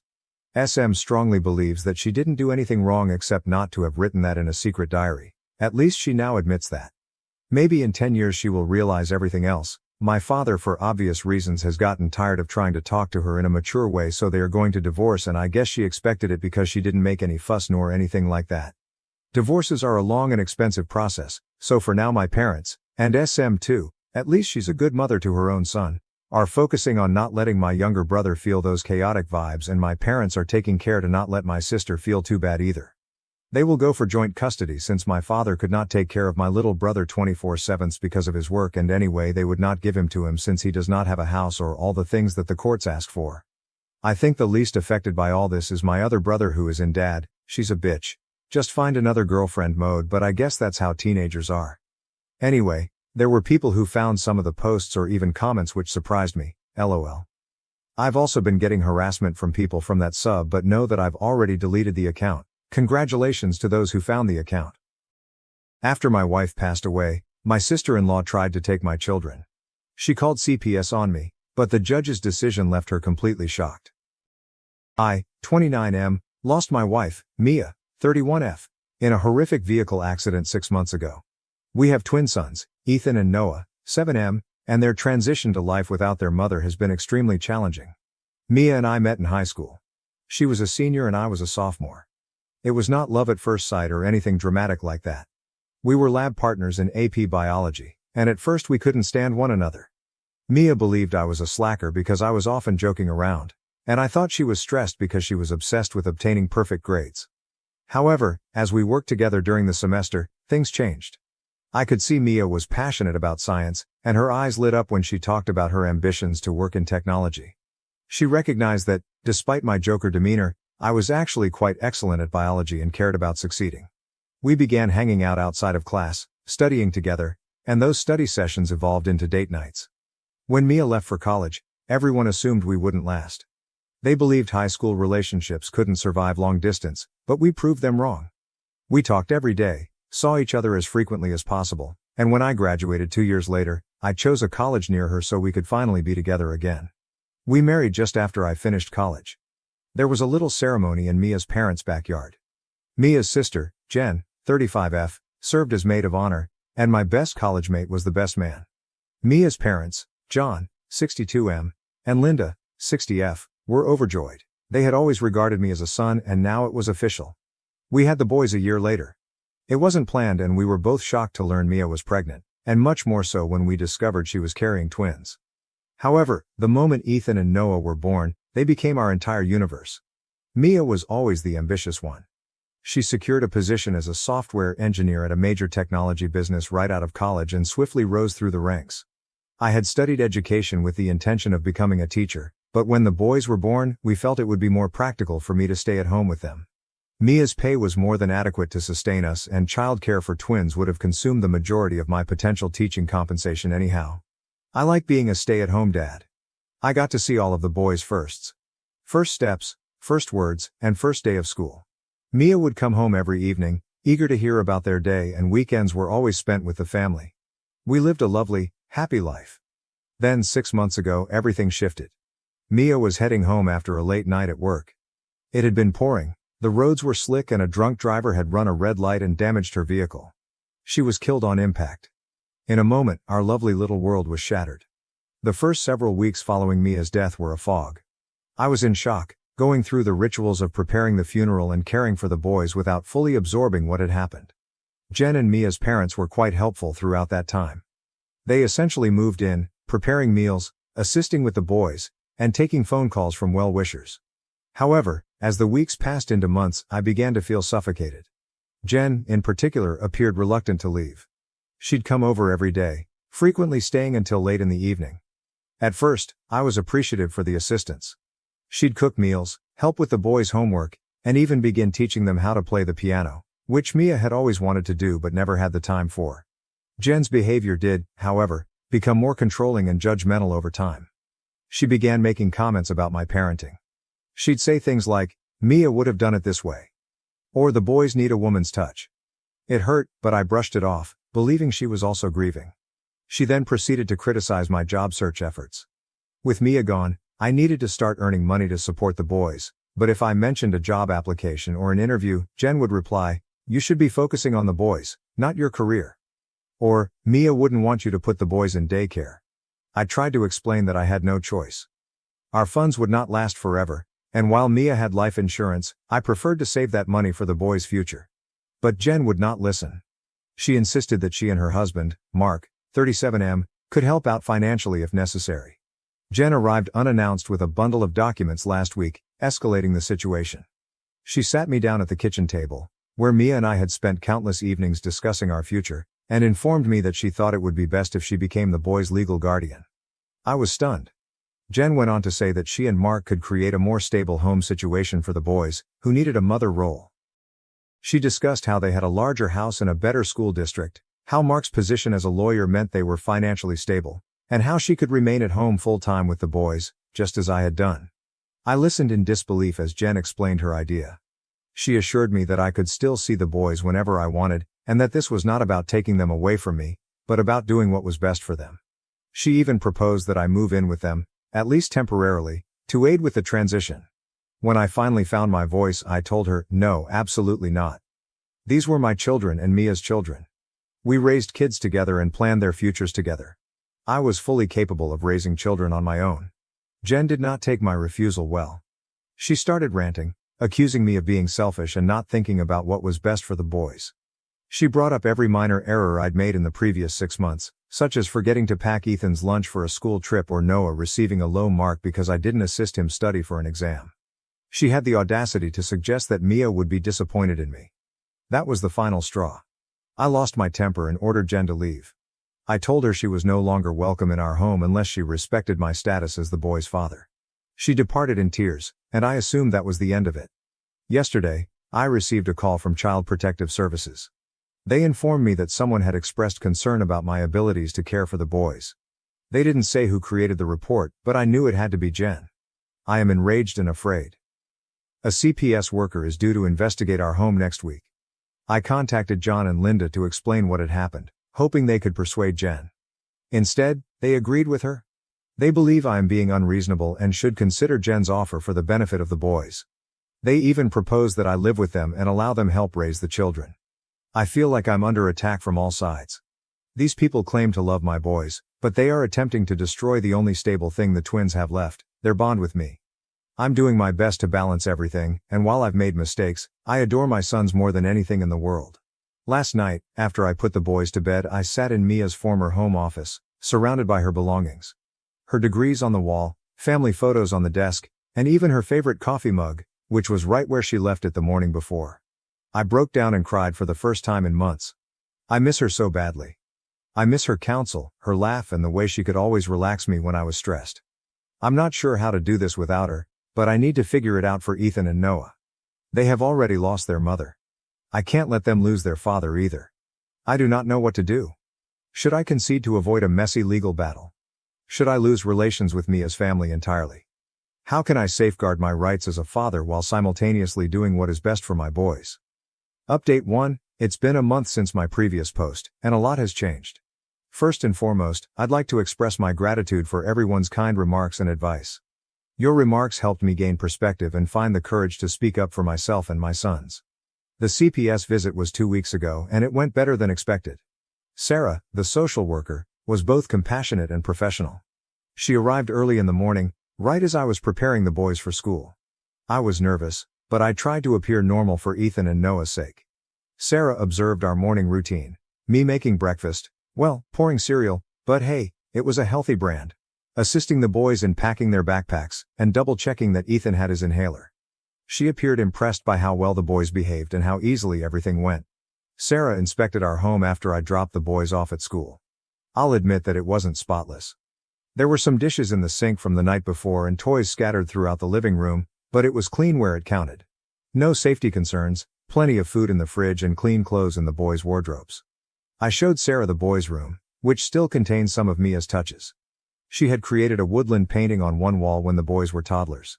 They adore it so much that I can't force myself to paint over it, even though it breaks my heart every time I see it. Sarah spotted the piano in the main area and inquired about it. I mentioned how Jen had been teaching the boys to play, but I didn't go into depth about our disagreement. I did add that music was important to Mia and that I was trying to keep that aspect of her alive for the boys. I had prepared a folder with crucial documents, including the boys' medical records, school reports, and even a detailed plan of our daily activities. I also have documents for my job search and financial preparations. Sarah appeared impressed with my organization and effort. During her visit, Sarah interviewed me about our current predicament. I was open about the obstacles I've faced as a single father, but I also highlighted all of my efforts. I told her about our family counseling sessions and how I've encouraged the boys to talk about their mother and their emotions. Sarah didn't inquire who wrote the CPS report, but she did ask whether anyone had any reservations about my parenting. I pondered before deciding to be honest. I recounted the scenario to Jen and Mia's parents, including my assumptions about who had made the report. Sarah declined to confirm or deny, however she did state that fraudulent reports are handled extremely seriously. Sarah called me about a week following our visit. She informed me that the case would be closed because there was no evidence of neglect or abuse. She also stated that they would be looking into the source of the report for any potential system misuse. I felt a great weight lifted off my shoulders. With that hurdle crossed, I resolved to confront Jen. I asked her over to chat while the boys were at a friend's house. She was clearly nervous when she came. We sat at the kitchen table, where she had startled me with her guardianship papers a month before. I carefully lay out everything. How her actions had affected me and the boys, my suspicions regarding the CPS report, and my next steps. I informed her that, while I appreciated her assistance in the beginning, her subsequent acts had crossed a boundary. Jen burst into tears, confirming that she had actually phoned CPS. She said she was concerned about the boys and believed she was doing the right thing. She mentioned how seeing me struggle reminded her of when Mia and I first started dating, and how protective she had been of her younger sister. I then told her that, while I realized she was also suffering, her behaviors were inappropriate. I stated that for the time being, she would not be permitted unsupervised visits with the boys. She would only be able to view them if I was present. Jen did not take it well. She accused me of using the boys to punish her and threatened to sue for grandparents' rights on John and Linda's behalf. I held firm, warning her that any additional threats would result in her losing all contact with the boys. After Jen had left, I called John and Linda. I described everything that had transpired and my decision about Jen. To my surprise, they were more understanding than I anticipated. They admitted to being concerned, but later realized they had gone too far. They apologized for recommending that I give up custody and asked if we could work on repairing our relationship. We decided to start with brief, supervised visits. They came over last weekend, and it was fine. Not spectacular, but not bad either. The boys were delighted to meet their grandparents, and John and Linda appeared to make an effort to support rather than question my parenting choices. I've been honest with the boys about what's going on in an age-appropriate way. They miss their aunt, but they've shown incredible resilience. We've started attending a family counselor to assist us get through this difficult period.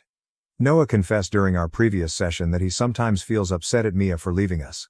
It crushed my heart, but the counselor indicated it's a common reaction for children struggling with loss.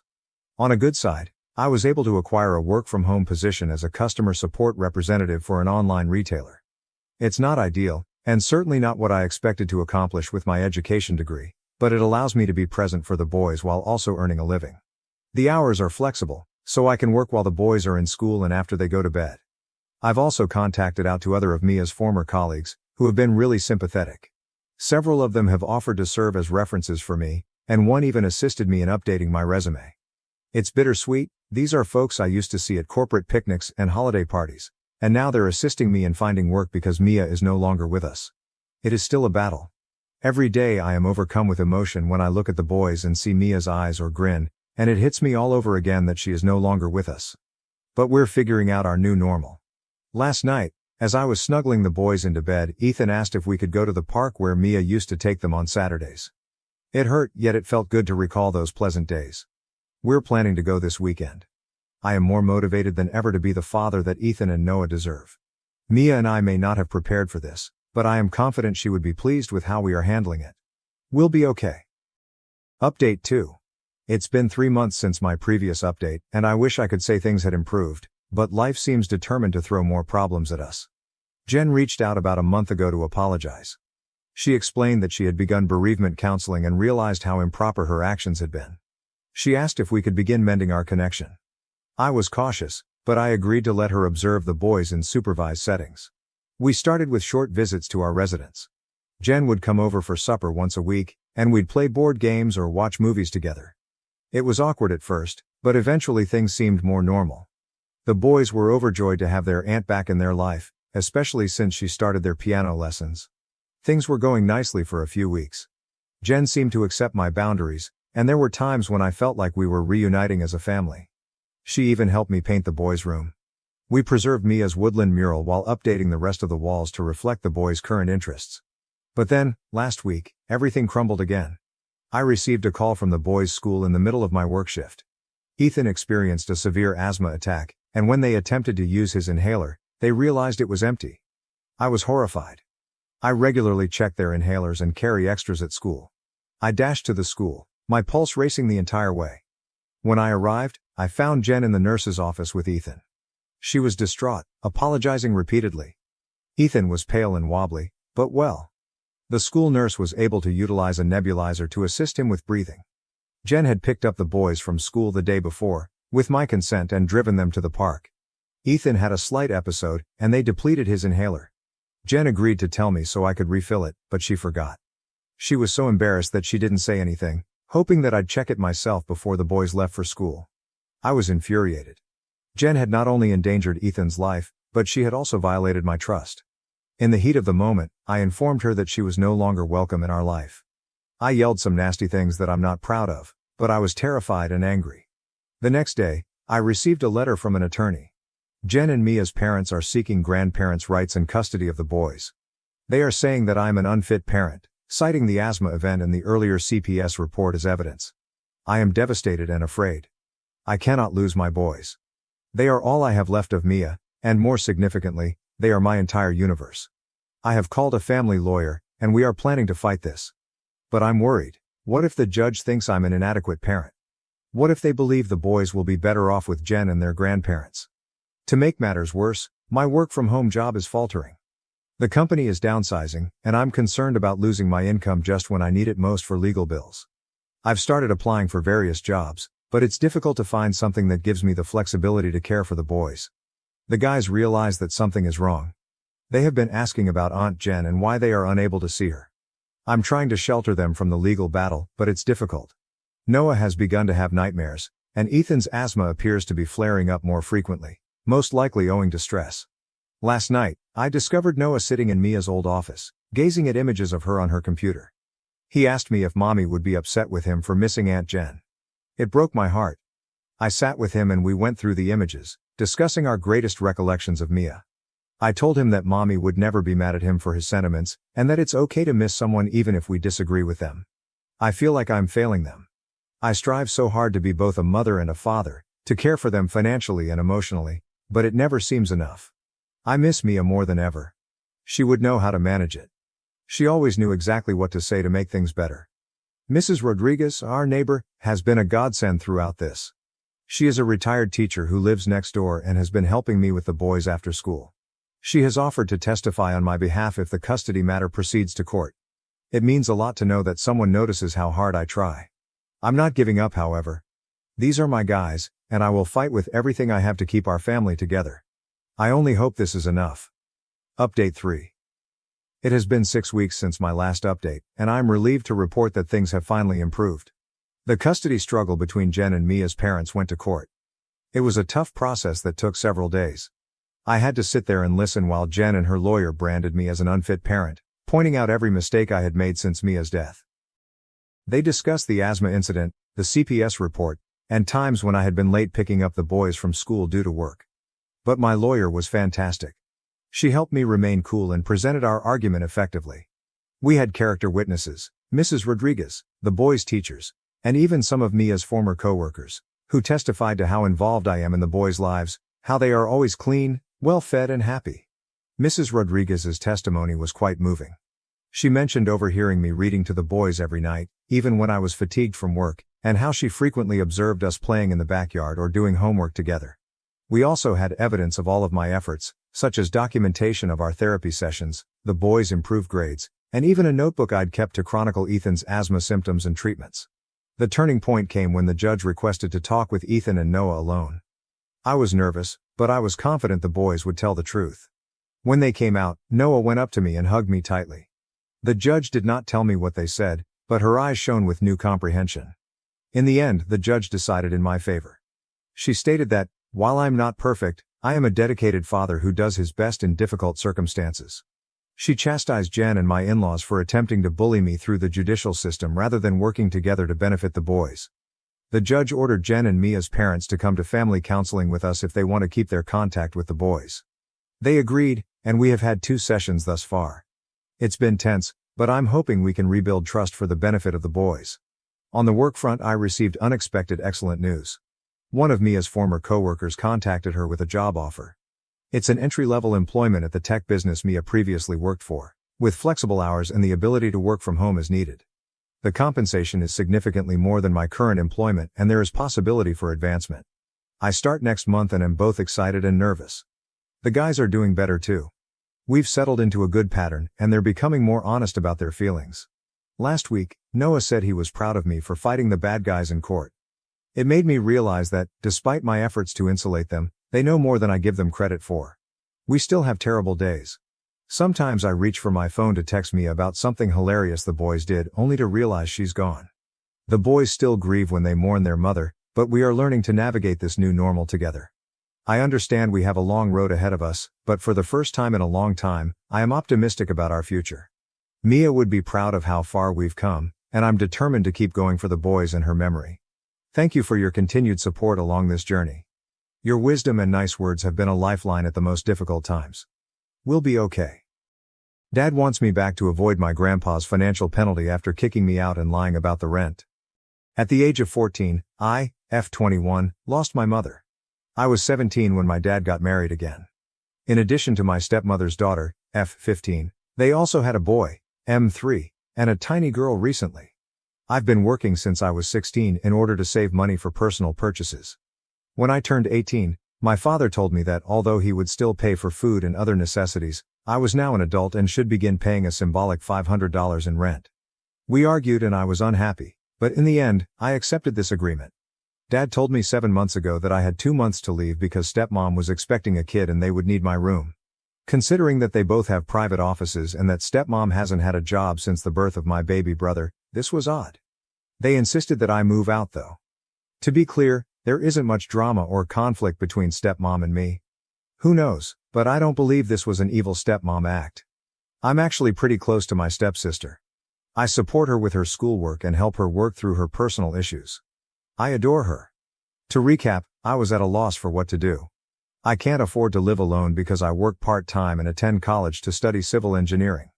In order to find a solution, I called my aunt and asked if I might stay with her for a while, offering to pay the rent. She said I could live with her for free because she was surprised by what my dad was doing, but she also promised to speak with my dad. When Grandpa visited our home the following day, he and Dad had a private discussion. Although I couldn't hear the words, I did hear Dad's irate voice. Grandpa eventually arrived at my room and gave me 3 options. First, I could stay with Dad and stepmom without paying rent. Secondly, I could live with my aunt or with Grandpa and Grandma. Third, Grandpa would pay my rent and other bills while I found a place of my own. He said I could stay with Dad if I wanted to and that I didn't have to make a decision right away. At first, I was happy that I could stay since I believed that everything had been settled. However, Dad and stepmom became openly hostile toward me in the days and weeks that followed, and I felt very uneasy in my own house. Cassie, my stepsister, even saw and inquired as to why they were upset with me. When I finally made the decision to move out, I told Grandpa, who promised to take care of everything. He relocated me into one of his rental apartments a few weeks later. Grandpa purchased me necessities like a stove and refrigerator, and the flat is beautiful. He even gave me a check for $15,000, claiming that it would assist me start living on my own and that I could stay there for as long as I wanted without paying rent as long as I was working or studying. My dad and I haven't spoken much since I moved out. Even though I miss everyone, especially my stepsister, he hasn't come, and I haven't gone to see them either. I'm still hurt though. My stepmom gave birth 2 weeks ago. It was pleasant, if a little odd, to visit them in the hospital. A few days later, Dad called to tell me that I should return home since he and the kids missed me. He went into endless detail about how much he regretted asking me to leave. I promised to give it some thought. I went to see my aunt yesterday and shared what Dad had said with her. With a laugh, my cousin said, "I'm sure he does." I wanted to know what he meant. They then disclosed a great deal of information that I was previously unaware of. It turns out that my aunt's house and Dad's house are actually owned by Grandpa. To ensure that no one in the family would have to worry about necessities like food and housing, Grandpa had formed a similar arrangement with all of his children and some grandchildren. I had called my aunt at the time, and she had called Grandpa, who was upset with Dad for charging me rent in addition to putting me out. Grandpa visited our home that day and sternly reprimanded Dad, even threatening to kick him out. The petty part begins here. Do you recall the $15K that Grandpa gave me? Over time, I paid Dad that much in rent and now Grandpa is forcing him to reimburse me. In addition, Dad is being charged $1,200 by Grandpa to cover the rent loss on the apartment where I currently reside. I may be naive, but I was unaware that Dad wasn't earning much money by himself until recently. We had a lovely home, vacations, and a comfortable lifestyle, but I suppose Grandpa was pitching in behind the scenes. With 3 children living at home, a single source of income, and the additional burden of repaying Grandpa, my cousin believes Dad is currently having financial difficulties. According to my cousin, Dad wants me to return home because he thinks that if I do, Grandpa won't punish me as much. To be honest, I have no idea what to do. Although I've been enjoying living alone for the past 6 months, I still miss them. I miss the life we had before everything happened, and I miss my siblings. But I'm also offended since it appears that money is the true reason he wants me back. First update. Let me make it clear that my grandfather and aunt are from my father's side of the family before I respond to some queries. I don't have a lot of contact with my mother's side. I have uncles and aunts, but they don't live close by, and my maternal grandparents died before Mom did. Even though I get along well with my 2 other uncles on my dad's side, my aunt has always been like a second mother to me, especially since my mother passed away. It was implied that my stepsister would have to begin paying rent when she reached 18, and my stepmother was aware that I was doing so. I don't know though, if she was aware that Dad didn't own the house or how much Grandpa had contributed financially. Monday's update. I called Dad the day following my post to let him know that I had made the decision not to move back. I just explained that I was comfortable where I was and that going back would feel like a step backward, without mentioning anything I had been taught. However, I did mention that I wanted to stay in contact and that they were welcome to have me over for dinner at any time. I also mentioned how much I wanted my stepsister and stepbrother to visit me at home. Dad didn't seem angry, but he did sound disappointed. He concluded by saying, "We'll see," and went on. Although I was also a little let down, he called me on Friday to ask if I would like to join them for lunch on Sunday. We decided to have dinner on Thursday as I indicated that I already had plans with Grandpa and Grandma. Despite the fact that we communicate and chat frequently, I haven't yet told my stepsister about any of this. Although she hasn't heard her parents talking about me, she did say that her maternal grandmother, who is staying over to help with the baby, is incredibly annoying. That made me giggle. I'll try speaking with Dad on Thursday because I didn't want to raise Cassie's expectations only to have him reject my offer of a sleepover. My most significant news is that I recently returned from a visit with Grandpa and Grandma. I told them I wanted to know everything that was happening, but we also had a great day together. I felt as though I had been living in a world of deception, and I was no longer a child. There were a few extra specifics, but the key points were the same as what my cousin and aunt told me last week. Due to Dad's limited savings, Grandpa has been covering many of our essential expenses, such as school, medical care, etc. Grandpa also informed me that prior to her death, he and Mom made the majority of the contributions to my college fund. I feel a little foolish for not recognizing it sooner, but I suppose it makes sense. In order for my stepsister to feel included and have the same possibilities as the rest of her siblings, Grandpa has also established money for them. This man is amazing. I realize how fortunate I am to have him, and I adore him so much. Numerous others have made helpful rather than critical remarks, emphasizing how fortunate I am to have grandparents and other family members who can support me. I'm really appreciative and hope to help others the way they help me in the future. I also shared my concerns about Dad's financial status with Grandpa. He reassured me that Dad would be all right, he would simply need to practice more frugal spending for a bit. Grandpa vowed to never let any of his children or grandchildren to endure hardship or lack basic necessities. He's attempting to teach Dad a lesson that he probably ought to have learned long ago, as many of you have already noted. I have therefore made the decision to keep my distance and not tell Dad that I'm an expert. I think it's best if he keeps believing I'm in the dark, even if several of you suggested that I approach him. Finally, we discussed the reasons behind Dad's expulsion of me. I could see that Dad's actions had hurt both Grandpa and Grandma, but Grandpa also had no response. He claimed that he approached his father for an explanation but received none. I'll continue to make an effort to connect with my siblings outside of my father and stepmother for the time being. Additionally, I'll attempt to schedule weekly dinners with them. Even though I'm aware that most of what you have all stated about my father is accurate, I still want to make an effort to keep in touch with him, if not for his benefit then at least for the benefit of my siblings and me. Don't worry though, I won't allow him to harm me once more. Update from dinner. Last Thursday. A few individuals messaged me to inquire on the dinner's success, but there isn't much else to say. I went there after work on Thursday, and my goodness, I missed my siblings terribly. I stayed with them most of the time. My baby sister is so adorable that I could eat her up, and my baby brother has grown up a lot. No matter what, I never want to be separated from them again. The only person I maintained in frequent communication with via phone calls and texts was my stepsister, Cassie. I unintentionally included her name in my initial post. She is a wonderful lady, and while she is aware that I didn't leave amicably, she is unaware of all the specifics or financial information. She was overjoyed when I asked whether she would want to spend some time at my place for an overnight. She would have started packing right then and there if I hadn't intervened. Guess where my stepmother's mother is staying while she's still there assisting with the baby? In my former room. The baby's room has been converted into a guest room, and because it's closer to the master bedroom, it's now my stepmother's former office. It was a little painful.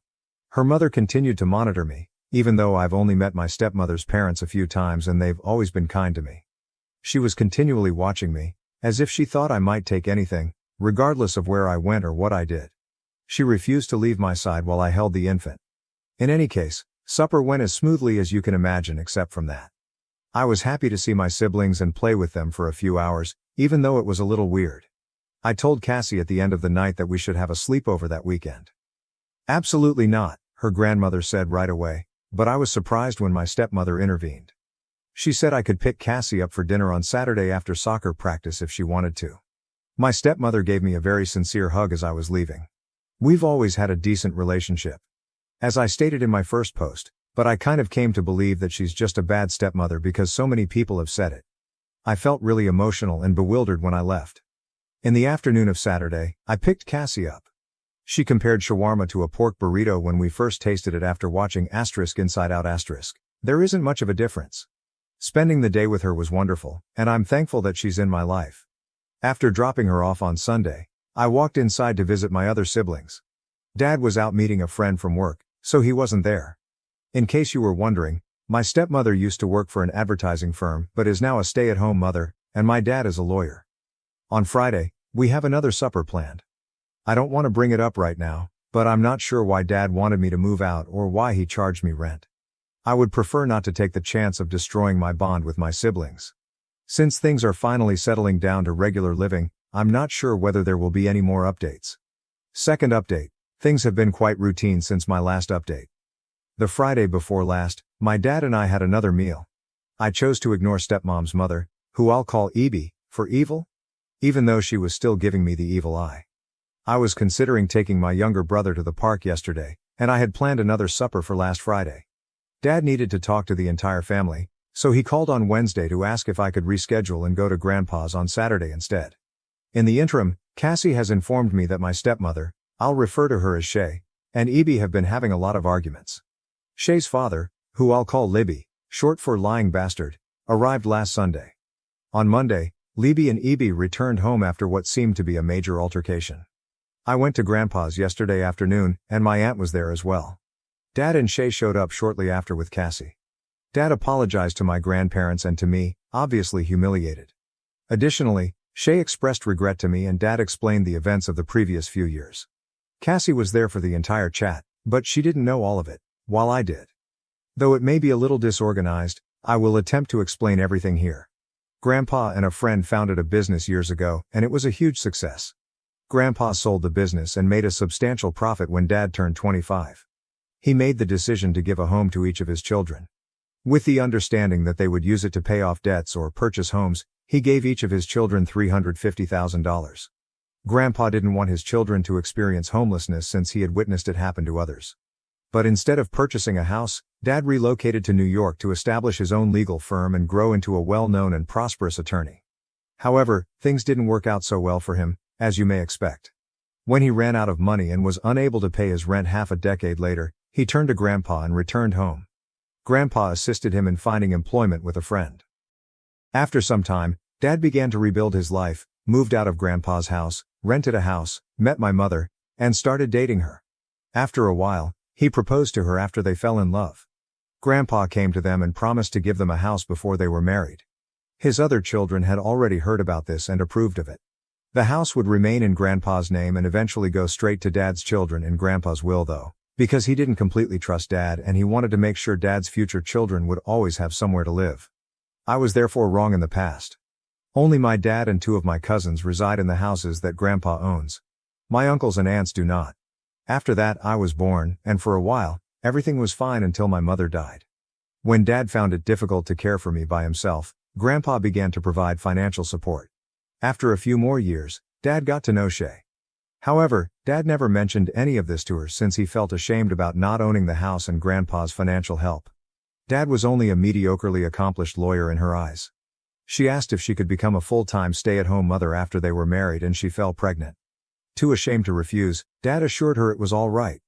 Dad was having even more trouble now that he had 3 children and a stay-at-home wife. Dad's savings were running low, but Grandpa was still assisting. In order for Grandpa to continue helping for the benefit of the children, Dad acknowledged that he partially blamed Shay on Grandpa, suggesting that she was to blame for his financial difficulties. Let's now discuss Shay's parents, Leigh and Evie. They started telling Dad that I was being spoiled, that I would handle money carelessly, and that I had an easy life because they thought he was a successful and affluent lawyer. Leigh would tell Dad stories about how, at my age, he had to pay his father rent and how he did the same with Shay's brother, who pulled himself up by his bootstraps and became successful and independent. It seems that Dad was affected by that attitude. He started to worry that rather than succeeding on my own, I would become reliant on him or, more likely, Grandpa and his wealth. Even though Grandpa had successfully raised 3 of his own 4 children, he began seeking parenting counsel from his in-laws instead of Grandpa because he was afraid I would become like him and want his dad's financial assistance. He told me that he felt humiliated, which seemed to influence a lot of his choices, when I questioned why he didn't speak with Grandpa first. In reality, Leigh came up with the rent notion. According to Dad, his first intention was to save the money and then return it to me. However, Shay was unable to save the money since she had a new child, was unemployed, and had to maintain appearances for her family. Additionally, he misled me at the time by claiming that Grandpa had done it with his children and that it was common for parents to collect rent, a claim I only learned to be untrue 8 months afterward. That fact, however, seemed insignificant at the time given everything else that transpired. I didn't reveal something in my earlier posts because, at the time, I didn't believe it was important. I belong to the LGBTQIA+ group. I've been honest about this, and before my mother died, I told her about it. I don't market it, but this will be important in the future. Anyway, to continue, Leigh starts to confide in Dad. Among other things, Leigh starts recommending that I move out, and Dad starts talking to him about his financial difficulties. Dad initially dismisses the notion. Then Dad begins to worry when Shay gets pregnant again. At that point, Leigh and Evie approach Dad and offer to assist him out, not just by providing financial support but also by having Evie move in with them once the baby is born. Since Evie would be present to assist with the children, Evie even offers to persuade Shay to return to work. However, they stated that I would have to move out in order for this to occur. They said that it was time for me to leave the nest, that the house couldn't hold Evie, and so on.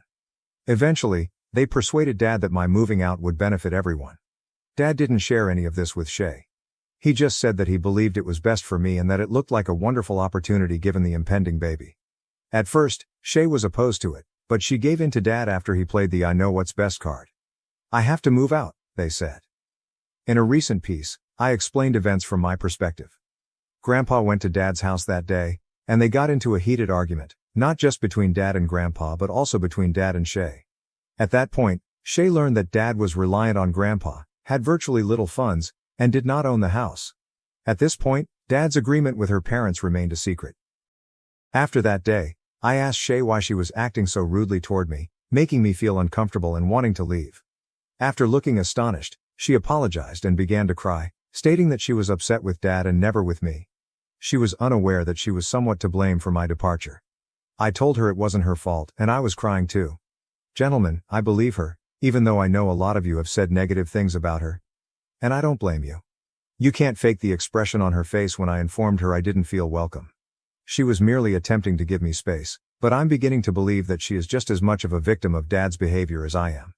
To recap the facts, once I moved out, Grandpa stopped providing Dad with financial help and began charging him rent for the house.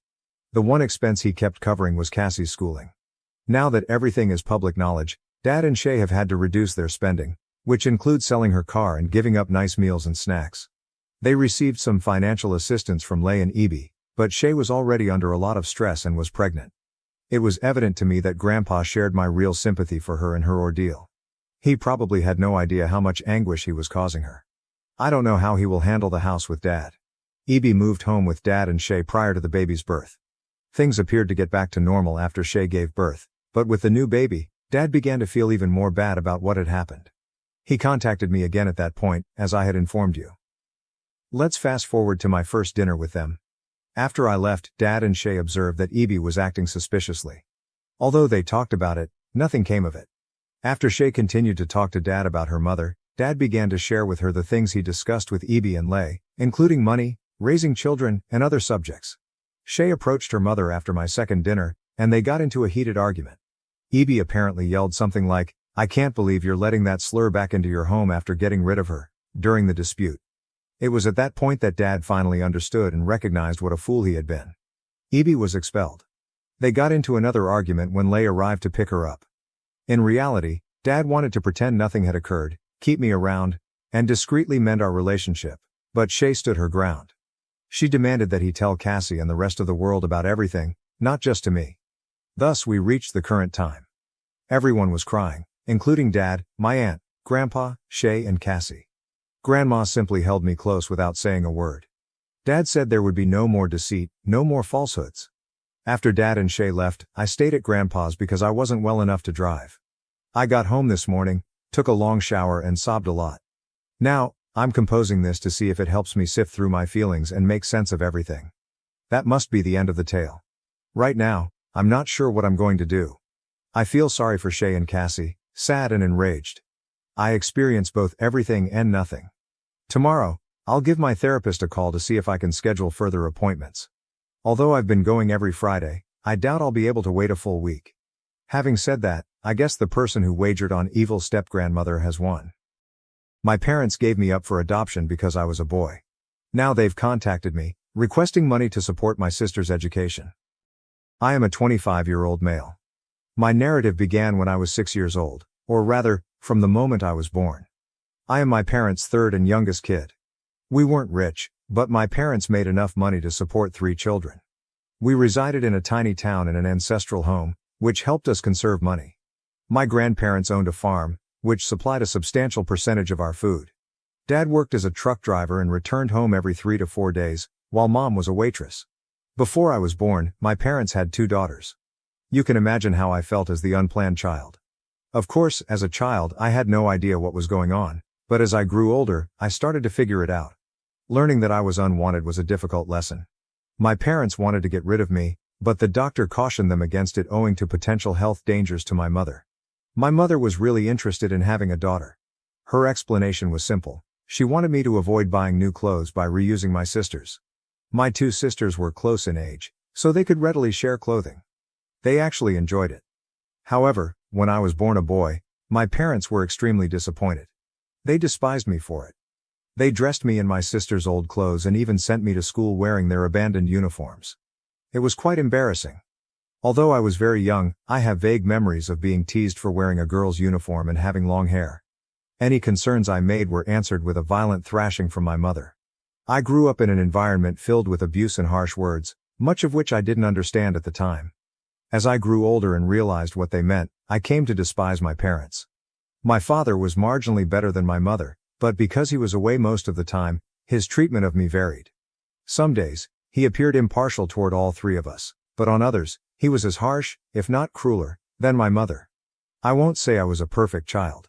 As I grew older and became more aware of their fondness for my sisters, I began to rebel. They always got the finest of everything, while I only got leftovers. In response, I began to behave out because I blamed them for my troubles. I was frequently grounded, sometimes harshly. There were several times when I had to prepare my own breakfast and was without dinner. Consider the pain of a 6-year-old going through that. One particular episode stands out in my recollection, and I believe it constituted a watershed moment in my life. I had been brutally bullied on the playground for masquerading as a girl. When I returned home, I learned that my mother had purchased new clothes for my sisters for the holidays. In a flash of wrath, I took a pair of scissors and turned their new garments into confetti. I know what I did was wrong, and I'm not proud of it, but my actions sprung from grief, not malice. Instead of attempting to comprehend my anguish, my parents considered my actions as an unforgivable sin that demanded the worst punishment. They decided to place me up for adoption. They waited for a month and no one wanted to adopt me. This rejection inflamed their rage even further. I was continually reminded of how useless I was, and how no one wanted me. Some of the harshest comments I heard came from my mother, who said, "I wish I had done a gender check. I would never have brought him into the world." It haunts me that my parents despise me so much for reasons beyond my control. After some time, when there was no response to my adoption, my parents began discussing it with their friends and family. Dad knew someone in the next town who had a food truck with his wife. They were poorer than us yet desired a child. They were in their late 30s and had been trying for over a decade without luck. Dad spoke with them and they easily consented to adopt me. I recall Dad breaking the news to Mom and my sisters, and they were overjoyed to be rid of me. Dad also cautioned them that the couple was impoverished, and I might not be able to attend school. Mom shrugged her eyes and replied, "Who cares? Just drop him off tomorrow." I stood in the corner, holding the curtain. Even though I despised my family, the prospect of abandoning them terrified and pained me. My eyes welled up with tears, but I refrained from crying aloud. They were so delighted, reveling in the moment, that they didn't know I was present. When Dad realized I was crying, he walked over, massaged my back and said, "Pack your belongings, we'll leave tomorrow morning for your new family." That was the moment I couldn't hold back. I cried out, but it went unheard. I went back to my room, packed my belongings, and prayed that my new family would be less evil. The following day, Dad drove me to the next town. I don't remember how I felt during the drive. I wasn't crying, perhaps I was simply numb. My new family's home was small, with only one room, and they had transformed the warehouse into my bedroom. I had no complaints. At least they had made an effort to provide me with my own area, which I had never had before. At my previous home, I slept on a cot in the corner of my sister's room, with only a little closet for my possessions. Even though the new room was smaller, it was comfortable. My new parents, Mary and John, were warm and kind, but I came from a dysfunctional home and had never known love. My parents had shown affection to my sisters, but never to me. I questioned Mary and John's intentions and felt their kindness was fleeting. I tried not to become attached to them for fear that they would forsake me as well. Childhood trauma. It took me several months to discover that their love was genuine and not an act. Yes, my schoolwork was disrupted that year since my parents relocated me midterm, but Mary and John agreed to enroll me the following year. When I witnessed how hard they worked to save for my education, I fell in love with them. My adoption proved to be a blessing in disguise. My biological parents never returned after leaving me with Mary and John. Honestly, I was relieved. Here I was treated like a boy, with no shame or criticism. Mary and John worked extremely hard, operating their food truck for 14 to 16 hours per day. Their truck was parked right outside their apartment, so I was never alone. I could see them from my bedroom window, and I ultimately began spending my days at the truck, assisting where I could. When I eventually started school, I concentrated on my studies while also assisting with chores whenever I had free time.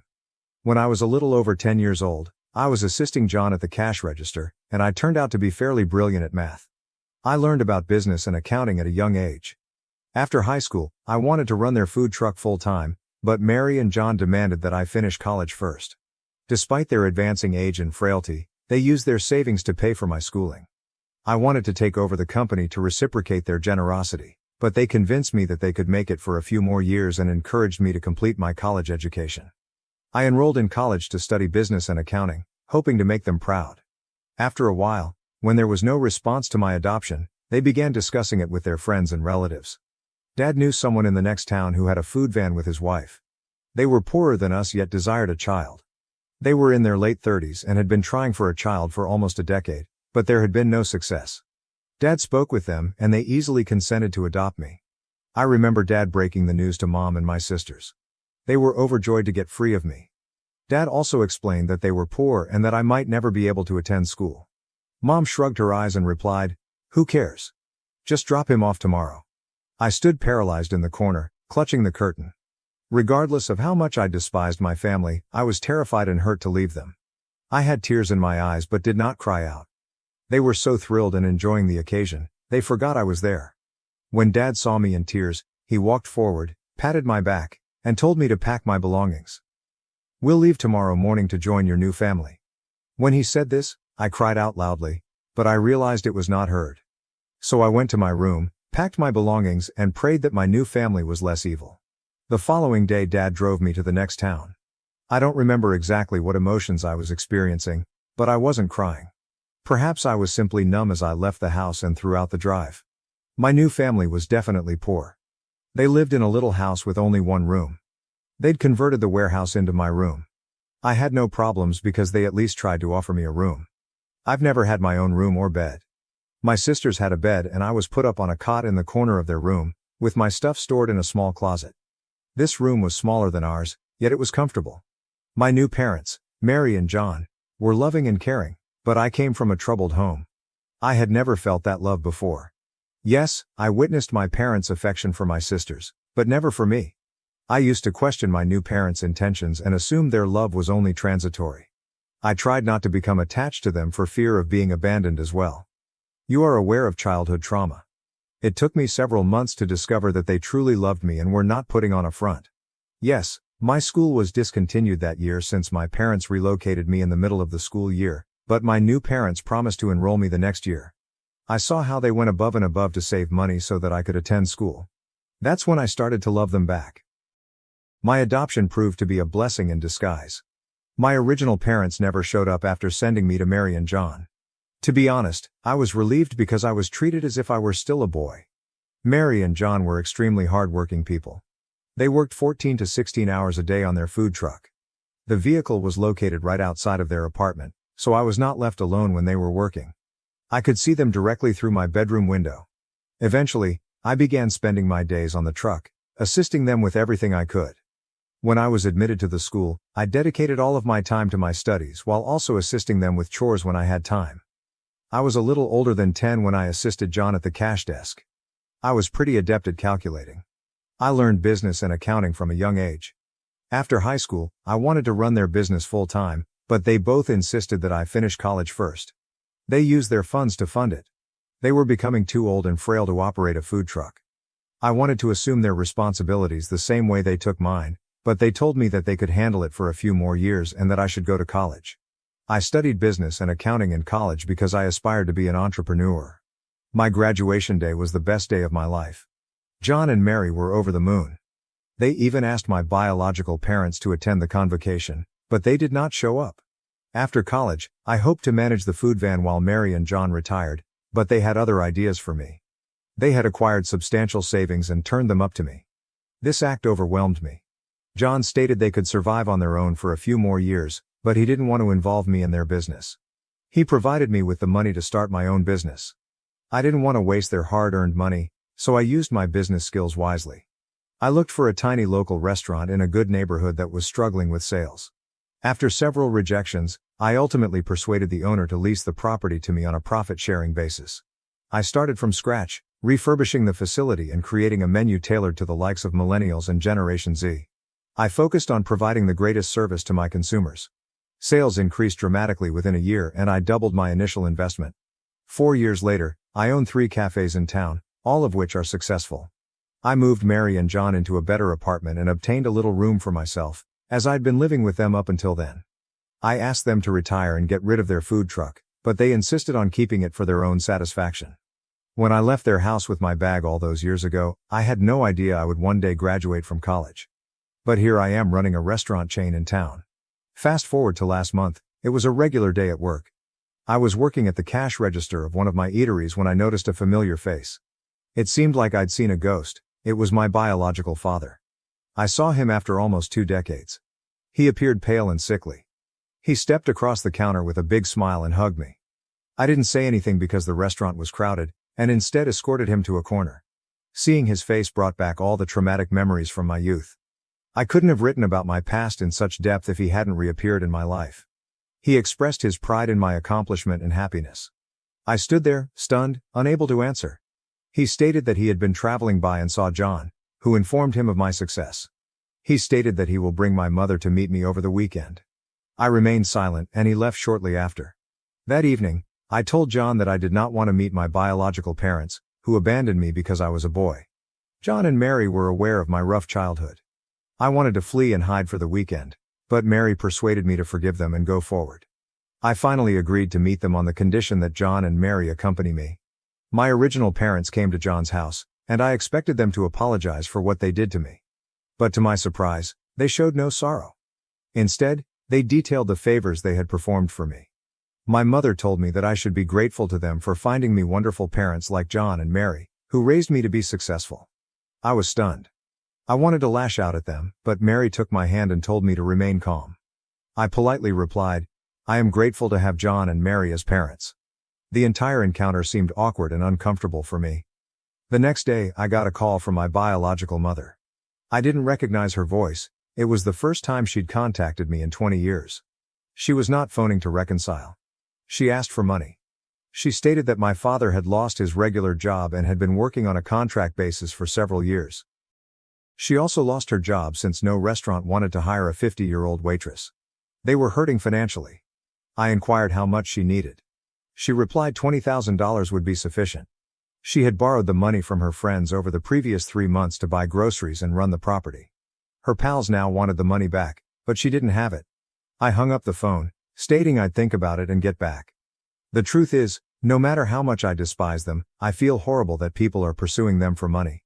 Sometimes I think she's simply taking advantage of me, but what if they really need help? I'd feel horrible letting them go through embarrassment, especially considering I have the money. Update 1. Thank you for all of your remarks and congratulations. People have different feelings about helping my mother with $20,000. I discussed it with Mary and John. Mary was pleased that I was considering assisting my parents, but she also advised me to be cautious.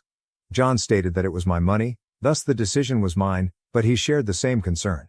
What if they were attempting to manipulate my emotions? After much deliberation, I chose to seize my first and only shot with my biological parents. I transferred the money to her account. It felt nice at first to aid my family, despite the fact that they had mistreated me. But, as I suspected, they began to exploit me financially, so I quickly recognized I had been correct in my caution. My mother called me back a week after I had sent the money. I responded with conflicting sentiments. She thanked me for my assistance and then stated, "Your sisters want to see you. When do you think you can make it?" For a time, I believed they truly wanted me back in their life. Regardless of all my parents did to me, I never despised my sisters. As a child, I may have been nasty to them, but I never blamed them for what happened. It was not their fault. I often wondered if my parents abandoned me because they were poor, not because they were nasty. I informed Mom that we could meet on Sunday and I would drive home. But she interjected and said, "Why don't we meet somewhere outside?" I didn't think much of it at the moment but agreed. She agreed to text me the place and time. However, after the call, I felt nervous. Why didn't they want me to come to their home? Yes, it doesn't matter where we meet, but after so many years, wouldn't you rather meet your family at home than in a restaurant? Later, she emailed me information on an expensive restaurant. I didn't think about it at the time since I was still upset that they hadn't asked me home. When I got to the restaurant, they were already present. My sisters ran to hug me, and for a minute, I was overjoyed to see them after so many years. We were having fun catching up until the menu arrived. They began ordering the most expensive dishes on the menu. When they inquired what he wanted, my father smiled and replied, "Order the most costly one. My son is a big man now." That was a very petty thing to say. If John or Mary had said that, I would have been proud. But hearing it from my biological parents felt cruel and manipulative. There was little I could do. I sat there, watching them enjoy themselves, knowing full well that they were draining my money. Yes, I did pay the bill too. I had wild thoughts about ghosting them before the bill arrived, but that would have been too cruel. Right there and there I told myself I would never fall into their emotional trap again. I stayed cold for the remainder of the evening, and I doubt anyone noticed. When we were leaving, they did not invite me home. Instead, my older sister inquired, "So where are we dining next?" I feigned a smile and responded, "Nowhere," before waving them goodbye. When I returned, I told Mary about my greedy relatives. She was shocked. Mary, a gentle and independent woman, found their behavior troubling. She encouraged me not to act foolishly again and to concentrate on my life rather than worrying about others. I took her advice to heart. A week later, my sisters called, but I did not answer. My mother called, but I also ignored her. It has been 2 months since then, and they have stopped contacting me. I believe they finally received the message that I do not want them in my life. Update 2. Hello everyone, thank you for all the love. As I indicated in my last essay, I stopped responding to my sisters and biological parents after realizing they only wanted me for my money. My mother called me again recently, after nearly 5 months. I noticed the phone ring and answered it on impulse. She began with a small conversation, asking about me and my career, but it sounded artificial and pretentious. I couldn't stand it any longer and inquired, "What do you want?" She took a big breath and explained, "Your sisters had to drop out of college. Because Dad couldn't afford their tuition, they asked me to sponsor their college education." I flipped out. My mother urged me to calm down, saying, "They are your sisters, your family, and you should help them." I was at work at the time and did not want to disrupt my day, so I hung up. She called me back that evening. I had ignored her calls a few times, but it bothered me. I recognized that ignoring her was not the solution. When she called again, I answered. She responded, "Your sisters are really pleased to return to their college, so how are we going to handle this? Will you pay all at once or by semester? I advise you to transfer the entire sum to me, and I will handle the tuition payments each semester. That way, you won't have to worry about anything." I was stunned. I replied, "Whoa, hold on. I am not going to make any payments." She sounded genuinely astonished, as if she had not expected no to be an option. She asked, "What do you mean you won't pay everything at once?" "It's great, we can also pay in installments." I reiterated, "I'm not paying anyway. My sister's schooling is not my obligation, especially since my parents abandoned me and never followed up with me. Now you're only talking to me because you want to take my money." She erupted with rage and lost control. "Do not forget that we gave birth to you. We are responsible for your current state. Your father secured a suitable guardian for you, and now that it is time to repay us, you must accept your obligations. Your sisters and parents are your responsibility, and you must take care of them all." I had a lot to say, but I knew it would be lost on deaf, egocentric ears. So I calmly responded, "Yes, I owe a lot to my parents, John and Mary. They deserve all credit for my success. As for you, I am not sure who you are. None of my documents bear your names, nor do I have any images of you. So I do not think I know you at all." She began throwing insults at me, but I simply said, "Wrong number, lady," and disconnected up. Call me selfish, harsh, or whatever you want, but I am not going to spend my hard-earned money on my so-called family. They were never my family. They abandoned me when I was only 6 years old.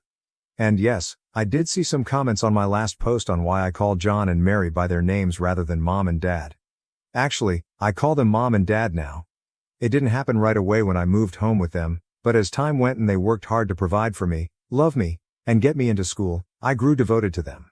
For the sake of clarity in this narrative, I referred to them as John and Mary. But to me, they are my true mother and father. I don't call my biological parents anything because they don't exist to me. My best friend abandoned her baby with me, now she's back to take her for a trust fund inheritance after her mother-in-law's death.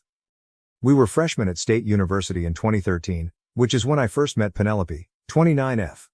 Our first encounter occurred when she wanted to borrow my notes after missing class due to the flu. We were both majoring in computer science. Following that, we began attending lectures together and eventually found ourselves in the same study group. We had a close-knit group of friends during our first 2 years of college. 6 of us would get together every Friday to study in the campus coffee shop before going to the neighborhood pizza place for dinner. Because Penelope and I were both only kids from middle-class households attempting to succeed in the computer industry, we grew particularly close. Both of us found employment in the same city after graduating in 2017. She found a job at a startup about 20 minutes away, and I worked at a software business downtown. We maintained frequent communication, getting together for lunch on Wednesdays and spending weekends with other local college pals.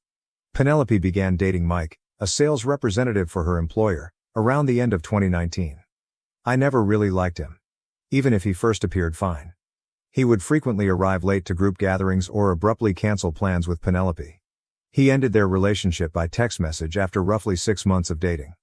Penelope called me in tears 2 weeks after the separation to tell me she was expecting a child. Mike quickly blocked her number and moved to his company's office in a different state after she told him. It was very apparent that he had no interest in the infant. Penelope had my support during her pregnancy. I became her primary support system because her parents resided in Florida and could only visit periodically.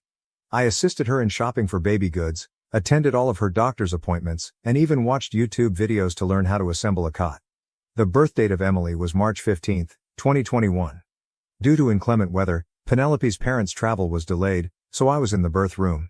I saw how difficult it was for Penelope to connect with Emily during those initial days in the hospital. Penelope was aloof despite the nurses' attempts to assist her with nursing and basic baby care. I began visiting Penelope's apartment every day after work when they returned home. I would prepare dinner, assist Emily, and frequently remain until 11 o'clock or later. I would take Emily for a little while on the weekends so Penelope could get some rest or sleep. With a crib, changing table, and more baby items than I ever imagined having, my apartment turned into a second nursery. When Emily was about 6 months old, the issues began to worsen. Penelope would phone me in the middle of the night to tell me that Emily's crying was too much for her to handle. Occasionally, when I got there, Emily would be crying in her crib and Penelope would be sitting on the couch. Penelope began skipping work a lot and hardly ever left her apartment. Penelope was let go by her employer in January of 2022. She started skipping work without warning after using up all of her sick days. Things truly took a turn for the worst at that point. She stopped taking calls from relatives and friends. Unwashed laundry was all around her flat, and unclean dishes were piled up. At 3 a.m. on February 12, 2022, Penelope gave me a call. I could hardly understand her since she was crying so much. She claimed Emily deserved more and that she was a bad mother. She pleaded with me to let Emily stay for a few days so she could get her act together. I was concerned about both of them, so I agreed. The following morning, Penelope delivered Emily to my flat along with 3 big bags of supplies and clothing. After giving Emily a deep embrace, she hurried off, promising to call Emily shortly. At the time, Emily was 10 months old. Penelope texted Emily every day throughout the first week to inquire about her. She wanted to know if Emily missed her, if she was eating well, and if she was sleeping well. Every time I replied with pictures and updates. Her texts decreased in frequency and length throughout the second week. By the third week, when I asked her when she would return, she would only respond with a single word. A month later, she stopped answering altogether. I made every effort to get in touch with her. She had moved out when I tried to reach her via phone, text, email, and even in person at her apartment. She hadn't contacted her parents either. Despite my worries, I had to concentrate on Emily. I hired a part-time nanny to assist during video conferences and changed my work schedule to spend more time at home. Emily fared remarkably well. She was a cheerful baby all the time, and it seemed like having a regular routine helped. At about this time, she began referring to me as Dada. I initially attempted to correct her, but my mother claimed that since I was her primary caregiver it was only normal. I got a certified letter from a law firm 3 months after Penelope left. In the legal forms in the packet, Penelope was asking me to adopt Emily and renounce her parental rights. In a brief letter, she expressed her inability to become a mother and her belief that Emily would live a better life with me. I contacted a family lawyer right away to manage the adoption procedure. The lawyer stated that adoption was feasible because I had been Emily's primary caregiver for months and Penelope was voluntarily renouncing her rights. We had to conduct background checks, have social workers visit homes, and post notices in newspapers.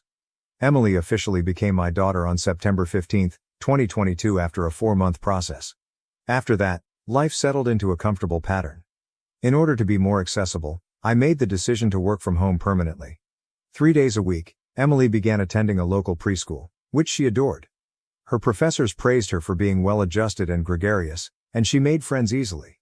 Every month my parents travel from Ohio to visit us. They showered Emily with gifts and attention, embracing their role as grandparents. Every time Penelope's parents call to see how Emily is doing, I send them pictures and updates. They never put any pressure on me regarding Penelope since they understand that I am now Emily's father. As a single father, dating has been fascinating. I usually scare women away right away or pique their curiosity because I'm always honest about having a daughter. Emily is my top priority, and I won't compromise on that. As a result, my 2 romances, each lasting a few months, terminated. Up until last week, everything was good. A knock on the door interrupted my work in my home office. Emily was enrolled in preschool. Penelope was standing there when I opened the door, and she didn't look at all like I remembered her. She appeared healthy, had well-groomed hair, and wore pricey clothing. She said that she had received assistance and was now prepared to become a mother. She had been attending therapy and was doing well as a project manager. Her goal was to regain custody and begin dating Emily. Since she had revoked her rights and I had legally adopted Emily, I informed her that was not feasible. She broke down in tears, admitting that she had erred and that her despair had prevented her from thinking clearly at the time. She became irate and threatened to get a lawyer when I refused to back down. She promised to provide evidence that she was forced to renounce her rights. I instructed her to get out and that my lawyer would have to handle any correspondence.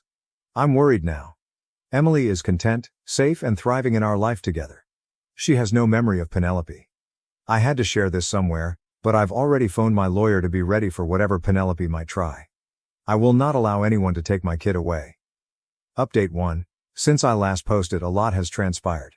Penelope sued, saying she had terminated her rights when untreated postpartum depression was plaguing her. A 15-page affidavit from her attorney described how I allegedly exploited her mental state to remove Emily from her. The text exchanges from 2021 to 2022 that were contained in the dossier showed Penelope requesting my assistance with Emily. Even back then, her lawyer misrepresented these messages to suggest that I was attempting to become Emily's mom. They also claimed that I had been preparing to obtain custody all along because I had baby goods at my apartment. After Penelope reached out to our former college pals, they became interested. I stole Penelope's baby, according to some of their Facebook posts. Our study group member Tom called me and told me that I should realize that Penelope was ill when she gave up Emily. After I'd declined to talk about letting Penelope see Emily, Lisa, another college acquaintance, blocked me on all social media. However, not everyone took Penelope's side. In a lengthy Facebook post, my friend Mark, who had frequently assisted me with Emily, described how Penelope had utterly abandoned Emily and disregarded all of my attempts to get in touch with her. He provided screenshots of our attempts to contact her that went unanswered. Emily's preschool has been in a tense situation. The director called me last Tuesday to let me know that Penelope had been keeping an eye on Emily while they were playing outside. She claimed to be Emily's mother and the right to see her from the personnel. She gave them old pictures of herself with baby Emily when they asked for identification. She refused to leave when the school security guard urged her to. She initially insisted that all she wanted was to see her daughter. Before she departed, they had to threaten to contact the police. I had to leave work early to pick up Emily after the director phoned me right away. The following day, I was at the school for 3 hours, updating all of Emily's documents. I provided them with copies of the court orders proving my sole custody and the adoption documents. I made it plain that no one else could pick Emily up, but I did add my parents to the pickup list. They changed their security procedures and now verify everyone's identity, even their known parents. Penelope began delivering parcels to our home. The first one, a big box filled with new toys, clothing, and a plush pink elephant, arrived last Wednesday. She sent a lengthy letter outlining her reasons for leaving and her deep regret. She put notes on the back of each picture and included pictures of herself with Emily when she was a newborn. Over the course of the following week, 3 additional shipments came. One had children's books that contained private notes. A handcrafted photo album of Emily's first few months was in another. The final one has a tablet with videos of Penelope reading bedtime tales already loaded on it. Emily hasn't seen any of it, but I'm keeping it all as proof.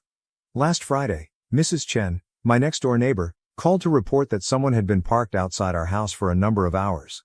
I noticed Penelope's white Honda Civic when I looked. She left before the cops arrived, even though I had contacted them. Although they filed a report, the police stated that they were powerless to take any action until she threatened us or made direct contact. I discovered a message in our mailbox 2 days ago. Penelope noted that in order to give Emily afternoons free, she had adjusted her work schedule. She provided a thorough plan outlining how she intended to begin with monitored visits before progressively moving on to overnight stays. "I will continue to fight until I get my daughter back," she said at the end of the note. Emily has begun to ask questions that I find difficult to respond to. At school, she noticed Penelope observing her and inquired about the identity of the woman. Emily continually brings up the fact that I used to know her, even after I told her. Emily inquired yesterday if the woman would take her away. She no longer wants to attend school and has grown needy. My parents offered to let us spend some time with them in Ohio. It would be safer for them to reside in a guarded community. I thought about it, but moving would require removing Emily from her friends and school. She already has enough stress and adjustments to handle. When they learned of what was going on, Penelope's parents gave me a call. The way Penelope behaved appalled them. After leaving Emily, Penelope also stopped communicating with them, according to her mother. They searched but were unable to locate her. 6 months ago, she contacted them to inform them not to get in touch with me any longer. That was the first time they heard from her. According to my attorney, we have a compelling case. The adoption was completed correctly, including all necessary waiting periods and notices. Throughout the process, Penelope had her own attorney and willingly signed all the documents. He cautioned though that Penelope's attorney might attempt to drag this out in the hopes that I would consent to shared custody in order to put an end to the legal dispute. The expenses are mounting quickly. My attorney thinks that if this gets to trial, the $5,000 in legal fees I've already paid could increase significantly. Even though I'm fortunate to have savings, it's still difficult. I don't want this situation to become any more public than it currently is, but several folks recommended creating a GoFundMe. I'm recording everything for the time being, including every shipment, every school appearance, and every unwelcome contact. I placed security cameras all around our home and recorded Penelope passing by. I also started recording a thorough vlog of Emily's symptoms, including her queries, behavioral changes, and nightmares. Observing Emily's fear and confusion is the most difficult aspect. Every time someone knocked, she used to dash to the door. She is now hiding in her room. She constantly asks me to swear that I won't abandon her the way her last mother did. I had no idea that she was aware that Penelope was her other mother. She must have heard something in school, I suppose. I want this to stop, yet I refuse to comply with Penelope's demands. Emily is my daughter, and she has known me for the majority of her life as her only father. If someone decides they want to have children right away, I won't allow them to ruin her life. Update 2. Penelope's unexpected interest in Emily can be explained by something significant I learned about her. I received a Facebook message from Rachel, a nurse who used to work with Penelope at her previous hospital employment. She informed me that Penelope is now married to a wealthy Boston businessman and had another child 6 months ago. I received screenshots of Penelope's picture-perfect life from Rachel's private social media sites. She publishes pictures of her new baby boy, writes about charitable activities, and resides in a big house in a wealthy suburb. She discusses how parenthood transformed her life and the pleasures of being a first-time mother in each post. As Penelope's supervisor, Rachel had access to Penelope's old work emails, which contained the most crucial information. Penelope talked about her mother-in-law's final illness and a family trust fund that would be given to all of her grandkids upon her passing in these emails from 8 months ago. My lawyer did additional research and discovered more information. Last year, Penelope wed Robert Anderson. In Massachusetts, his family operates a series of upscale auto dealerships. Robert and his whole family were informed by Penelope that she had never been married or had children. For more than a year, she has been sharing on social media about her first experiences with parenthood and her new daughter. We also learned that precisely 1 week after Robert's mother passed away, Penelope began her custody battle. Penelope's mother-in-law left a multi-million-dollar trust fund, designated only for her biological grandkids. Each grandchild receives an equal share at turning 25 in accordance with the conditions of the trust. Things began to make sense when the time frame was reviewed. 2 weeks before her mother-in-law's passing, Penelope started passing our house on her way home. Only a few days after the death, the custody lawsuit was filed. She wants Emily to inherit anything, but she isn't attempting to get Emily back because she wants to become a mother. Rachel sent us Penelope's text chats with her friend Kate, which contained the most unsettling evidence. Penelope noted that she had to bring Emily back before the specifics of the trust money were decided. She discussed how she could explain Emily's existence to Robert by claiming that she had previously been too embarrassed to do so. She even intended to claim that while she was starting her career, she had temporarily placed Emily in my care. My attorney presented all of this evidence to Penelope's attorney. Then, with both attorneys present, Penelope asked for a private meeting. She revealed everything during the meeting. She claimed that although she felt bad about parting with Emily, she hadn't considered doing so until she found out about the trust fund. She believed she could use the inheritance money to make one for her past transgressions and provide Emily with a better life. Finding out that Penelope had hired a private investigator to follow us 3 months prior, long before she arrived at our door, was what really infuriated me. The PI collected data about our daily schedule and took pictures of Emily at school. Penelope knew just when to visit our home and when to get Emily up from school because of this. Emily is feeling the effects of the situation. She now pulls her blanket into my room every night instead of sleeping in her own room. I discovered her attempting to fit her favorite toys into her school backpack last week. She told me that she wanted to be prepared in case she had to go like her old mom did when I questioned why. At school, she overheard children discussing how the woman observing them was someone's mother who had left. I concluded that Emily needed expert assistance to handle this circumstance. I discovered a child psychologist who focuses on custody and adoption matters. So far, we've had 2 sessions. According to the psychologist, Emily is exhibiting symptoms of anxiousness, but she believes that with steady support and stability, she will be all right. Through all of this, Penelope's parents have been unexpectedly supportive. All of Penelope's emails and communications throughout the years, including ones in which she expressly stated that she would never want to see Emily again, were forwarded to me. They also gave a statement explaining how, after leaving Emily, Penelope stopped communicating with them and refused their assistance. Next month is the scheduled court date. With all of the fresh information on Penelope's actual intentions, my lawyer is really optimistic about our case. In order to prevent Penelope from seeing Emily or me, he is submitting a motion for a permanent restraining order. My parents helped me pay for the more than $12,000 in legal bills I've incurred over the past month. They stated that rather than risk losing their granddaughter, they would choose to spend their retirement funds now. I don't know if I could have fought this war alone, therefore I'm thankful for their support. Update 3. Last Monday, the legal case came to a close. When all of the court records and evidence were provided to Robert anonymously, Penelope's scheme fell apart. He attended the last hearing and discovered the whole truth about Penelope's history and current behavior. The judge examined all of the evidence for 4 hours. The text messages revealing Penelope's scheme to claim the trust fund funds piqued her curiosity the most. In addition, Penelope's hired private investigator testified that she had paid him to follow us months before she even tried to get in touch with Emily. During his testimony, Robert described how Penelope had deceived him and his family for 2 years. He disclosed that, on the grounds that she wants to adopt underprivileged children in the future, Penelope had pushed him to amend the terms of his mother's trust fund to include adopted children. Penelope began her scheme to reclaim custody of Emily after his mother refused. The judge's decision was unambiguous. She gave me a permanent restraining order and dismissed Penelope's custody petition. Penelope cannot approach Emily, me, our house, or Emily's school within 1,000 feet. Additionally, she is prohibited from mailing messages or packages, even via intermediaries. Any infraction will result in an arrest right away. Robert informed me following the hearing that he had already sought full custody of their son and filed for divorce. He discovered proof that Penelope had been financing her custody dispute with funds and resources from his business. She had paid the private investigator and attorneys more than $330,000 of their combined savings. When her manager discovered that Penelope had been using company time and computers to monitor us and plot her custody battle, she lost her job at the investment firm where she was employed. Her parents decided to take her in only after she began intense therapy, so she returned to Florida to live with them. About 30 minutes away from our previous home, we moved to a new one. Although it's in a different school district, my office is really closer to it. Last month, Emily began attending her new school. The principal is fully aware of our predicament and the school has outstanding security precautions. In her class, Emily has already met 3 new pals. I was able to explain everything to Emily in an age-appropriate manner with the assistance of the child psychologist.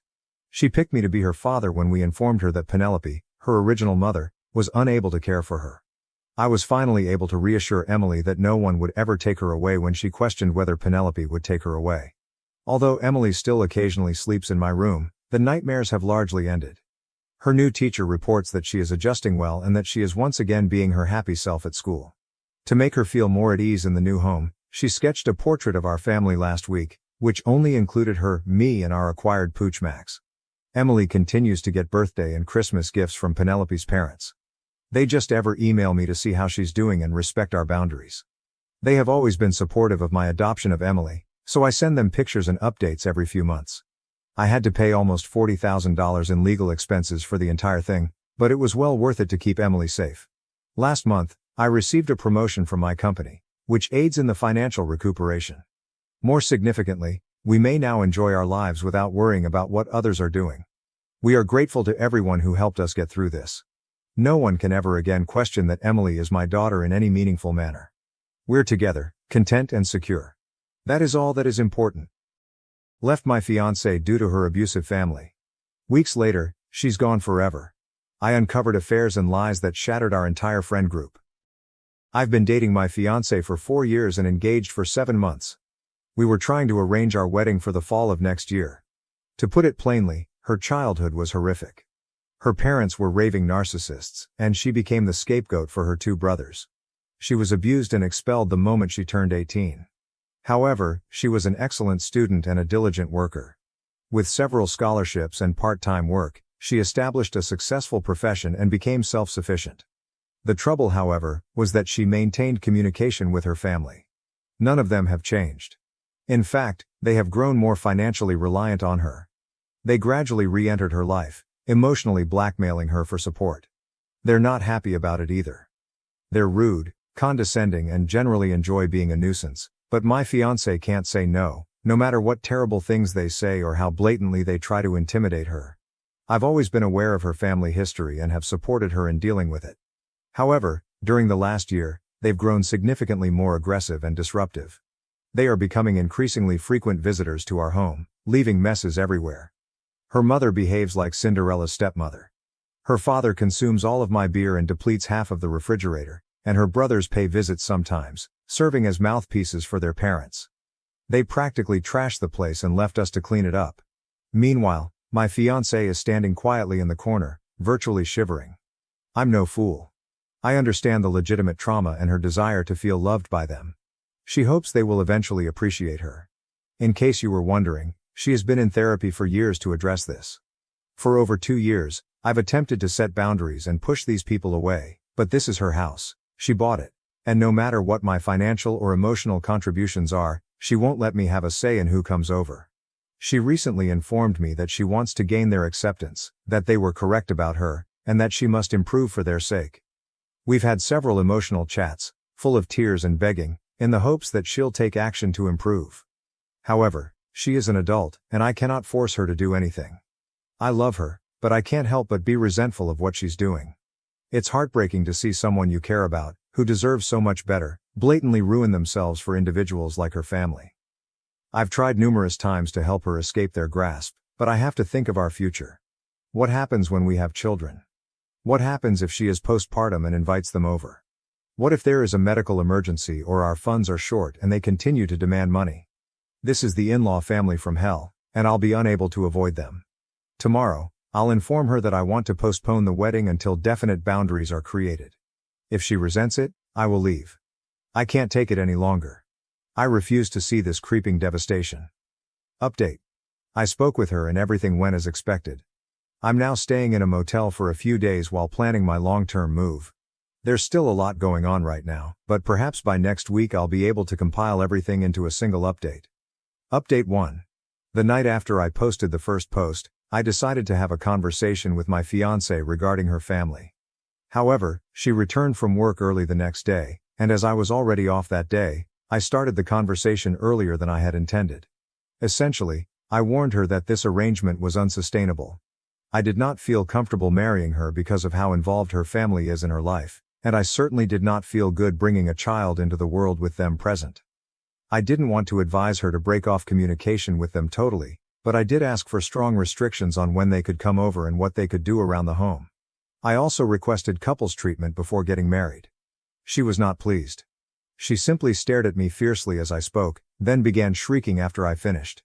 She said I didn't understand their relationship, but it worked for her.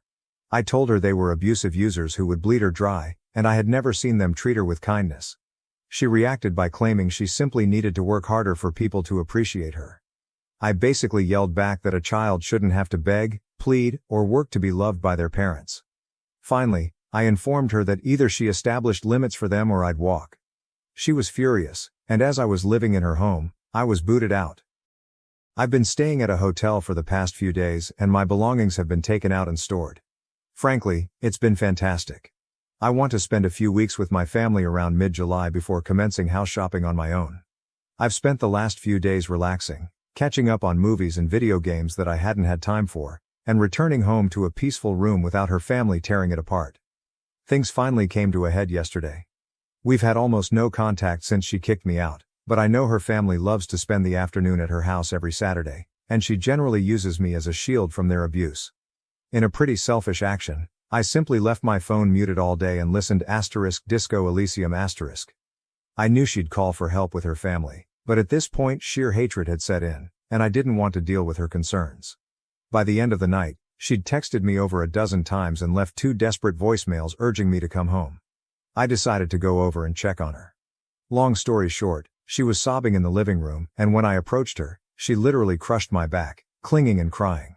I waited for her to calm down before asking what had happened. Apparently, her mom and brother stopped by to demand money and utter awful things to her. She asked me to come help, but I had been ignoring her. When she sought to get assistance from one of her pals, everyone essentially said no. That's when it all clicked for her, and she eventually kicked her family out. But not before they said some truly terrible things to her, which I will not repeat. She repeatedly apologized to me and told me to come home. I told her openly that I had been harboring strong feelings of anger toward her for some years, and that while I loved her and knew that it was trauma rather than her being outright abusive, there were huge issues that needed to be addressed before we could move forward. First, she sells the house and relocates. We make nearly the same amount of money and plan to buy a property together. I am an adult man, and I will not live in a home where I have no equal agency. Second, her relatives will never enter it. They will never come over, and if they do, I will treat them in a hostile manner. Third, she sees a new therapist and we begin premarital counseling. Fourth, she never forced me to interact with her relatives again. Fifth, we will maintain little communication with her family for the time being, but make no mistake. We are moving toward complete no contact from her end. I told her that I loved her. We've been together for a long time and have wonderful memories, and I know she's been abused. But these conditions cannot be changed. If she has a problem with any of them, we will have to part ways. She informed me she's known for a while that her family is poisonous and unhealthy, and she wants to make changes, but some of them will take time to manifest. For the time being, I plan to stay in the hotel till I return to see my family. She is welcome to come over, but I have made it obvious that her home is not a place I want to be. We both have the day off tomorrow, so we'll spend it here and maybe go out. This is definitely not over yet. But I may not publish again until mid-August or so. Update 2. Despite my best intentions to not update until much later, with the hopes of improving my relationship with my fiancée and her establishing boundaries with her toxic family, we have now split up. Essentially what occurred was that after last weekend, when I left her to deal with her family on her own, she appeared to fully understand the issue and was open to adjustments, including limits and a possible transfer. We spent Monday and Tuesday hanging out at my hotel before I returned to my family for a few weeks. She was scheduled to come over the previous night, but her texts were pretty ambiguous. She arrived considerably later than usual, and I sensed something was wrong. She basically went off on me, calling me abusive, overbearing, extremely demanding and unsupportive. It took me 5 seconds to realize she was reciting a planned speech from her parents. To be honest, I was so irritated at this point that, despite taking a tremendous risk on her, I chose to be a jerk about it. I questioned if her relatives had told her to say this. She said they proposed it, although she came up with it herself. Sure. I requested her to explain in detail what I had done wrong. She stated I was parasitic on her. I reminded her that I was paying 50/50ths for her mortgage, electricity and groceries, and that I own and pay for my own car, as well as a job that pays the same as hers. Unlike her parasitic parents, who demand cash every week and loot the kitchen on weekends. I advised her to try again with something better. She appeared flustered and said I was attempting to isolate her. I smirked and informed her that I had always supported her many friendships, which she ended on her own since no one wanted to deal with her family or be used as a shield like me. At this point, I was nearly demanding to know why she was so determined to wreck her life for these individuals. She simply shouted that I don't understand her family and that she's just trying to reclaim their affection, and she was really ranting at that point. It's really incredible to see up close. I went to a few subreddits to get perspectives, and if you're familiar with them, You'll see how people who have been abused by their own family can be so completely broken that it wrecks their brain to the point where they believe they are the problem and deserve the abuse. That was exactly how she was. Completely shattered and unable to accept help. She didn't want to improve. She only wanted to get worse. The knowledge hit me hard, like a truck. I felt like a fool for attempting, even though it was what I was supposed to do in the first place. She was virtually insane by this point, and I was simply mentally weary and needed her to go before the cops arrived.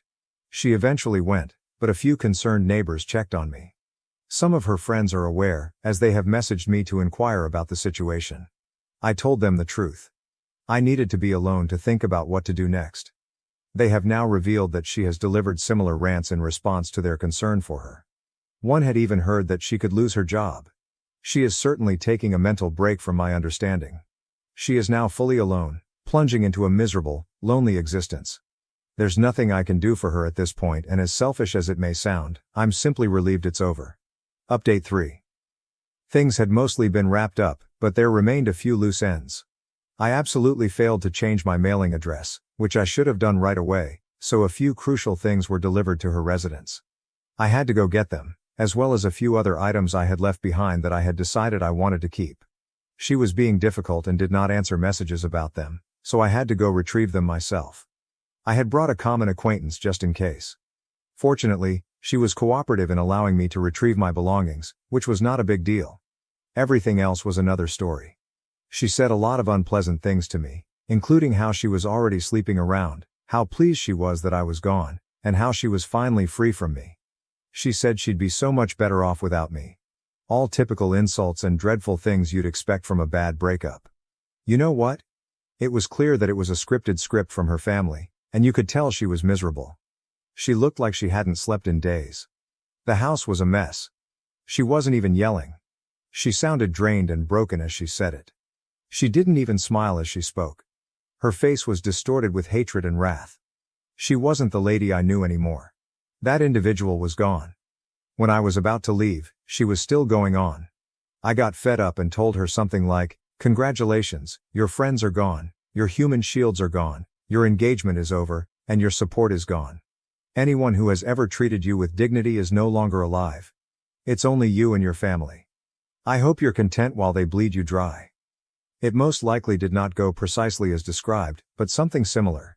She simply stood there, stared at me indifferently, and walked away as I walked out the door. Tiffany, a common friend, inquired about my well-being as we were leaving. I reassured her that I was and explained that I was only preparing to return home next week. She also confirmed that she had heard that my ex had been fired for failing to show up for work for several days and effectively disappearing. They're going to try an intervention next week and have asked if I can participate, but I'm not postponing my trip because frankly, I just want a clean break. I know that if I continue involved, I will only see a steady decline into either a complete breakdown or suicide. I simply cannot do that. Despite this, I'm excited about the future. I realized I overlooked far too many red signs in the beginning.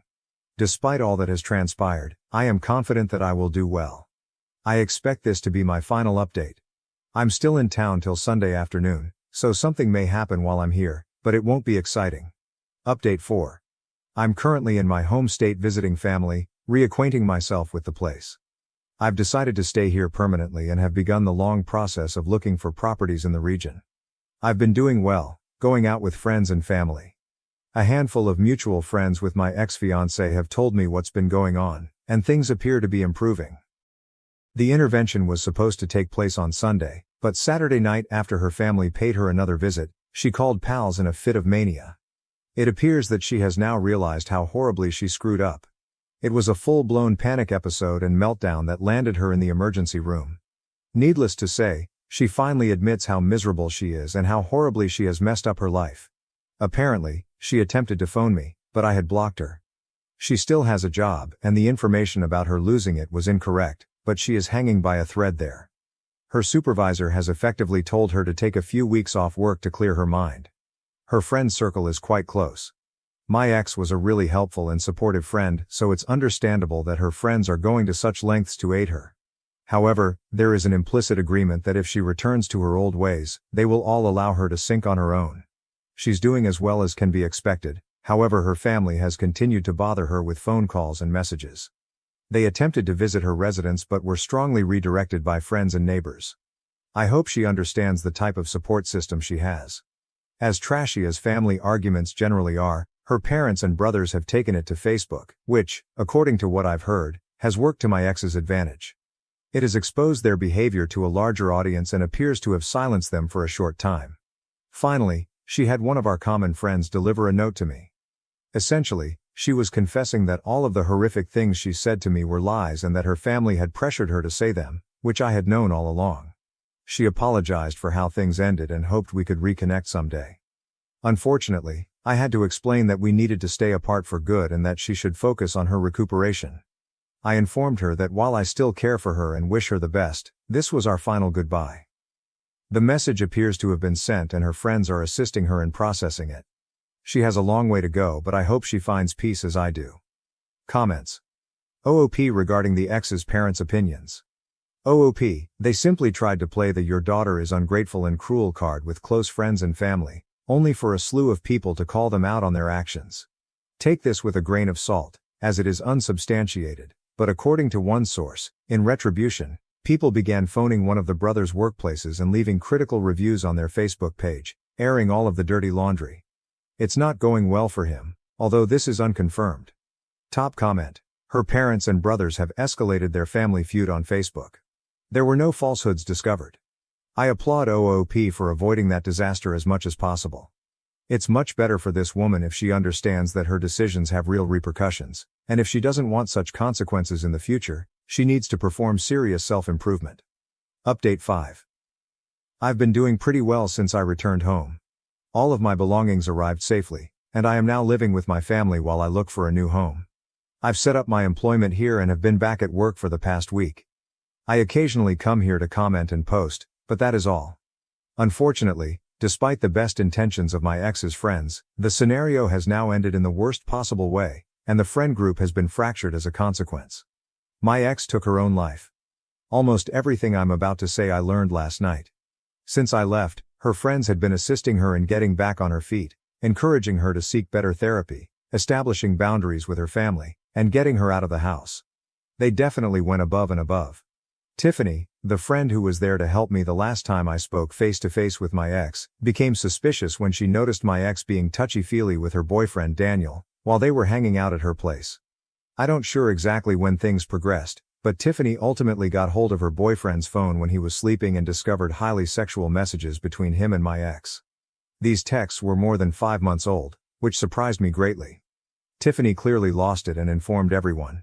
Nobody could have predicted the drama that unfolded. Daniel, Tiffany's now ex, threw another member of the friend group, Joseph, under the bus, alleging he had covered for him. Joseph's girlfriend in turn dumped him and kicked him out of her home. A friend group of about 9 people, including my ex, nearly imploded. Tiffany and Joseph's ex are the only ones that continue to communicate. Mind you, when I was being told all of this, I was informed that, despite the fact that I had been gone for almost a month, everything had occurred within the first week of my absence. My ex immediately lost her entire support system and was accused of everything. This simply exacerbated her already deteriorating mental health. Of course, everyone was curious as to why she had done such things to one of her closest friends. She simply stated that they had become close and that he was a terrific support system for her. Of course, she'd told her family about him, and they approved of him over me. She asked him over the night I left for the motel. Apparently, her ultimate goal was to leave me for him. He wouldn't leave Tiffany for her, and he despised hearing about her family, so he certainly wouldn't pursue anything other than a hidden affair. I expected to be much furious than I was, but I had already started to move on. I had just had a comprehensive health exam at my new doctor's office and received a clean bill of health, with no STDs, so I didn't have to worry about that. Getting outraged would be counterproductive at this stage. I was told that I was informed late because no one knew how to break the news to me, which is understandable. So yep, my ex was absolutely shunned, even by Tiffany's ex, who simply disappeared. She was blocked and left to cope with her troubles on her own. Tiffany simply knew that she had lost her work for good and spent all of her leisure time with her family. They had finally triumphed, in a sense. It was discovered 2 nights earlier that she had committed suicide at home. Her relatives discovered her. When the medical team arrived, one of the old friends from the neighborhood showed up. Her family was there and they didn't seem to care. Tiffany contacted me last night just to let me know. There were other messages, and she asked me, as gently as possible, if I wanted mine for closure. I honestly don't know what to do about it. I'm experiencing a lot of mental whiplash right now. I never knew this woman. I've had to acknowledge over the last month, since returning home, that she was abusive in our relationship because of everything she put me through with her family. Now it appears that it was a ploy to drive me away so she could be with another man who her family appeared to like. This confuses me even more, because what did he have that I didn't? Did they simply love watching her life fall apart? Was there anything real about her? Was there anything real about the folks with whom I spent years of my life? Returning home was the best decision I've ever made, and I now have complete evidence of that. I can begin therapy to work through this issue, spend time with a group of individuals who are truly trustworthy in person rather than online, and have relatives nearby for support. But yes, this will be with me for a long time. Comments? Comment. Do not read the letter. It will do you no good. Give it to a therapist to read, have them reseal it in another envelope and let them decide whether or not you should read it based on your mental health. Or if it should be unread and burned. OOP, I'm not interested in the letter or anything related to them. It's time to go on with my life. My parents always favored my adopted sister, even pushing me to combine my store opening with her graduation. This time, I got my revenge. I'm a 24-year-old male who grew up in what appeared to be a normal suburban middle-class family. But my parents' actions have caused me chronic suffering all of my life. Their entire reputation in our neighborhood was based on the fact that they were these wonderful people who, in all honesty, loved their adoptive daughter even more than their biological son. Few people are fully aware of the impact this had on me. My adoptive sister Emma, who was 3 at the time, was brought home by my parents when I was 6. Everything in my life changed on that day. I was ecstatic when my parents sat me down in our living room and discussed the possibility of adopting a sibling. Most afternoons I waited for my parents to get home from work by playing games in our backyard by myself. The children in the area were either much older or younger than me, and I had no siblings with whom to play. It seemed like the ideal answer to have a sister with whom I could share my toys and hang out during those long days.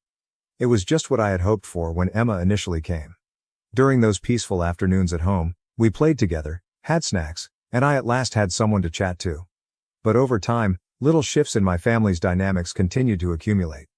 Emma became the center of my parents' attention, and they made all of their decisions with her best interests in mind. If Emma wasn't in the mood, they would postpone weekend family activities, modify dinner arrangements to suit her tastes and rearrange their schedules so that they could attend all of Emma's school functions while missing mine. I began to feel marginalized in my own household, as if my parents were losing interest in me. There is more to this narrative than just sibling rivalry, even though I am aware that some may assume I am just jealous.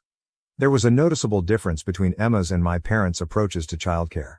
My mom quit her 8-year accounting job to become a full-time mother within a week after Emma's arrival. In contrast to when I was born, Mom returned to work as soon as her maternity leave ended, putting me in the care of different people. I spent most of my time at my grandparents' little apartment or with whatever teenage babysitter they could afford that month because my parents were constantly worried about money back then and worked extra and weekend shifts. The babysitting situation was anything from perfect. Instead of truly watching me, these sitters, who were mostly high school students looking for additional money, often saw their position as an opportunity to hang out with their partners. As they sat in the living room, texting or chatting on their phones, I would spend hours by myself in my room. Sometimes, when they thought I was sleeping, their boyfriends would sneak in through the garage or climb through our rear window. My parents would terminate the present sitter after I repeatedly told them about these instances, then hire a new one who behaved similarly. During years, this cycle persisted, and I felt that no one genuinely cared about my welfare during the majority of my early years. I believed that everything would improve when Emma arrived. I took my responsibilities as a big brother seriously, even though I was only 6.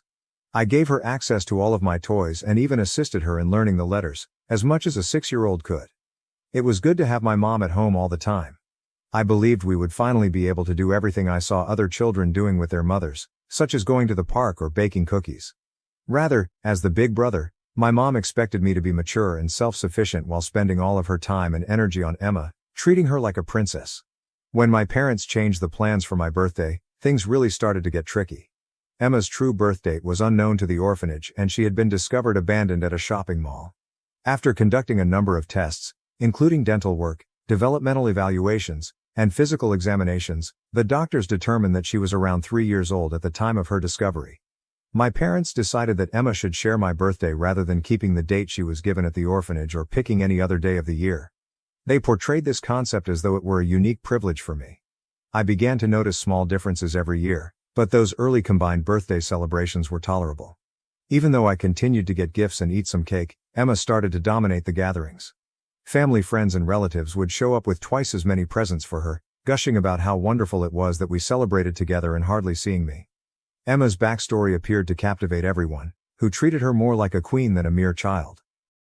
As everyone gathered around Emma to listen to her recount the same adoption tale they had heard dozens of times before, I sat there, silently opening my gifts, trying not to feel invisible at my own birthday celebration. I still find it annoying that my parents had Emma share my birthday. She was already officially given a date by the orphanage, the day she was discovered. We could have chosen any day that may have been Emma's special day, such as my aunt's birthday in September or my grandparents' anniversary in March. However, my parents purposely picked my birth date because they thought it would help Emma feel more a part of the family. The one special day of the year when they are the focus of attention for the majority of children is their birthday. However, my parents used this innocent youthful delight as just another reminder that Emma's needs came first. They concluded this choice with sentimental platitudes about sharing and family ties, which prevented a 6-year-old from expressing dissatisfaction without feeling self-centered. The only person who appeared to realize something was off was my uncle. During that first joint party, he drew me away to ask if I truly felt comfortable with everything. By the time I was 10, I no longer celebrated birthdays but loathed them. Emma was in charge of every step of our combined celebrations, from picking princess themes that made me feel uncomfortable at my own party to selecting a cake that I didn't even enjoy. The issue with the guest list was especially unfair because I was only allowed to invite 5 of my friends, but Emma would bring 20 or more from her different activities to our home. Because of this rule, I had to pick my friends carefully every year, which occasionally strained my bonds with those who were unable to go. After I was unable to invite my best buddy to my 11th birthday, we stopped communicating for weeks. When I wanted to invite a 6th buddy one year, the inequity of these parties became even more apparent.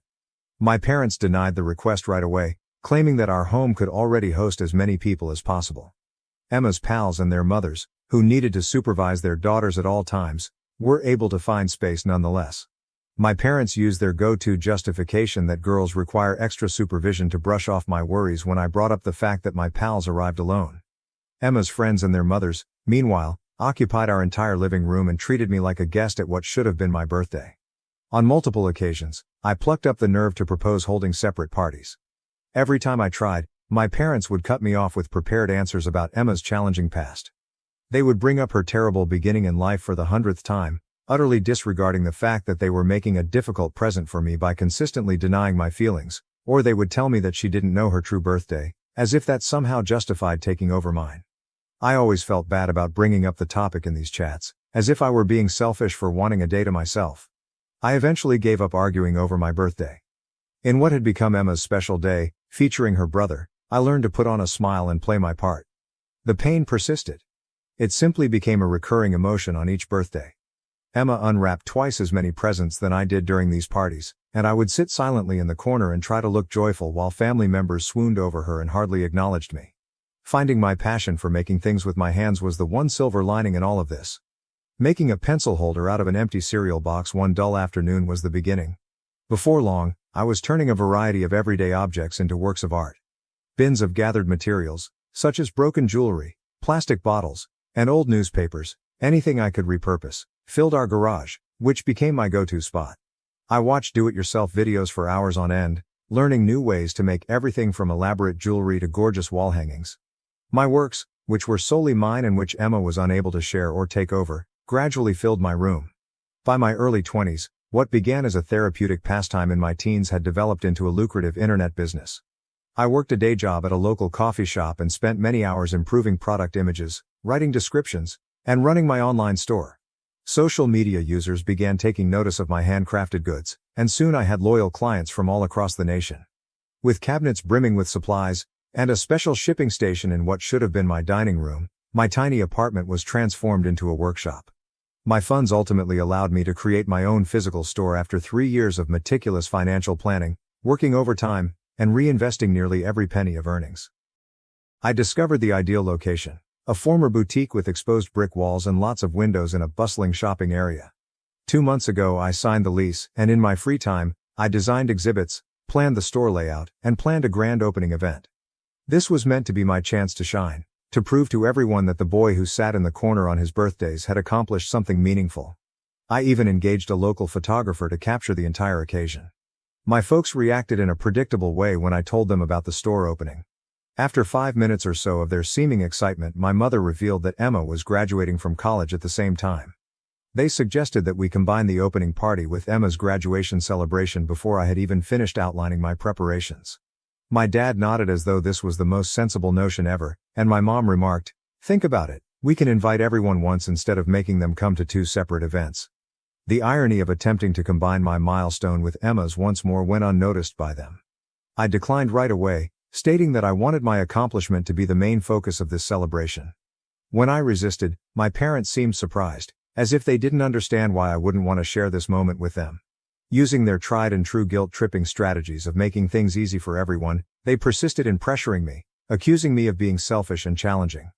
They used the same expressions they had used when I was a child. "It's only one day, and why can't you be more understanding?"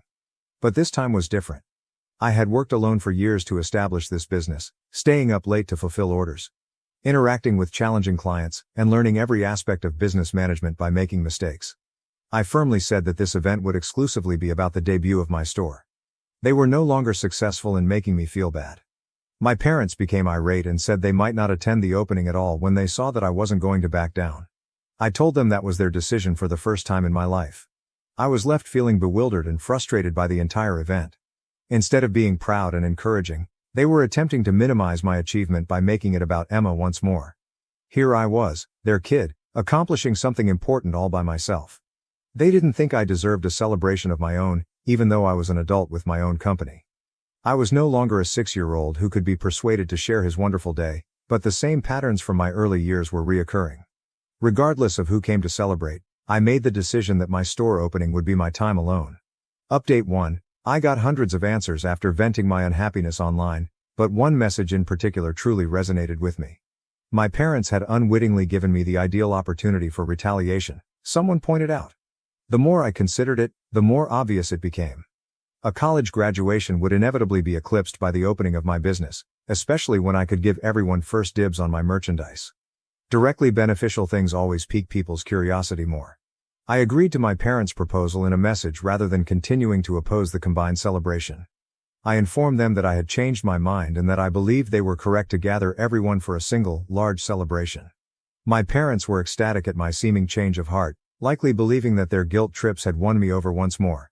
I continued to be cooperative throughout all of the planning sessions, nodding in agreement as they talked about food possibilities and decoration ideas. As I had anticipated, my parents took full charge of organizing the celebration. They planned the catering, made arrangements with all of our family members and guests, and reserved a pricey location, all in keeping with Emma's graduation theme. Every choice, including the color scheme and the kind of music to be played, was created with Emma's preferences in mind. The invitation card served as the last piece of evidence that I had made the proper choice. The phrase "celebrating Emma's graduation" was printed across the top of these ornate, gold-bordered cards. Nowhere, not even in the small print at the bottom, was my store announcement mentioned. This was exactly what I had planned, but my parents undoubtedly believed I would be unhappy. Everyone in attendance would be completely taken aback by my revelation because they were all focused on Emma's accomplishment. During those weeks, I worked quietly to finish the details of my store debut and prepare my own contents. My parents had invited almost everyone, so the party location was just what you would anticipate. I couldn't have timed my announcement more perfectly. The bartender noticed me and gave me a fresh glass of champagne just after all the remarks but before the cake cutting. As I got up, everyone's eyes were on me, presumably anticipating another homage to Emma. While my parents were busy welcoming guests, I worked with the venue personnel to create my promotional materials earlier. I didn't need sentimental appeals or flowery wording, my declaration was direct. I just said that next month, after years of developing my online business, I will establish my first physical location. Groups gathered around me in a matter of minutes as people inquired about the store's location, the goods I would be carrying, and the exclusive deals I would be providing to friends and relatives. My aunt was now showing everyone photos of my products on her phone after she had just completed speaking about Emma's academic accomplishments. There was a noticeable difference between my parents' private and public responses. As family members congratulated me, they forced smiles and nodded in agreement, maintaining their typical flawless demeanor in front of the guests throughout the evening. However, I could sense the stress in their body language, my dad's jaw tightening whenever someone brought up my store, and my mom's hands trembling a little while she served cake. Emma disappeared from her own graduation celebration shortly after her champagne toast failed, and hardly anyone listened to her rehearsed speech about her time in college. My mom's facade eventually broke when the last relative left and the caterers started to clear up. The mom, who had taught me to share the spotlight for years, confronted me and accused me of spoiling her daughter's graduation celebration. Calmly, I stated my stance, stating that I had just announced my business as scheduled and that this joint celebration was their idea, not mine. My father's response demonstrated the extent of their partiality. He jumped right to blaming me of jealousy rather than admitting that they had been treated unfairly for years. I had seen this trend since I was a little child. Any attempt to assert my own space was viewed as selfish or envious. After 20 years of holding back, I finally said it. I detailed every celebration, birthday, and moment that had been appropriated and turned into Emma's unique time. For once, I was just expressing the facts about their behavior pattern and wasn't requesting sympathy or compassion. My parents resorted to their standard defensive tactic, making the same claims they had made all through my early years. They brought up Emma's terrible beginning, her desertion, and the fact that she didn't know her biological family, which made her need further help. These were the same excuses I'd heard at every family get-together, school function, and birthday where my needs had been neglected. However, I didn't feel bad about what they said this time. I had worked with my therapist for years to process these emotions, realizing that their actions were motivated by their desire to be viewed as saviors rather than Emma's needs. We were all unaware that Emma had come back to the location and was waiting in the doorway when we confronted her. Putting on the dramatic show that had always worked so well for her, she rushed into the room with mascara streaming down her face. She blamed me, saying that I was envious of her position in the family and had always detested her. In actuality, I had spent my early years attempting to be the ideal big brother, giving up my personal space and festivities, all the while being informed that it was never enough. Instead of being the recipient of our parents' unrelenting favoritism, she was now behaving as though she had been the target of my anger. The days after the celebration demonstrated how ingrained my parents' partiality was. They concentrated only on Emma's injured feelings, ignoring the ways in which their actions had exacerbated the problem. They contacted me over and over again, requesting not just an apology, but also that I pay for Emma's vacation so she could get over the stress. Their request was quite ridiculous. They wanted me to pay Emma thousands of dollars only because people were genuinely interested in my business success rather than Emma's graduation. They demanded that I give them my hard-earned money so they could pay for Emma's vacation after she felt overshadowed at one party. My answer to their demands was straightforward. I left. I was done playing their game after years of attempting to be understanding and accommodating. My parents appeared surprised that, unlike so many times in the past, I wouldn't give in and apologize right away. Their trump card had usually been Emma's tears, but they weren't working this time. Nothing would ever change, as evidenced by their inability to recognize the hypocrisy. Emma was furious over sharing attention at one occasion, but I had been forced to share or give up the spotlight at every celebration for 20 years. I had already attempted to discuss these matters with my family. I made several attempts to discuss my parents' partiality with them during my late teens and early 20s. I tried a variety of strategies, including polite conversations at family dinners, long emails outlining my emotions, and even suggested family therapy. The identical response was given to each attempt. Emma had a difficult start in life. This expression became their go-to justification for anything I said that hurt or irritated them. When I was 19, I sobbed as I talked about how lonely I felt at my own birthday parties during a particularly trying conversation. All my mother could do was remind me of Emma's desertion. I eventually came to terms with the fact that my parents couldn't see their own actions clearly after years of this habit. At the age of 21, I left their home and rented a modest apartment across town with the first earnings from my internet business. Our relationship has grown more surface level ever since. We occasionally visit one another at family get-togethers, send each other birthday greetings, and share significant life events, but there is no longer any genuine connection. No in-depth discussions or emotional exchanges. I've stopped expecting them to change or see things my way, but they still don't understand why I've separated myself and continue to blame me for not being more understanding of Emma's needs. Update 2. My parents surprised me with an even more absurd demand just when I thought they had had enough of the commotion surrounding the graduation party. They unexpectedly showed up at my flat prior to the big opening of my store. They sat uneasily on my couch at first, acting casual as they inquired about the store's preparations. However, they then disclosed their true motivation for coming. They wanted me to appoint Emma as the store manager. Their argument was that she shouldn't have to go through the typical job search process like everyone else because she had a college degree. They seemed to believe that I had a duty to give Emma a ready-made job because I had worked so hard to develop this company over the years. When my parents enumerated Emma's qualifications for running my store, the conversation swiftly turned bizarre. My dad claims that her primary qualifications were that she was pretty, smart, and had a general business degree, as if being physically attractive had anything to do with managing a retail establishment. I had studied customer service, inventory control, and company operations for years, but it seems that Emma's beauty outweighed all of that knowledge. My mom didn't hesitate to suggest that Emma should also cut the ribbon during the store opening when I mockingly inquired if they wanted me to do anything more for their precious daughter. What was she thinking? Emma might feel less important at the graduation celebration, but it would make up for it. They believed Emma deserved more publicity. Therefore they wanted me to give a management position in my company to someone who had no retail expertise and allow her to serve as the face of my store opening. However, this was no longer about birthday celebrations or toy swapping. This was my source of income, my career accomplishment, and something I had created on my own without their assistance. They reacted to my rejection in the same way they had always done. By manipulating my emotions. The guilt trips came first, followed by charges of selfishness and threats. With the same firmness that she had used to make me share my birthdays, my mom offered them an ultimatum. Either I give Emma what she wanted, or they wouldn't come to the store opening. Emma's arrogant expression as they threatened me informed me that she expected me to comply, just as I always did. They were all startled when I instructed them not to come at all and agreed to their requirements instead. Even without my immediate family present, the store opening surpassed all of my expectations. The room was crowded with my extended family, devoted clients from my internet business, and encouraging friends. I told my family members the truth without feeling ashamed or sorry when they nervously inquired about my parents' absence. Some expressed sympathy, while others were uneasy, but I didn't care about controlling other people's emotions in relation to my family's circumstances. After opening for several months, my store is doing quite well. Expecting me to come apologizing like I had so many times before, my parents tried their customary silent treatment, but now their silence is peaceful instead of terrible. To fit their idea of the ideal family, I no longer feel the need to shrink myself. My mother admitted to hating me simply because I was an unplanned child. At my wedding, my parents chose his party over mine. This is about how my family relationship totally collapsed once I married Emily, who is 25F.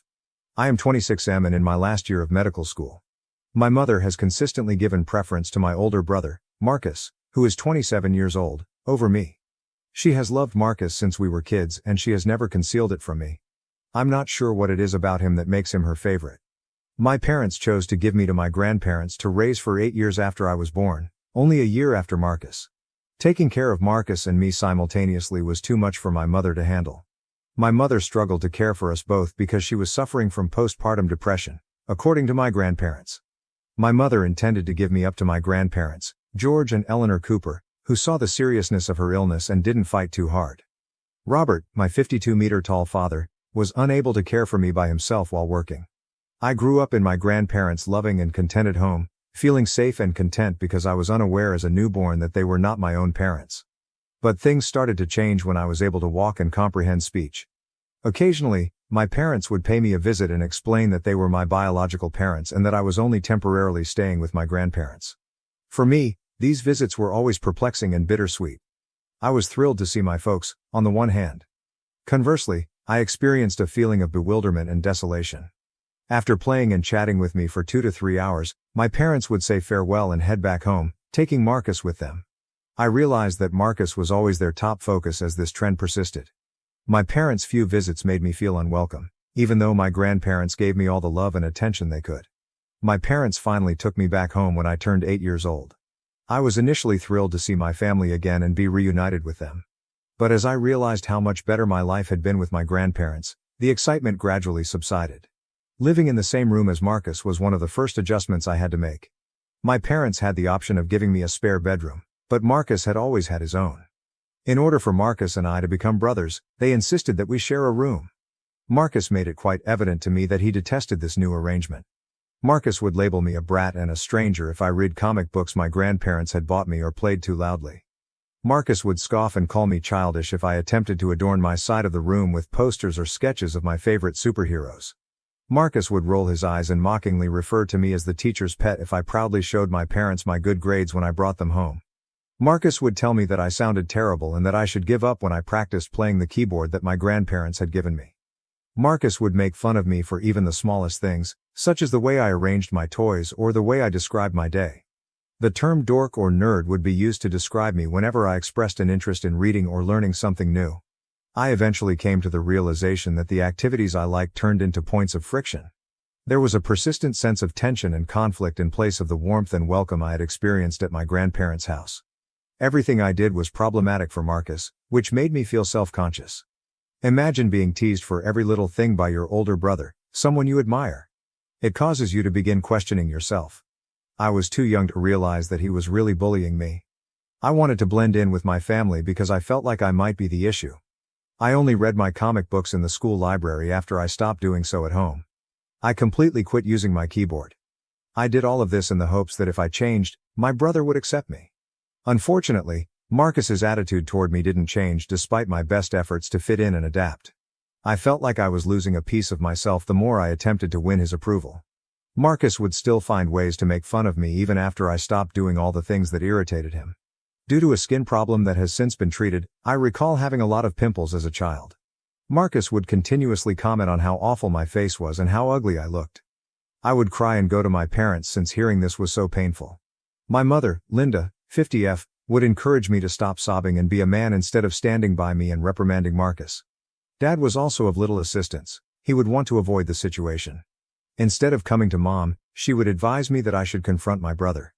I felt lost and alone as a result of Marcus's bullying and my parents' incapacity to provide me with a sense of security and love. I missed the supportive atmosphere I shared with my grandparents, where I always felt appreciated and understood.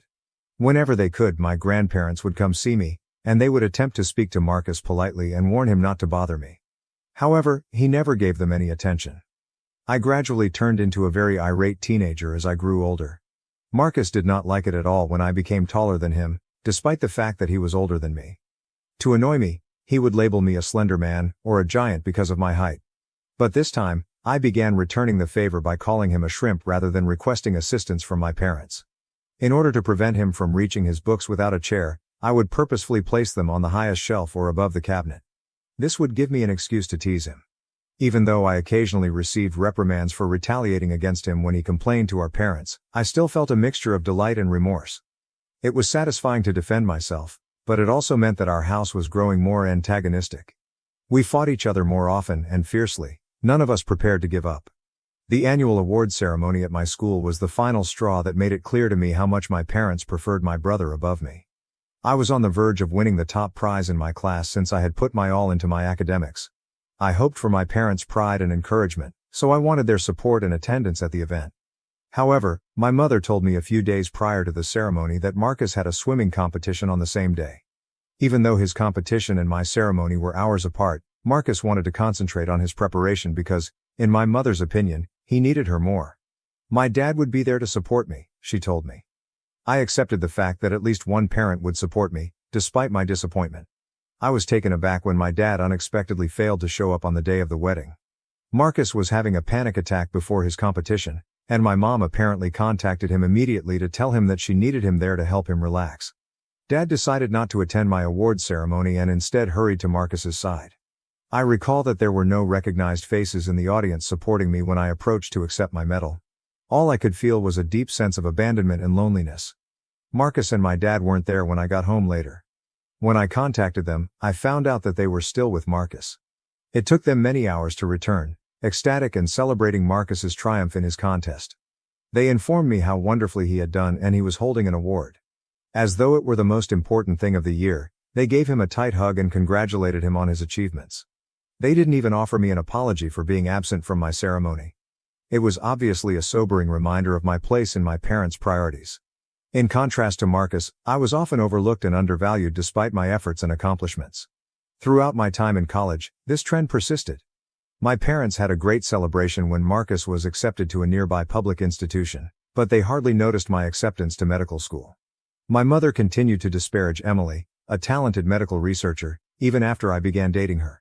She would say that Emily was too focused on her profession and not enough on her family, and that I should look for someone more conventional, like Marcus's girlfriend.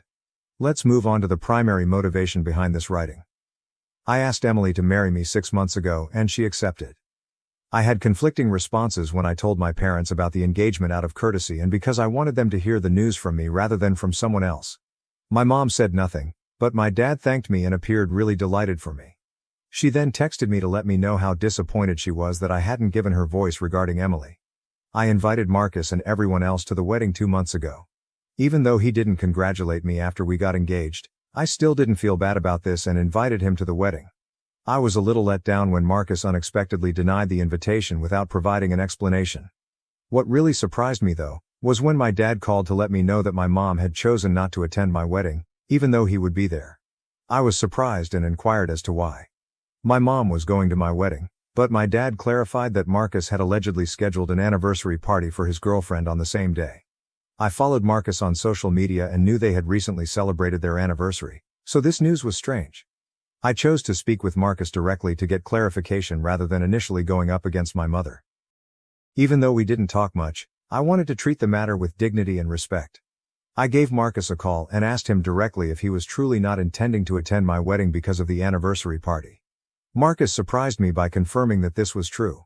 He clarified that at first, he and his girlfriend had intended to have a party to honor their anniversary, but they lacked the necessary funds. Marcus acknowledged that he had worked hard to find a unique location for their celebration that was within their means in order to make up for it to his fiancée. Unfortunately, he stated that my wedding day coincided with the venue's only available date. I apologized and politely pointed out that he could have picked a different day, highlighting how much I would have valued his attendance at my wedding. Marcus, however, responded that his girlfriend's pleasure was more important than anything else and made it plain that he wouldn't move their anniversary celebration date to fit my wedding schedule. His remarks were hurtful, and he ended the phone before I could respond. My mother provided the same old justification she frequently gave me when I phoned her to discuss the matter. She stressed that my dad was already going to attend my wedding, so I shouldn't be selfish and ask her to go too. And that Marcus would be upset if she didn't go to his anniversary celebration. My voice nearly broke as I told her how hurtful it was for me to always feel like she treated me less than my brother. I told her that although she was free to do as she pleased, I would no longer recognize her as a parent. My mother then laughed at what I had said and advised me not to get so worked up over my wedding. I decided to stop talking to my mother completely after the argument we had over her decision to not come to my wedding. My attention turned to making sure Emily had the most exquisite wedding and that our celebration was full of love and happiness. Even though I was disappointed with my parents, I was thankful that my dad kept his word and supported me on my special day. My grandparents, who had previously expected my mom's absence despite their encouragement, were naturally saddened and disappointed when Emily and I ultimately were married. They had even forewarned my mother in advance, stressing how crucial her attendance was. They were deeply affected by the fact that she still decided not to go. The situation worsened when Marcus posted photos from his anniversary celebration, in which my mother was seen drinking and dancing uncontrollably. The way they both appeared to show off their indifference to my feelings regarding their absence from my wedding was the problem, not what she was doing. That's the current situation. Throughout the day, my mother never once phoned Emily or me to say hello or to offer congratulations. Though I'm not sure how to move on, I do know that I can't allow them to continue to harm me in this way. Emily is understandably upset with their treatment of us, particularly with reference to our wedding, but she supports any choice I make. Is my desire to sever all contact with my mother and brother an overreaction? Is it time to accept that they will never change and move on with my life without them, or should I give them another chance to make things right? First update. My wedding was a month ago, and since then things have taken an unexpected turn. I got a ton of encouraging notes after I last posted about my mom picking my brother's anniversary party over my wedding. I appreciate all of your nice remarks and guidance. What has transpired since then is as follows. Although my grandparents, George and Eleanor, have always been my staunchest allies, I never thought they would act in such an extreme manner. They told my mother last week that they might take her out of their inheritance and leave me as the only heir. They said that their choice was the result of years of witnessing her ignore me and favor Marcus, not just the fact that she missed my wedding. According to my grandmother, she and my mother had a furious discussion during which she detailed all of the instances of favoritism she had seen over the years. She cited specific instances, such as my mother's unrelenting criticism of Emily, the disregard for my academic accomplishments, and her decision to go to Marcus's hurriedly organized anniversary party rather than my wedding. The way my mother reacted to this news was what truly surprised me. She called me nonstop within hours of finding out she might not be able to inherit. She was crying about the inheritance, not our tense relationship or the harm she had caused, when I eventually answered one of her calls. In fact, she asked, "How could you have allowed your grandparents to harm me like this? I am their daughter." Then she made a startling suggestion. In order for her to attend, she recommended that Emily and I conduct another wedding ceremony, this time with only close family members. She said she wanted to put things right after giving her actions a lot of thought. But when she promptly followed up with, "Once we do this, you can tell your grandparents everything is fine between us," her comments seemed false. Her attempt to explain her prior absence by stating, "You have to understand, Marcus needed me that day," was the most bizarre aspect. They had already paid for the location, and his partner was going through a difficult moment. What should I have done? She was still unable to recognize how her decisions had harmed me. Marcus also became involved and texted me in a furious manner. He said that I was manipulating our grandparents and making them hostile to the family. He wrote, "You've always been their favorite, and now you're using that to steal mom's inheritance." He didn't appear to see the irony of his criticism of favoritism. Emily was also contacted on social media by his girlfriend, who said that they were being unkind to Marcus by interfering with their anniversary celebration with all of this family drama. Emily replied, "Interesting how you're concerned about your anniversary celebration being ruined when you deliberately scheduled it on our wedding day," before blocking her right away. "My father is now stuck in the middle, even though he was at least there during our wedding. He tried to be a mediator when he called me yesterday. He remarked, 'Your mother truly regrets missing the wedding. Is it not possible for you to perform this minor ceremony for her? It would mean so much.' He was silent for a while before acknowledging, 'She's not handling this well, but she does love you.' After I brought up the fact that mom appeared more focused on the inheritance than our relationship. Emily and I spoke about holding another ceremony, but we both felt that it would not feel genuine. A wedding isn't just a photo opportunity, Emily said. It's about sharing love with those who truly care about us. Your mother had the opportunity to attend but declined. The fact that my mother has begun to alter history is especially upsetting. She is explaining to her family that she was forced to miss the wedding since Marcus needed her assistance during a trying moment. Conveniently, she is omitting the fact that it was an anniversary celebration that was purposefully planned on the day of our wedding. Mom's sister, my aunt, called me lately to tell me about something fascinating. It seems that before the wedding, my mother had informed her that she was teaching me a lesson by not going. She assumed that I would abruptly give in and move our appointment to accommodate Marcus's party. She was truly surprised that I had planned the wedding without her when that didn't occur. Last week's phone conversation with Marcus was the most illuminating. Perhaps driven by resentment over the inheritance issue, he revealed in a rare moment of candor that there were other dates open for the anniversary celebration. His fiancée thought it would be lovely to celebrate on the same day as a family wedding, so they decided on our wedding date out of a number of alternatives. "You've always had everything handed to you by our grandparents," he said chillingly when I questioned why he would intentionally harm me in that way. "It's time you experienced what it's like to be disappointed." Through it all, Emily has been my pillar of support. She made a point that I hadn't thought of. My mother's sudden desire for a fresh ceremony isn't motivated by a want to commemorate our marriage, but rather by her wish to be a caring mother for our grandparents. Emily claimed that if she truly wanted to make amends, she would be expressing regret for years of favoritism rather than only attempting to set up a picture op. I am steadfast in my resolve to forego another ceremony. This is about upholding boundaries and self-respect, not about retaliation or retribution. My mother had the chance to be present on one of the most significant days of my life, but she declined. That fact cannot be altered by any number of contrived pictures or theatrical rituals. I'm currently not in communication with Marcus and only have sporadic contact with my parents. My grandparents have been quite supportive of this choice, telling me that sometimes the best course of action is to avoid harmful people. I'm resolutely pursuing my medical education while Emily and I concentrate on creating our future together. Sincerely, I feel lighter after standing my ground, even though I realize this update may come across as resentful.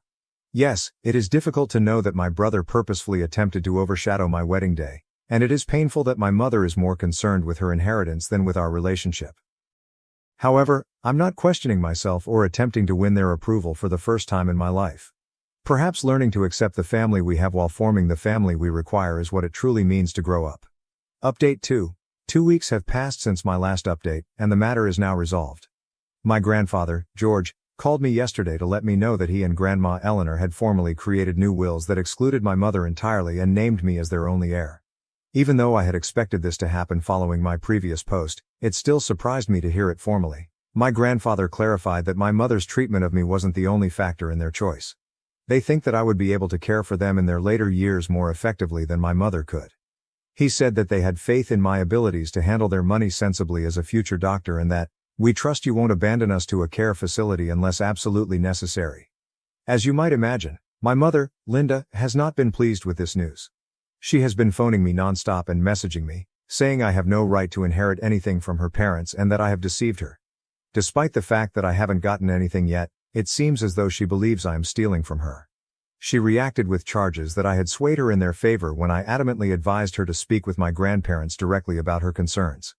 I reminded her that any modifications to their will were a direct result of the things she had done over the years that had caused friction between us and affected their choice. As our disagreement heated up, she revealed something extremely upsetting in a moment of unadulterated honesty, or maybe resentment. She expressed her wish that I had never been created. She accused me of creating her postpartum depression and disclosed that I was an unplanned pregnancy. The most startling aspect was when she acknowledged that she had originally thought about placing me for adoption in order to get rid of me, but she changed her mind due to her parents' conservative beliefs and chose to have them take care of me instead. "With Marcus, things were always easier," she remarked.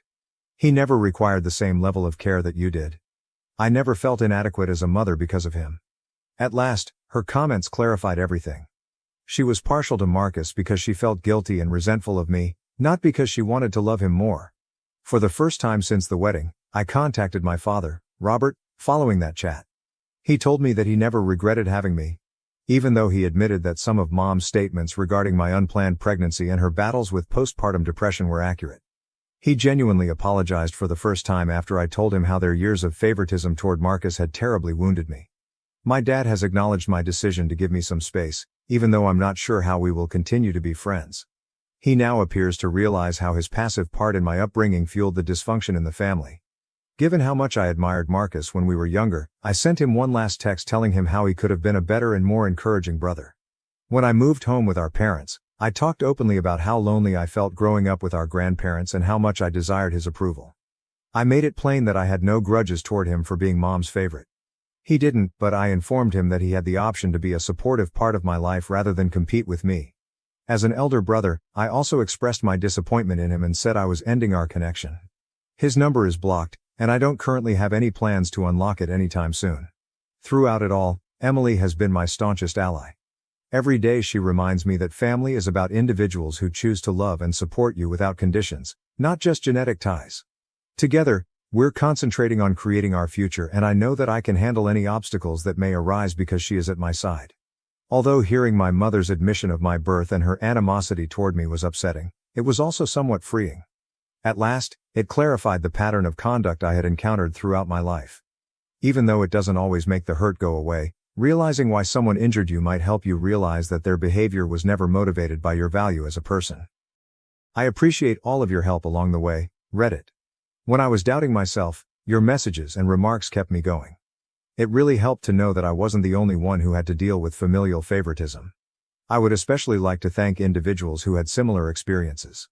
Through this process, I may have lost some family members, but I have also acquired self-respect, clarity, and the bravery to put my own health first. That can occasionally be the best bequest we can have. Sil endured 2 assaults, leaving a letter that led my brother to disown his daughter. I raised her, but now he demands her house. To begin with, my sister-in-law Zara was a very kind and generous person. She always greeted me with love and made me feel like I was a sister from the first time I met her. We had grown really close over the years because we were both working women, and we would spend our weekends shopping or going to lunch together. Zara was always incredibly fit and took excellent care of her health. This is why the sad news of her breast cancer diagnosis shocked us all so deeply. We united behind her and supported her fight against cancer. I made it a point to visit her frequently during her chemotherapy rounds to spend time with her and watch over my infant niece whenever possible. During one of my visits to her home, while we sat together in her living room, she told me some news that broke my heart. Her voice trembled as she stated that her physicians had delivered a devastating diagnosis. Her cancer was severe and resistant to therapy. They'd given her a prognosis that left little room for optimism. The weight of her comments weighed heavily in the air, And I fought to find the perfect words to console her during that vulnerable moment. I asked her what I could do to make everything easy for her. Her eyes, which were typically filled with love and joy, suddenly showed a mixture of fear and resignation. She thanked me for everything I had done for her and expressed her desire not to burden me with a secret she had kept concealed from everyone. I strongly stated that she had nothing to apologize for and that I would do anything for her, no questions asked. She then entrusted me with a secret she had never told anyone, including her own parents. She told me that years ago, during her undergraduate days, she went through a horrible experience that has haunted her ever since. She was the victim of a sexual attack at a party, where she had been drinking too much. The attacker wore a mask, making it impossible for her to recognize him. The horror of that night left severe scars that she had been carrying silently for years. As she described the events of that fatal evening, I listened in terror. She was then in a relationship with my brother. Naturally, she looked to him for help and consolation, expecting that he would be the one person in the world who understood her. Instead of finding relief in his embrace, she was confronted with astonishment and accusations.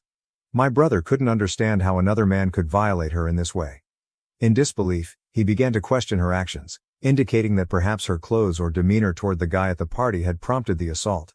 He refused to think that a man could accomplish such a thing unless the lady gave him a signal. Zara was heartbroken that he was questioning her in this manner. The weight of shame and guilt, wrongfully imposed on her by someone she loved, exacerbated her pain. Despite this, she summoned the bravery to denounce the assault to the police and even underwent a medical examination, which confirmed her claim about the assault. She wanted the culprit punished. Unfortunately for Zara, she lived in a college neighborhood where parties were prevalent and thousands of students congregated under the cover of night. Despite their best efforts, the authorities were unable to identify the masked assailant. It didn't help that none of the guests at the party came forward to testify for her. As a result, the inquiry stalled, and Zara never received justice. At the time, her parents were still living and the only ones who believed in her. This is how she overcame her great humiliation for what had occurred to her. According to Zara, after months of discussing the incident with my brother, he finally came around and apologized for his initial reaction. He realized that he should have known better and pledged to be more supportive of her going forward. Despite the strain on their relationship, Zara did not want to break it with him, so she chose to forgive him. Despite my brother's best efforts to be there for her in the years that followed, the tragedy never left her mind. I was saddened to hear this, especially since my brother had never mentioned any of it to me. Sil pointed out that my brother disliked discussing it and had even told her to keep the occurrence a secret, as if it were something disgusting for others to discover.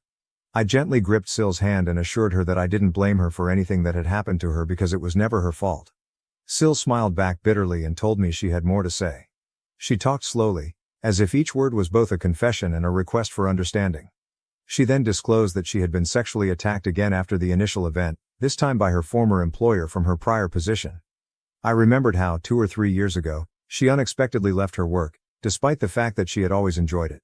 Sil had never told me why until now. Her hands trembled as she described how terrified and helpless she felt during the second assault. She informed me she was numb from shock during the event and could only move after the assault finished. Tears flowed down her cheeks as she departed the scene in a daze, her entire body trembling with the weight of what had just occurred. She recounted feeling detached from everything, as if she were witnessing the trauma from outside her own body. Later, as she sat in her car crying, her first thoughts drifted to my brother. She knew based on his earlier reaction that he would likely blame her again. She described how she felt the same shame when she realized she had been abused by another man without her consent. She felt unclean and repulsed by herself. This time, the trauma had a greater impact on her mental health since, unlike previously, she had no one to talk to. Her parents had died, and she was afraid to open out to my brother. As a result, she fell into melancholy and experienced a few panic attacks. Sil told me she debated whether to report the assault to the police and have her boss arrested, or to safeguard her marriage. Then, 3 weeks later, she learned she was pregnant. At that point, she was positive that the child was not my brother's. The weight of this realization devastated her even more, and she was unsure how to convey the news to my brother. She assumed he would ask for a divorce. As her mental health deteriorated, Sil decided to end her life. She told me how powerless she felt at the time, lacking the strength to end the pregnancy and not wanting others to know about the assaults. I listened to her story, holding back tears, unable to understand what she had been through silently, without any of us knowing. Sil went on to tell me how, the evening she decided to end her life with sleeping pills, everything changed. My brother unexpectedly discovered the positive pregnancy test in the restroom. Instead of waiting for an explanation, He began bouncing up and down, overjoyed that she was pregnant and that they could finally start a family together. Caught up in his joy and engulfed in his embrace, she found herself unable to bring him down with the truth.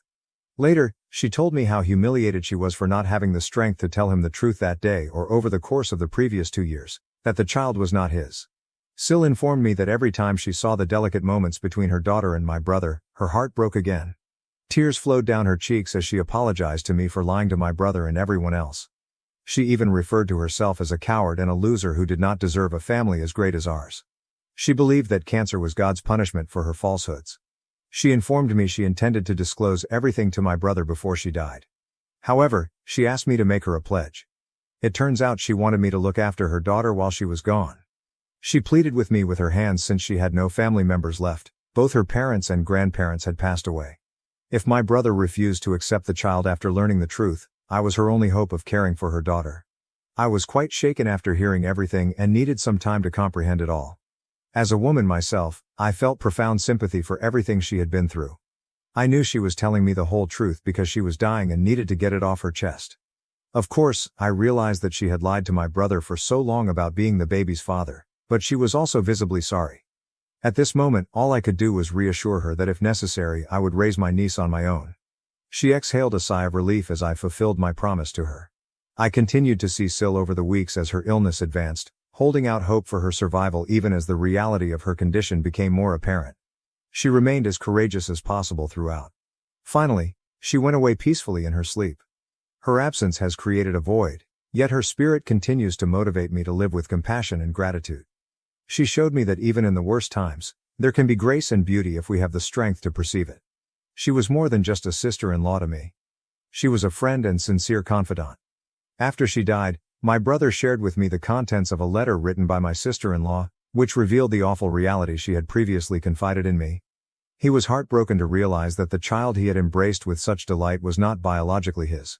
His anguish and rage were obvious as he dealt with this new reality, which was exacerbated by the recent death of his wife. In his grief, he couldn't bring himself to hold the infant anymore. Instead, he told our parents and me that he was going to give her up. I firmly told him that Sil had asked me to look after my niece, and that I wanted to take care of her even if he no longer wanted her. This is how I welcomed my niece into my home without hesitation. I was really heartbroken for her because she had just lost her mother, and with no other family left, her parents and grandparents had passed away. I knew she needed a stable and supportive atmosphere at the moment. Later, when we gathered for the reading of my sister-in-law's will, everyone was already emotional because they knew my niece did not belong to my brother. Many of my family members were divided over this news. However, Sil was no longer with us to face their fury. According to her will, she made specific and careful plans for her daughter's future, leaving every asset and resource she had amassed over the years for her daughter's benefit. Sil had a large fortune from both her parents and grandparents, so she had a lot of money to leave behind. To my brother's sorrow, nothing was allocated to him, exacerbating his pain and sense of betrayal. He yelled loudly that it was wrong of her not to leave anything in her will for him. Sil had specifically stated that she had committed the management of these monies to me provided I was willing to take on the responsibility of caring for her kid. This news surprised both me and everyone else present. I suppose this is why Sil wanted me to make that pledge to her weeks before she died, so she could update her will accordingly. She was correct to believe her intuition and not allow my brother access to her assets, since if that had been the case, he would never have let my niece have anything and would have abandoned her without money. My brother was unwilling to continue caring for the child, therefore I was eventually granted full custody of my niece. I've been able to care for her all these years because of the financial support I received. My brother attempted to battle me over the money Sil had left behind, believing he was entitled to at least half of it. However, the judge did not listen to him. In rage, my brother told me that he didn't want anything to do with Sil's daughter and that he never wanted to see my face again, saying that I had betrayed him by taking in the girl. I firmly told him that I was sorry for all of his sorrow, but I was not going to break my promise to Sil. My sister-in-law's decision to keep the facts from my brother was wrong, and I acknowledged that. However, now that she is no longer with us, I am convinced that the child is not to blame for her parents' conduct. This is why I've always focused only on establishing a caring and secure home for my niece, sheltering her from the intricacies of the past. Over the years, I've used the funds Sil left behind to ensure that my niece has everything she needs. I've also purchased a home for her, which my niece will entirely inherit once she reaches adulthood. I've made every effort to send her to great schools and care for her as if she were my own daughter. I am not married and have dedicated my entire life to raising my niece. Despite my best attempts, my niece, understandably, has concerns about her parents, especially her father. She misses my brother, but she understands that relationships cannot be forced in these circumstances. My decision to prioritize my niece's well-being has affected my ties with my other family members. They have all chosen to cut ties with me and no longer invite me to family gatherings, claiming that my actions are foolish and that I have prioritized my niece over my own. Even my parents believe I should have given up my niece and have often expressed their disappointment that I am raising someone else's child. As you might expect, the past several years have been a challenging journey in which I've had to negotiate the chasm between what I believe is right and the ramifications of those decisions on my family connections. This year, as my niece approaches her 18th birthday, I feel a sense of accomplishment as I prepare to transfer all of her assets, including the property I've acquired for her per Sill's desires. It's a significant achievement for which I've worked hard. I feel like I've done everything I could to protect her up until now, and she's ready to make her own decisions. My brother contacted me unexpectedly last week, saying he needed to discuss something very serious. My heart skipped a beat. I hoped he'd realized his mistake and wanted to reconnect with me and my niece after all these years. I agreed to meet with him, but I didn't want my niece to find out and get her hopes up until I knew why he was visiting. So I planned for us to meet when she was at school. When my brother came, there was a sense of expectation and warmth as we made small chat. He told me he has since remarried, and I was pleasantly surprised to learn that he now has 2 children of his own. He showed me images of them, and his boys looked exactly like him. I was disappointed that he hadn't invited me to his wedding, but I understood that he did what he had to do after Sill had deceived him. During our talk, I couldn't help but feel proud as I highlighted my niece's accomplishments and improvement over the years. I informed my brother that she occasionally inquired about him and was fairly mature for her age, thinking he would say he wanted to see her. Despite my excitement to communicate these wonderful tidings, he appeared indifferent to my niece. He interrupted me, his tone immediately changing to one of seriousness. He explained that he had come to meet me not to discuss my niece, but to request ownership of her house. I stared at him wide-eyed as he told how his family had suddenly lost their home and that our parents had already loaned him a large sum of money over the years, so he could no longer ask for assistance. Since he knew I had purchased the house with Sill's money, he believed it was only fair for me and my niece to let him keep the house to accommodate his large family while we relocated to a smaller space. I questioned him why he thought he could even pose such a question.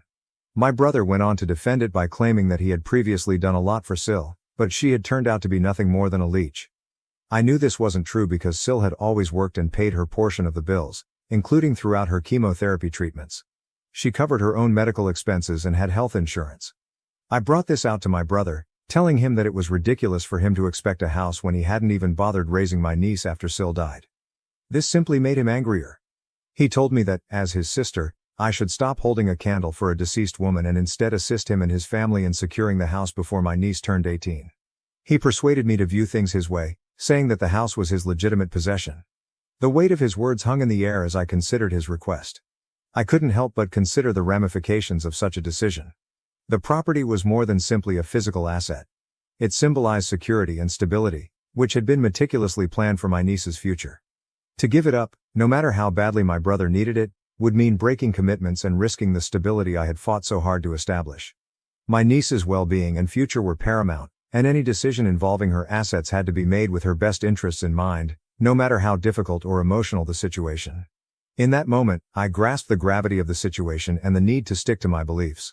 I informed him unequivocally that I could not support his request and that he should take responsibility for his own family rather than relying on his deceased wife's possessions. I continued to tell him how ashamed I was that he even considered this option, and how he had given up all rights when he handed over custody of his daughter to me following Sill's death. My brother's face flushed red with rage at my statement, but I continued before he could interject again. I voiced my disappointment that he had not been present for my niece during all of these years.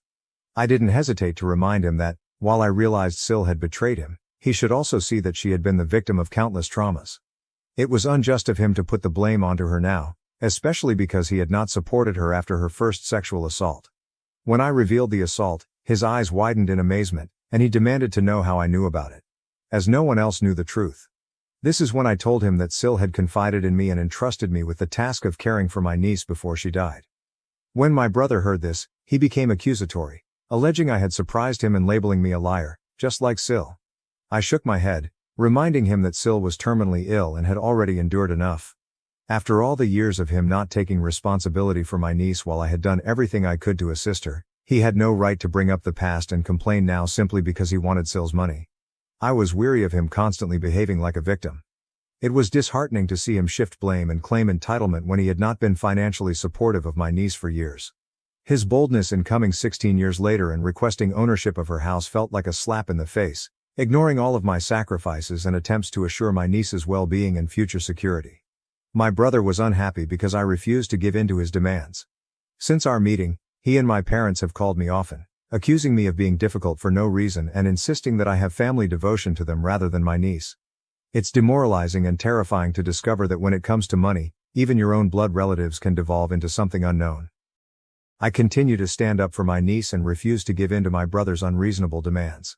Update 1. First and foremost, I am astounded by how kind everyone has been in my DMs and comments. Thank you for making me grin. Second, I can't tell you how many women have contacted me, giving their own stories and saying how closely they connect to what Syl went through. I wish I could give every one of you a great, tight embrace and relieve your anguish. Sexual assault is one of the most horrible things that can happen to a woman, and I wish someone could have helped Syl at the time. She wasn't a bad person, and she didn't deserve what she went through. It's unfortunate that I have to defend her, but just because you haven't suffered sexual assault doesn't imply others don't. Syl had demonstrated amazing courage following the first assault, but the second occurrence left her shaken, rightly so. She was immobilized in fear, as many sexual assault victims are. I wish she had felt comfortable enough to open up to me sooner, because I would have been there for her in every way. Knowing what she went through crushes my heart, and I wish I could have been there for her during those difficult days. To those who label Syl a cheater and question her narrative, I really pray you never go through such anguish only to have your truth challenged. If Syl had really had an affair, she may have instructed me to contact the man for custody after she died. Furthermore, if there had been an affair, the man would not have remained silent all these years, he would have most certainly come up, especially given how much money Syl left behind for her kid. If she had an affair, I'm sure she would have wanted her daughter to know her biological father. Syl did everything possible to safeguard her daughter. Update 2. I sat down with my niece and told her that my brother had lately been to speak with me, and his main goal was to gain control of the house. I advised her to be cautious if he ever approached her. As I talked, I could see the rage and pain in her eyes. She had hoped for years that her father would reach out to her because he actually cared. However, when she discovered that his contact was motivated by his own wants, she felt deceived. I can't believe him, she informed me, her voice shaking from emotion. After all this time, he only reached out when he needed something. She informed me that she did not want anything to do with him and expressed her gratitude that her mother had not left him anything. She then hugged me and expressed her gratitude for everything I'd done for her over the years. Her statements were simultaneously painful and empowering to hear. It brought tears to my eyes as I understood that despite the sorrow of her father's acts, she was strong and determined to carry on without him. Update 3.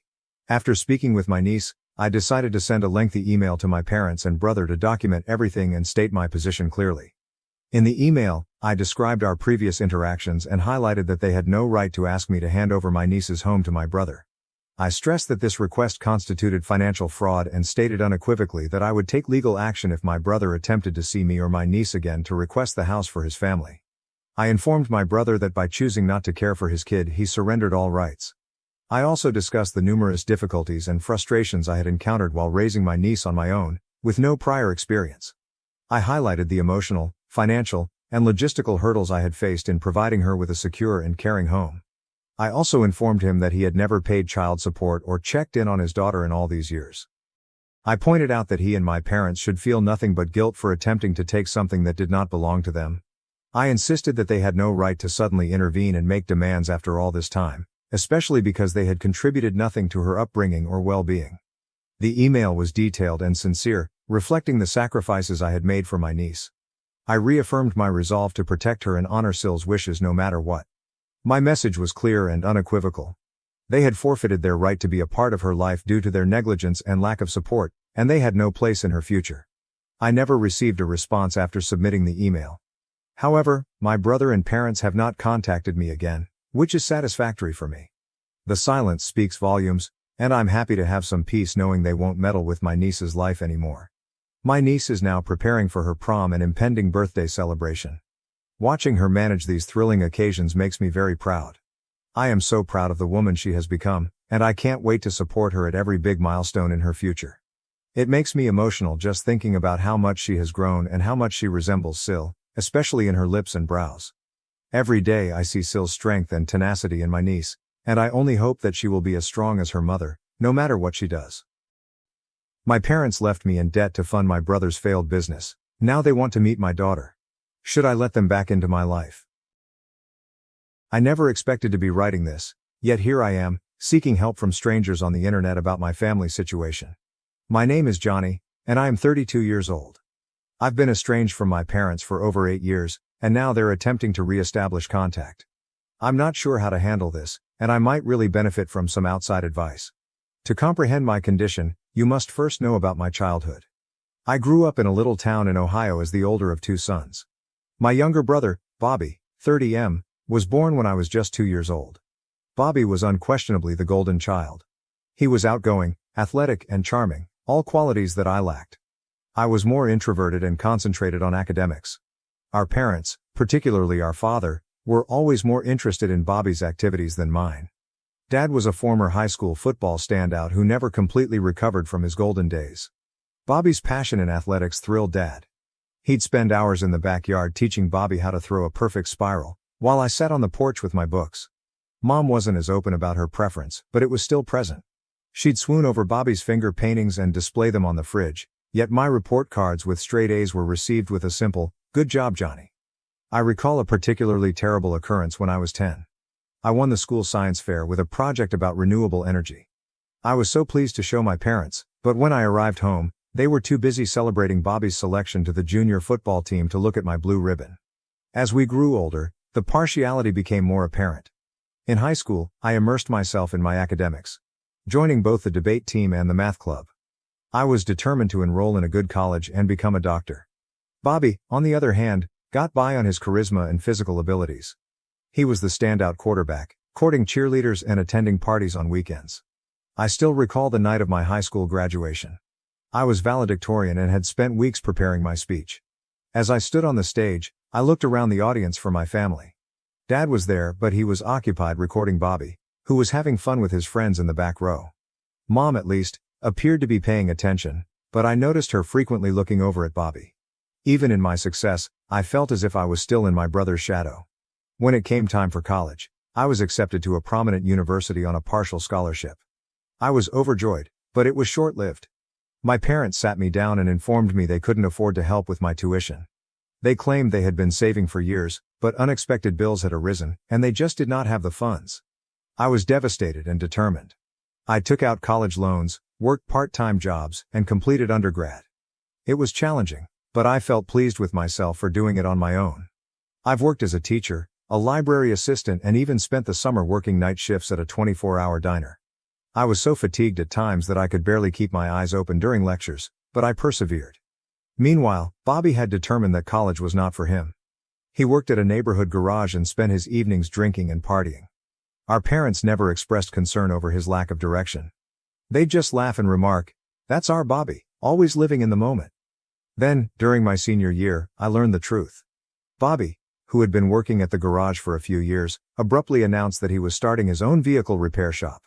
To my surprise, our parents had handed him their entire savings, money they had told me did not exist, to launch his firm. I could not believe it. All those nights I'd spent worrying about my increasing student debt, all the times I'd had to choose between textbooks and proper meals, and they'd always had money. They just decided to give it to Bobby instead. When I challenged them about it, they attempted to defend their actions. They argued Bobby needed the money more because he didn't have a college degree, whereas I would be all right because I was intelligent and would earn a good living as a doctor someday. They didn't seem to understand or care about the tremendous debt I had incurred or the stress I was experiencing. That was the final straw for me. I completed my degree and was accepted into medical school, but I cut off practically all contact with my family. I only spoke with them around significant holidays, and even then, it was quick and perfunctory. I immersed myself in my studies, determined to excel despite their lack of support. During my second year of medical school, I met Donna.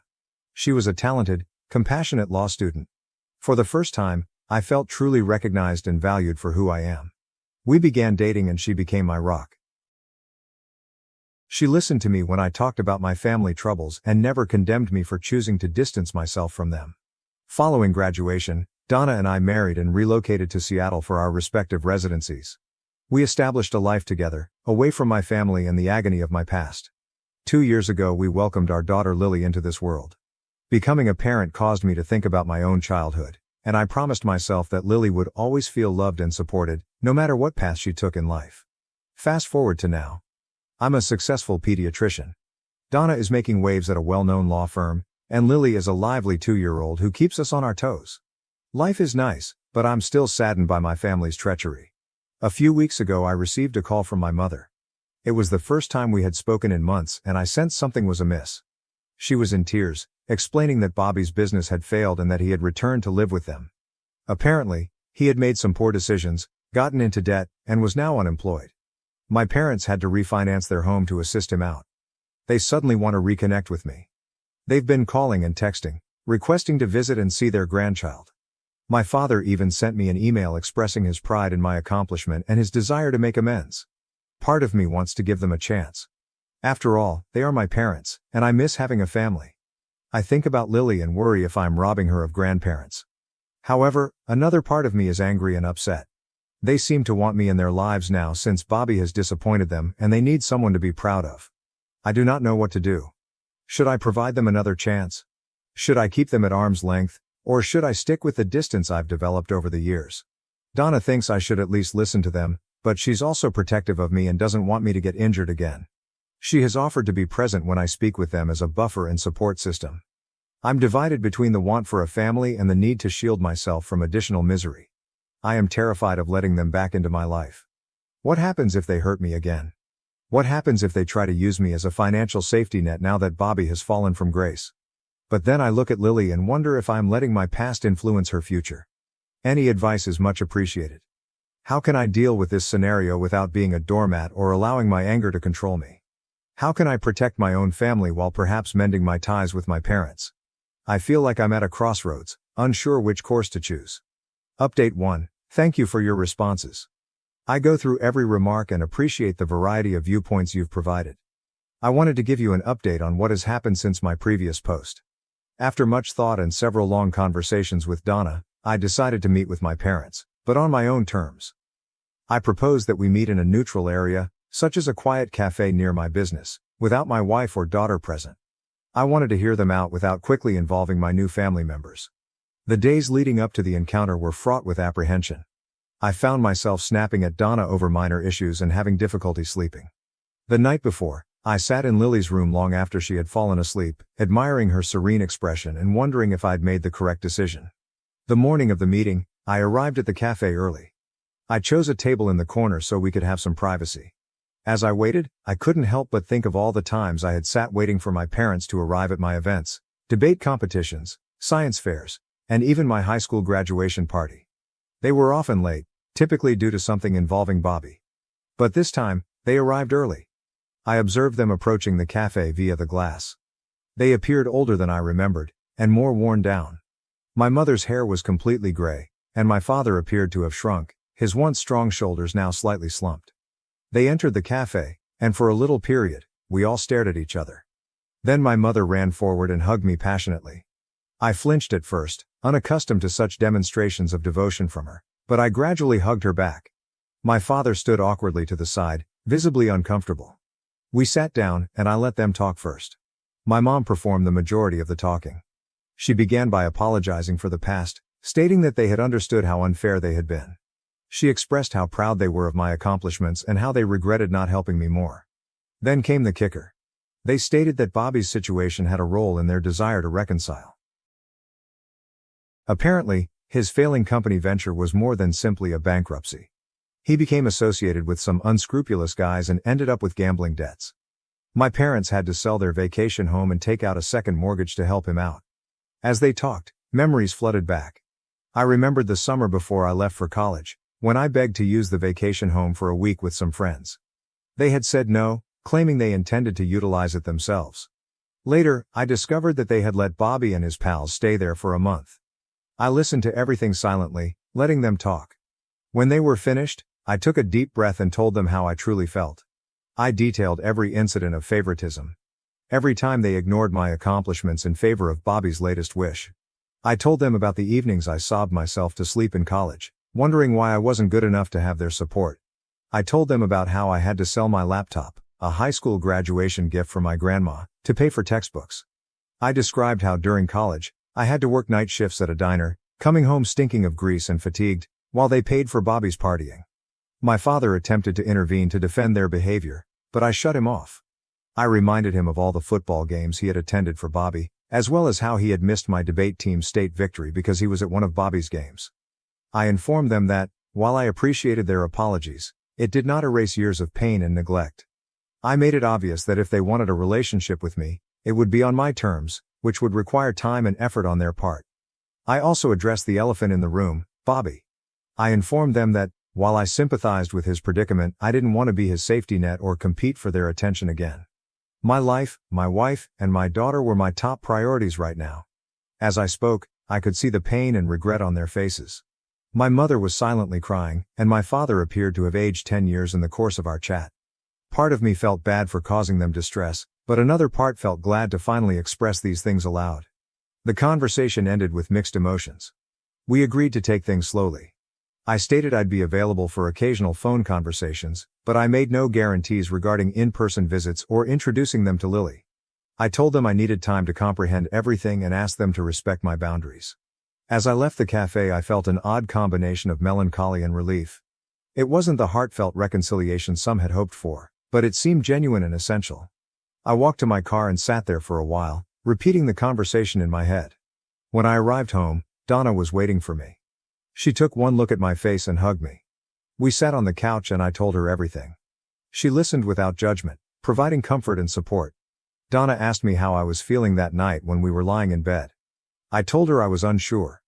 Part of me felt lighter, as if I'd finally let go of a load I'd been carrying for years, but another felt raw and exposed, as if an old wound had been reopened. I'm still processing things, but I feel like I've made a step toward healing. Even if the path ahead remains unpredictable. I know it won't be easy, and there will be a lot to go through, but for the first time in years I feel like I might be able to reconnect with my parents. I'll keep you updated as things progress. Thank you all for your encouragement and wisdom. It has given me the strength to confront this circumstance front on. Update 2. It's been approximately a month since my meeting with my parents, and I wanted to provide another update. Things have been complicated. True to my word, I have allowed only limited communication with my parents. We've had a few phone calls, mainly brief and embarrassing. My mother has worked quite hard, possibly to an excessive degree. She calls more frequently than I'm comfortable with and is always curious about Lily. I've had to establish some boundaries there, telling her that she must earn the right to be a grandma. Last week, she called and spent 20 minutes telling me about a toy she had purchased for Lily. I had to interrupt her and remind her that she hadn't even met Lily yet, and it wasn't right to purchase her things at this point. She appeared to be hurt, but I kept my position. In contrast, my father has remained aloof. He has only spoken to me once, and it was a stiff chat. I get the impression he is battling with his pride, finding it difficult to confess he was wrong all these years. During our one chat, he largely inquired about my profession, as if attempting to comprehend the life I'd made without them. The real drama, though, came from an unexpected source. My brother, Bobby. He sent me a long, rambling email about 2 weeks after I met with my parents. It was part apology, part request for assistance. He wrote about how he had made mistakes in his life, how he regretted taking advantage of our parents, and how he wished he had been a better brother to me. As I read the email, memories flooded back. I remembered in high school when Bobby borrowed my car without asking and had an accident. Our parents were outraged, but they paid for the repairs without holding Bobby accountable. Meanwhile, I had to ride the bus to school for a month. Bobby's email initially moved me. It appeared like a sincere effort at reconciliation. However, as I read on, the genuine intent of the email became evident. Bobby was asking for money. He had a business idea that he was confident would cure all of his issues, and he asked me to invest. I was infuriated. Despite all that had happened over the years, he continued to see me as nothing more than a possible source of wealth. The business concept was unclear and poorly thought out. It involved a food truck selling gourmet hot dogs. He had clearly learned nothing from his past setback. I did not answer your email. Instead, I phoned my folks. The talk was tense. When I questioned if they knew about Bobby's email, they said they did. In fact, they urged him to contact me. They believed that if Bobby and I reconciled, it would help bring the family back together. I lost my composure at that time. I explained that their attempts at manipulation were precisely why I had separated myself in the first place. I reminded them of all the times they had allowed Bobby's poor behavior, from covering for him when he cheated on tests in high school, to bailing him out of jail after a DUI in his 20s. I made it clear that I was not interested in sponsoring another of Bobby's schemes, and I was disappointed that they would even consider asking me after everything that had occurred. I informed them that if this was their notion of making amends, they needed to learn a lot about respect and boundaries. The call ended poorly. My mother was crying again. My father was defensive and I was shivering in wrath. I felt as if all of our progress had been undone in an instant. After I cooled down, I discussed matters with Donna. She's been my rock through it all, providing support and a clear perspective when I needed it the most. We concluded that for the time being, it would be best to distance us from my family. The trust that had been tentatively restored has been shattered, and I need time to comprehend it all. I feel discouraged and upset, but also strangely relieved. This incident proved that my suspicions were correct. My family still doesn't realize the anguish they've caused or respect the limits I've established. It's a difficult but important revelation. For the time being, my attention is focused on my own family, Donna and Lily. They are my top concern and I refuse to let the drama with my parents and Bobby detract from the enjoyment we've created together. Last night, while I was tucking Lily into bed, she wanted me to read her favorite story, *The Giving Tree*. As I read, I realized how different my relationship with her is from that with my parents. I want her to know she is loved unconditionally, not based on what she can provide or do. This morning, I sent my folks a brief email. I told them I needed some space and would contact them when I was ready. I also made it plain that any future relationship would be contingent on their ability to respect my limits and regard me as an equal, rather than merely a potential solution to their problems with Bobby.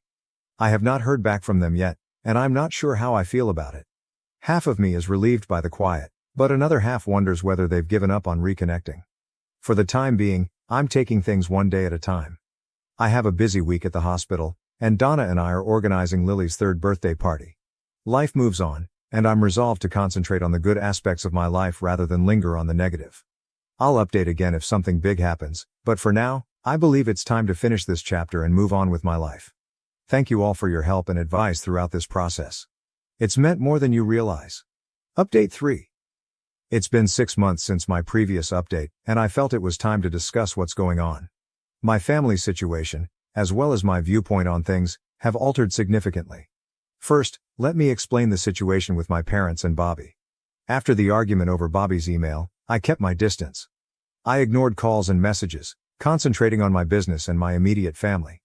It was difficult, particularly over the holidays, but I believed it was vital for my mental health. 3 months ago, I received a letter from my father. It wasn't an email or text, but rather a handwritten letter. The sight of his familiar handwriting triggered a flood of memories, birthday cards and messages in my lunchbox from when I was younger, before Bobby came along and everything changed. In the letter, he did something I never expected. He gave a sincere and honest apologies. He acknowledged their favoritism toward Bobby, the pain they had caused me and the mistakes they had made in attempting to reconcile. He made no excuses or asked for anything.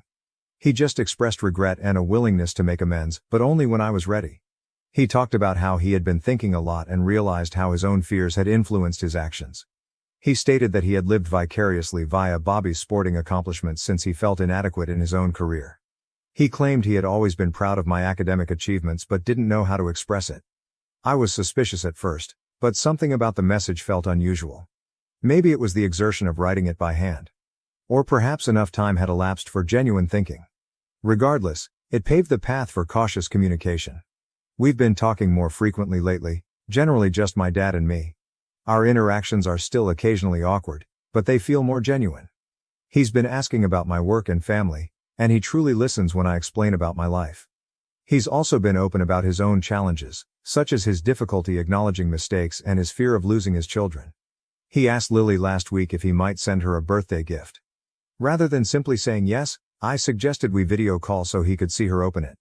I hadn't seen such delight on his face in years as Lily joyfully unwrapped the toy doctor kit he sent her.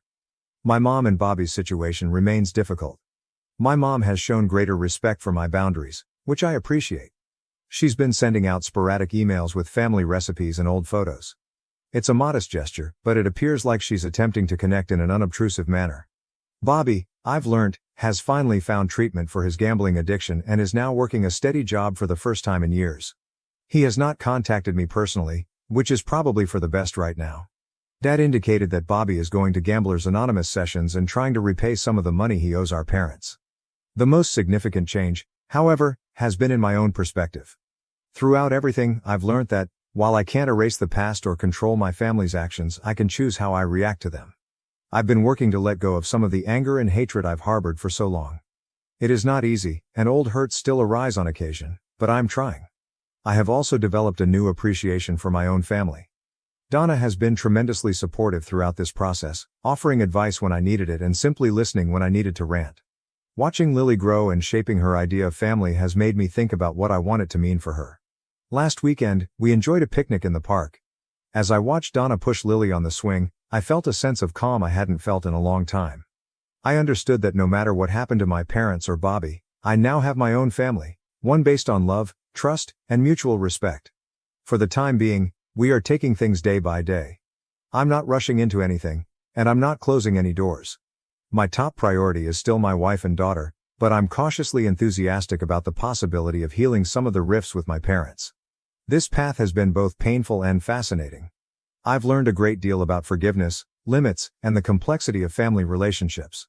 Whatever occurs next, I feel better prepared to deal with it. Thank you all for your help and advice throughout this process.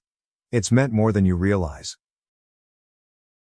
My sister demanded I be her surrogate, then faked an application. Now she's pregnant, but the shocking truth changed everything. I never expected to share this on Reddit, but life has a way of surprising you. I'm Sarah, 28F, and my life turned upside down around 6 months ago. It all began when my sister, Angelina, 32F, revealed her pregnancy. Angelina and I have always had a difficult connection. We grew up 4 years apart, so we were never in the same stage of life at the same time. Angelina was always the ideal child, all A's, leader of the debate team, and first chair violin in the school orchestra.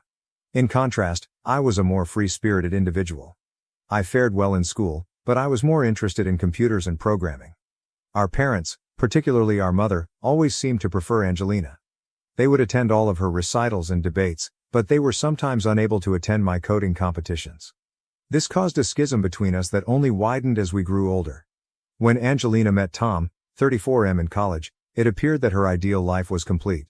They married shortly after college, and everyone expected them to begin a family immediately away. But years passed and no baby arrived. Angelina never said much about it, but I could see it bothered her. Meanwhile, I concentrated on my career. I became a software developer, got a terrific job at a tech firm, and purchased my own apartment. I was content with my life, even though it was not the usual route my parents had envisioned for me. So when Angelina announced her pregnancy, I was ecstatic for her. I hoped that this would finally bring us closer as sisters, but then Angelina dropped the bombshell. I was going to be the surrogate mother. Not asked, told. I was shocked. Angelina and I were not close enough for her to believe I would do something like this. We only communicated once a month, and it was generally simply to catch up on the basics. So for her to simply believe I'd carry her baby was mind-boggling. When I tried to tell her I was uncomfortable with the notion, she dismissed it. "Oh, come on, Sarah," she said. "It's not a big deal, you're not using your uterus right now anyway." I couldn't believe what I heard. Not using my uterus? Was she serious? I tried to explain that becoming a surrogate was a big decision that would impact my body, employment, and life for at least 9 months. But Angelina would not listen. She continued saying how she and Tom had been trying for so long. How this was their final opportunity, and how I was being selfish by not wanting to help. Things worsened when our parents became involved. Mom, 56F, and Dad, 58M, agreed with Angelina, as usual. They began phoning me every day, reminding me how important family is and that I should be willing to do everything for my sister. Dad went further. "Sarah, this is your chance to finally do something meaningful with your life." That hurt. I have a fantastic career, my own house, and a life I'm proud of, but none of that matters now since I refuse to be an incubator for my sister. It felt like I was back in high school, constantly compared to Angelina and left lacking. The pressure continued increasing. Angelina began telling her extended family and acquaintances about her wonderful sister, who would be her surrogate. She even mentioned it on Facebook before I committed to anything. Suddenly, I began receiving letters from relatives, uncles, and cousins I hadn't spoken to in years, all congratulating me for my selflessness.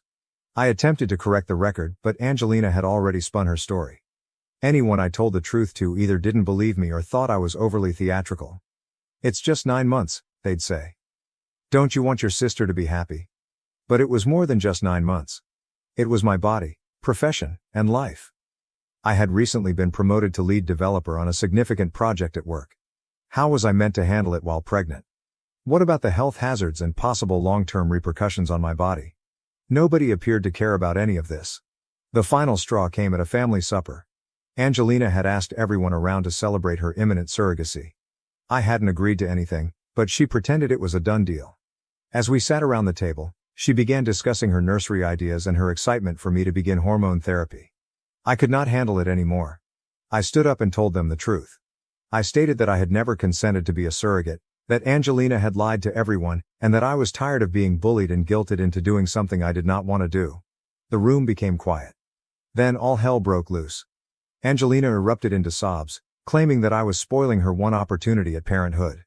Mom and Dad began yelling at me, calling me selfish and callous. Tom merely sat there, looking uneasy. I left the dinner feeling wild. Was I actually the bad guy here? Was I being selfish by refusing to give up my body and life for 9 months? I didn't think so, but my family appeared to think differently. Since that night, things have been strained. Angelina isn't speaking with me.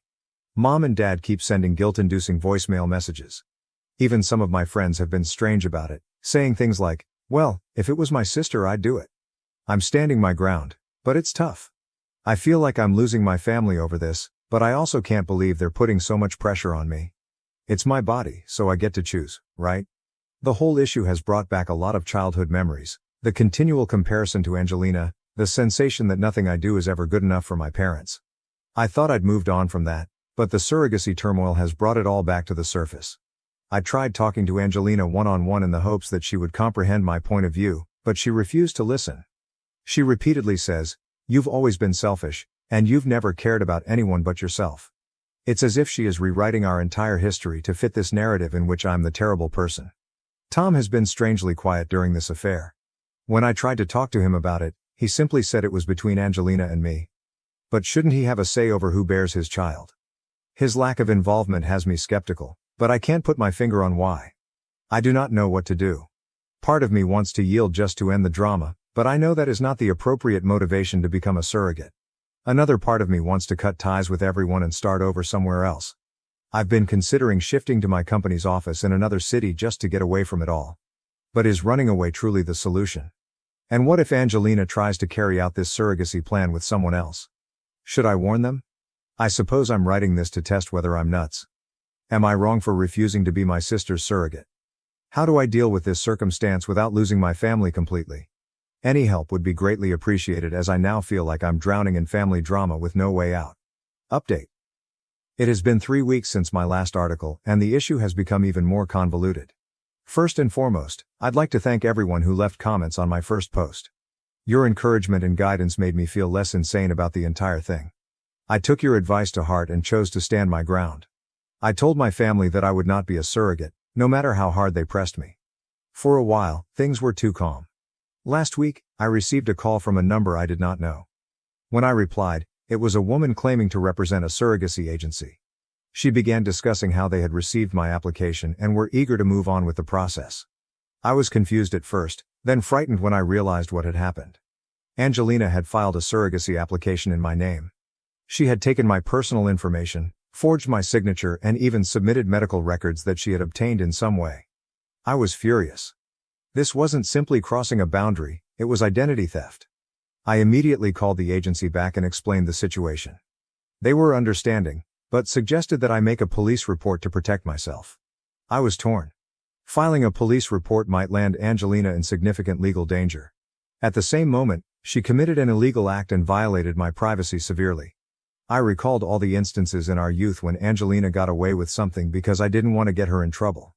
Like when she shattered Mom's favorite vase and blamed it on me, or when she stole my car in college and got into an accident. After much thinking, I decided to submit the report. It was not an easy decision, but I felt compelled to protect myself. What if Angelina did something like this again? The fallout was swift and severe. Angelina called me, shouting that I was attempting to ruin her life. Mom and Dad were outraged, telling me that I was ripping the family apart. Even Tom, who had generally been silent throughout the episode, left me a furious voicemail. But this is where things become even more difficult. Remember how I mentioned that Angelina and Tom had been trying to have a baby for years? Well, there's a reason behind that. A common buddy contacted me after hearing about the police report. She told me something I didn't know. Tom had a vasectomy years before he met Angelina. This discovery hit me hard, not only because it meant Angelina had been lying about their fertility issues, but also because it reminded me of when Angelina and Tom initially started dating years earlier. I overheard a chat between them at a family cookout.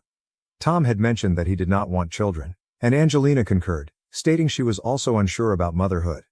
I hadn't given it much attention at the time, but it suddenly felt significant. Tom apparently did not desire children. He told Angelina this when they first started dating, and she stated she was fine with it. However, as the years passed, Angelina got enamored with the prospect of having a baby. She began pressing Tom, who eventually agreed to consider adoption or surrogacy to make her happy. This new information led me to doubt everything. Why was Angelina so desperate for a baby when she had previously been content with not having children? And why go to such measures to make me a surrogate when you could simply adopt or locate a willing surrogate through normal channels? I wasn't sure what to do with this information. Part of me wanted to face Angelina and reveal all her falsehoods. But another part of me felt bad for her. Was she so desperate for a baby that she would engage in such deception? In the end, I opted to speak with Tom first. I met him for coffee and told him everything, including Angelina's falsehoods, the surrogacy push, and what a mutual acquaintance had told me. Tom was shocked. He stated that he had agreed to Angelina's surrogacy plan because he felt it would make her happy, but he was unaware of the magnitude of her deception. As we talked, Tom opened up about his own marital troubles. He admitted that he and Angelina had been having troubles for years, primarily due to their disagreement about having children. He stated he had pondered leaving several times but stayed because he loved Angelina and hoped she would alter her mind about having children. Tom seemed shocked as he exited our meeting. I felt awful for him, but also relieved that the truth was finally being revealed. I wondered whether this would be the push he needed to finally confront Angelina and possibly end their marriage. As for Angelina and my parents, I'm still unsure how to continue. The police are investigating the identity theft, and I'm concerned about what will happen to Angelina. Despite everything, she is still my sister. I keep remembering back to our youth, to the times when we truly got along. Like the summer we spent at our grandparents' farm, sitting up late to watch meteor showers and collecting fireflies in jars. It's difficult to reconcile those recollections with who Angelina has become. Mom and Dad are still not speaking with me. They believe I'm making things up to get out of being a surrogate. It aches, but I'm trying to be tough. I've begun seeing a therapist to help me cope with the stress and complex feelings that this scenario has brought up. I'm seriously considering moving out of state for a while to get away from all the turmoil. My employer has an office in another city and I'm considering requesting a transfer. The prospect of a fresh start is appealing, but I'm also concerned about running away from my troubles. So that's where things are now. My family is in tatters, my sister may be in legal problems, and I'm considering starting afresh in a different city. I didn't expect to be where I am now a month ago, but that is life. I'll keep everyone updated on what occurs next. Thank you again for all of your help, it means more than you realize. Update 2. It's been 2 months since my previous update, and just as I thought things couldn't be any more complicated, life threw me another curveball. First, let me catch you up on what has been happening. Angelina was charged with fraud following the identity theft incident. It was a misdemeanor, but she had to pay a fine and complete community service. Tom filed for divorce, unable to overcome Angelina's falsehoods about desiring children and the entire surrogacy disaster. I did in fact accept that transfer. I've been living in a different place for the past month, attempting to rebuild my life away from all of the family pain. It's been challenging but also refreshing. I've found some new acquaintances, put myself into work, and even begun seeing a therapist to deal with the stress of the last several months. But this is when things take a surprising turn. My mom called me last week. My parents had not spoken to me since the police report, so I was startled to hear from her. I almost did not respond, but something told me I should. When I picked up, my mother was in tears. She managed to tell me about Angelina's pregnancy despite her cries. Naturally, I was perplexed. How could Angelina be pregnant if Tom had a vasectomy and they were getting divorced? Well, it turns out that the baby is not Tom's. It isn't even biologically Angelina's. My mother eventually revealed the truth. Angelina had been lying about everything since the beginning. Angelina is not infertile, she never has been. The entire trying for years story was a pure lie. She wanted me to be a surrogate because she didn't want to go through the pregnancy herself. Apparently, Angelina has always been afraid of pregnancy and childbirth. This concern derives from a horrific occurrence she experienced as a teenager that I was unaware of. When Angelina was 16, she witnessed our cousin's difficult pregnancy and near-fatal birth. It had a lasting impression on her, instilling a strong fear of pregnancy, but Angelina too desperately wanted a baby. Or so she thought. When Tom told her he didn't want children, she saw it as an ideal chance she might play the needy infertile wife and coerce someone else, me, into carrying a baby for her. But when her plan with me fell through, she panicked. She began seeing this person behind Tom's back, let us call him Mike. Mike got her pregnant and Angelina is suddenly confronted with the same situation she was attempting to avoid. I was speechless. All of our family's drama and pain sprang from Angelina's fear of being pregnant. It seemed too ludicrous to be true, but as my mother talked, more truths emerged. My parents stated that they had been aware of Angelina's pregnancy fear for many years. They agreed to her surrogacy idea because they believed it would help her overcome her fear. They never considered how it would affect me or how wrong it was to coerce someone into becoming a surrogate. I felt a mixture of emotions. Rage at the deception, relief that the truth had finally been revealed, and a strange sense of vindication. After months of being called selfish and callous, it turns out I was correct all along. My mother spent a long time apologizing. She and my father understood how horribly they had messed up and how unfairly they treated me. They asked whether I could forgive them. I informed her that I needed time to comprehend things. The realization that my entire family had been lying to me for months, if not years, was difficult to process. I replied that I'd think about it and get back to her.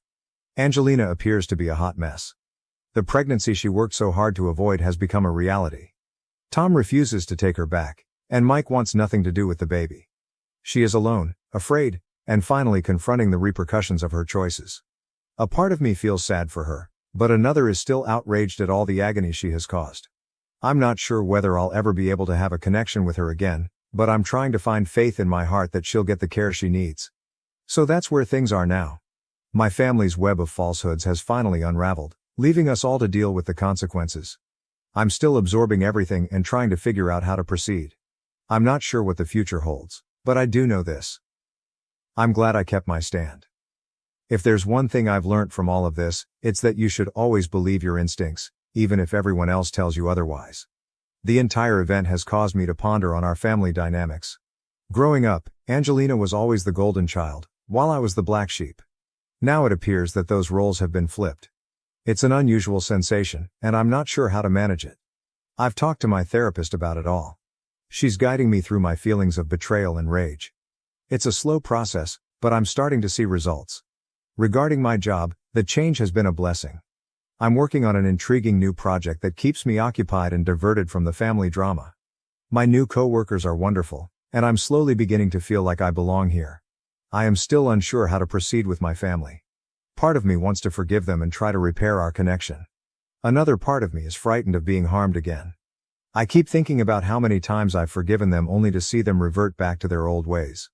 For now, I'm taking things one day at a time. I've informed my folks I need space, and they're surprisingly understanding. Angelina has tried to contact me several times, but I'm not ready to talk to her yet. I'll keep you updated if anything important happens, but for the time being, I'm focusing on healing and going forward with my life.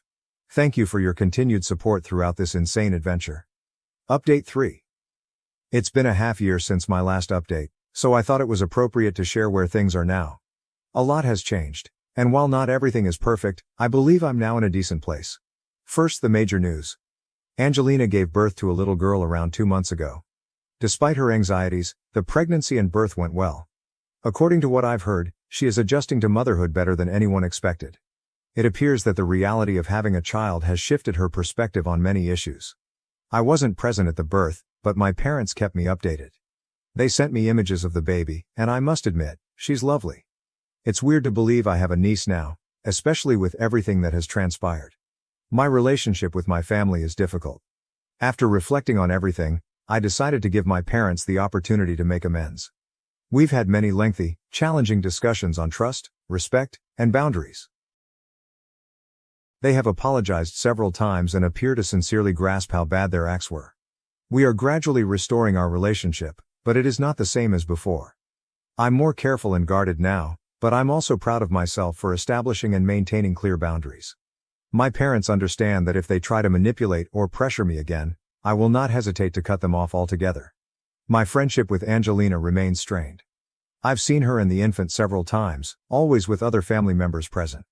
It's awkward and stressful, but we're respectful. Angelina has apologized for her behavior, but I'm not quite ready to forgive her yet. The loss of confidence was massive and it will take a long time to recover, if it ever does. Angelina is struggling as a single mother, but she is receiving support from our parents and attending treatment to address her worries and difficulties. She has even formed a support group for ladies suffering from tocophobia, fear of pregnancy and childbirth.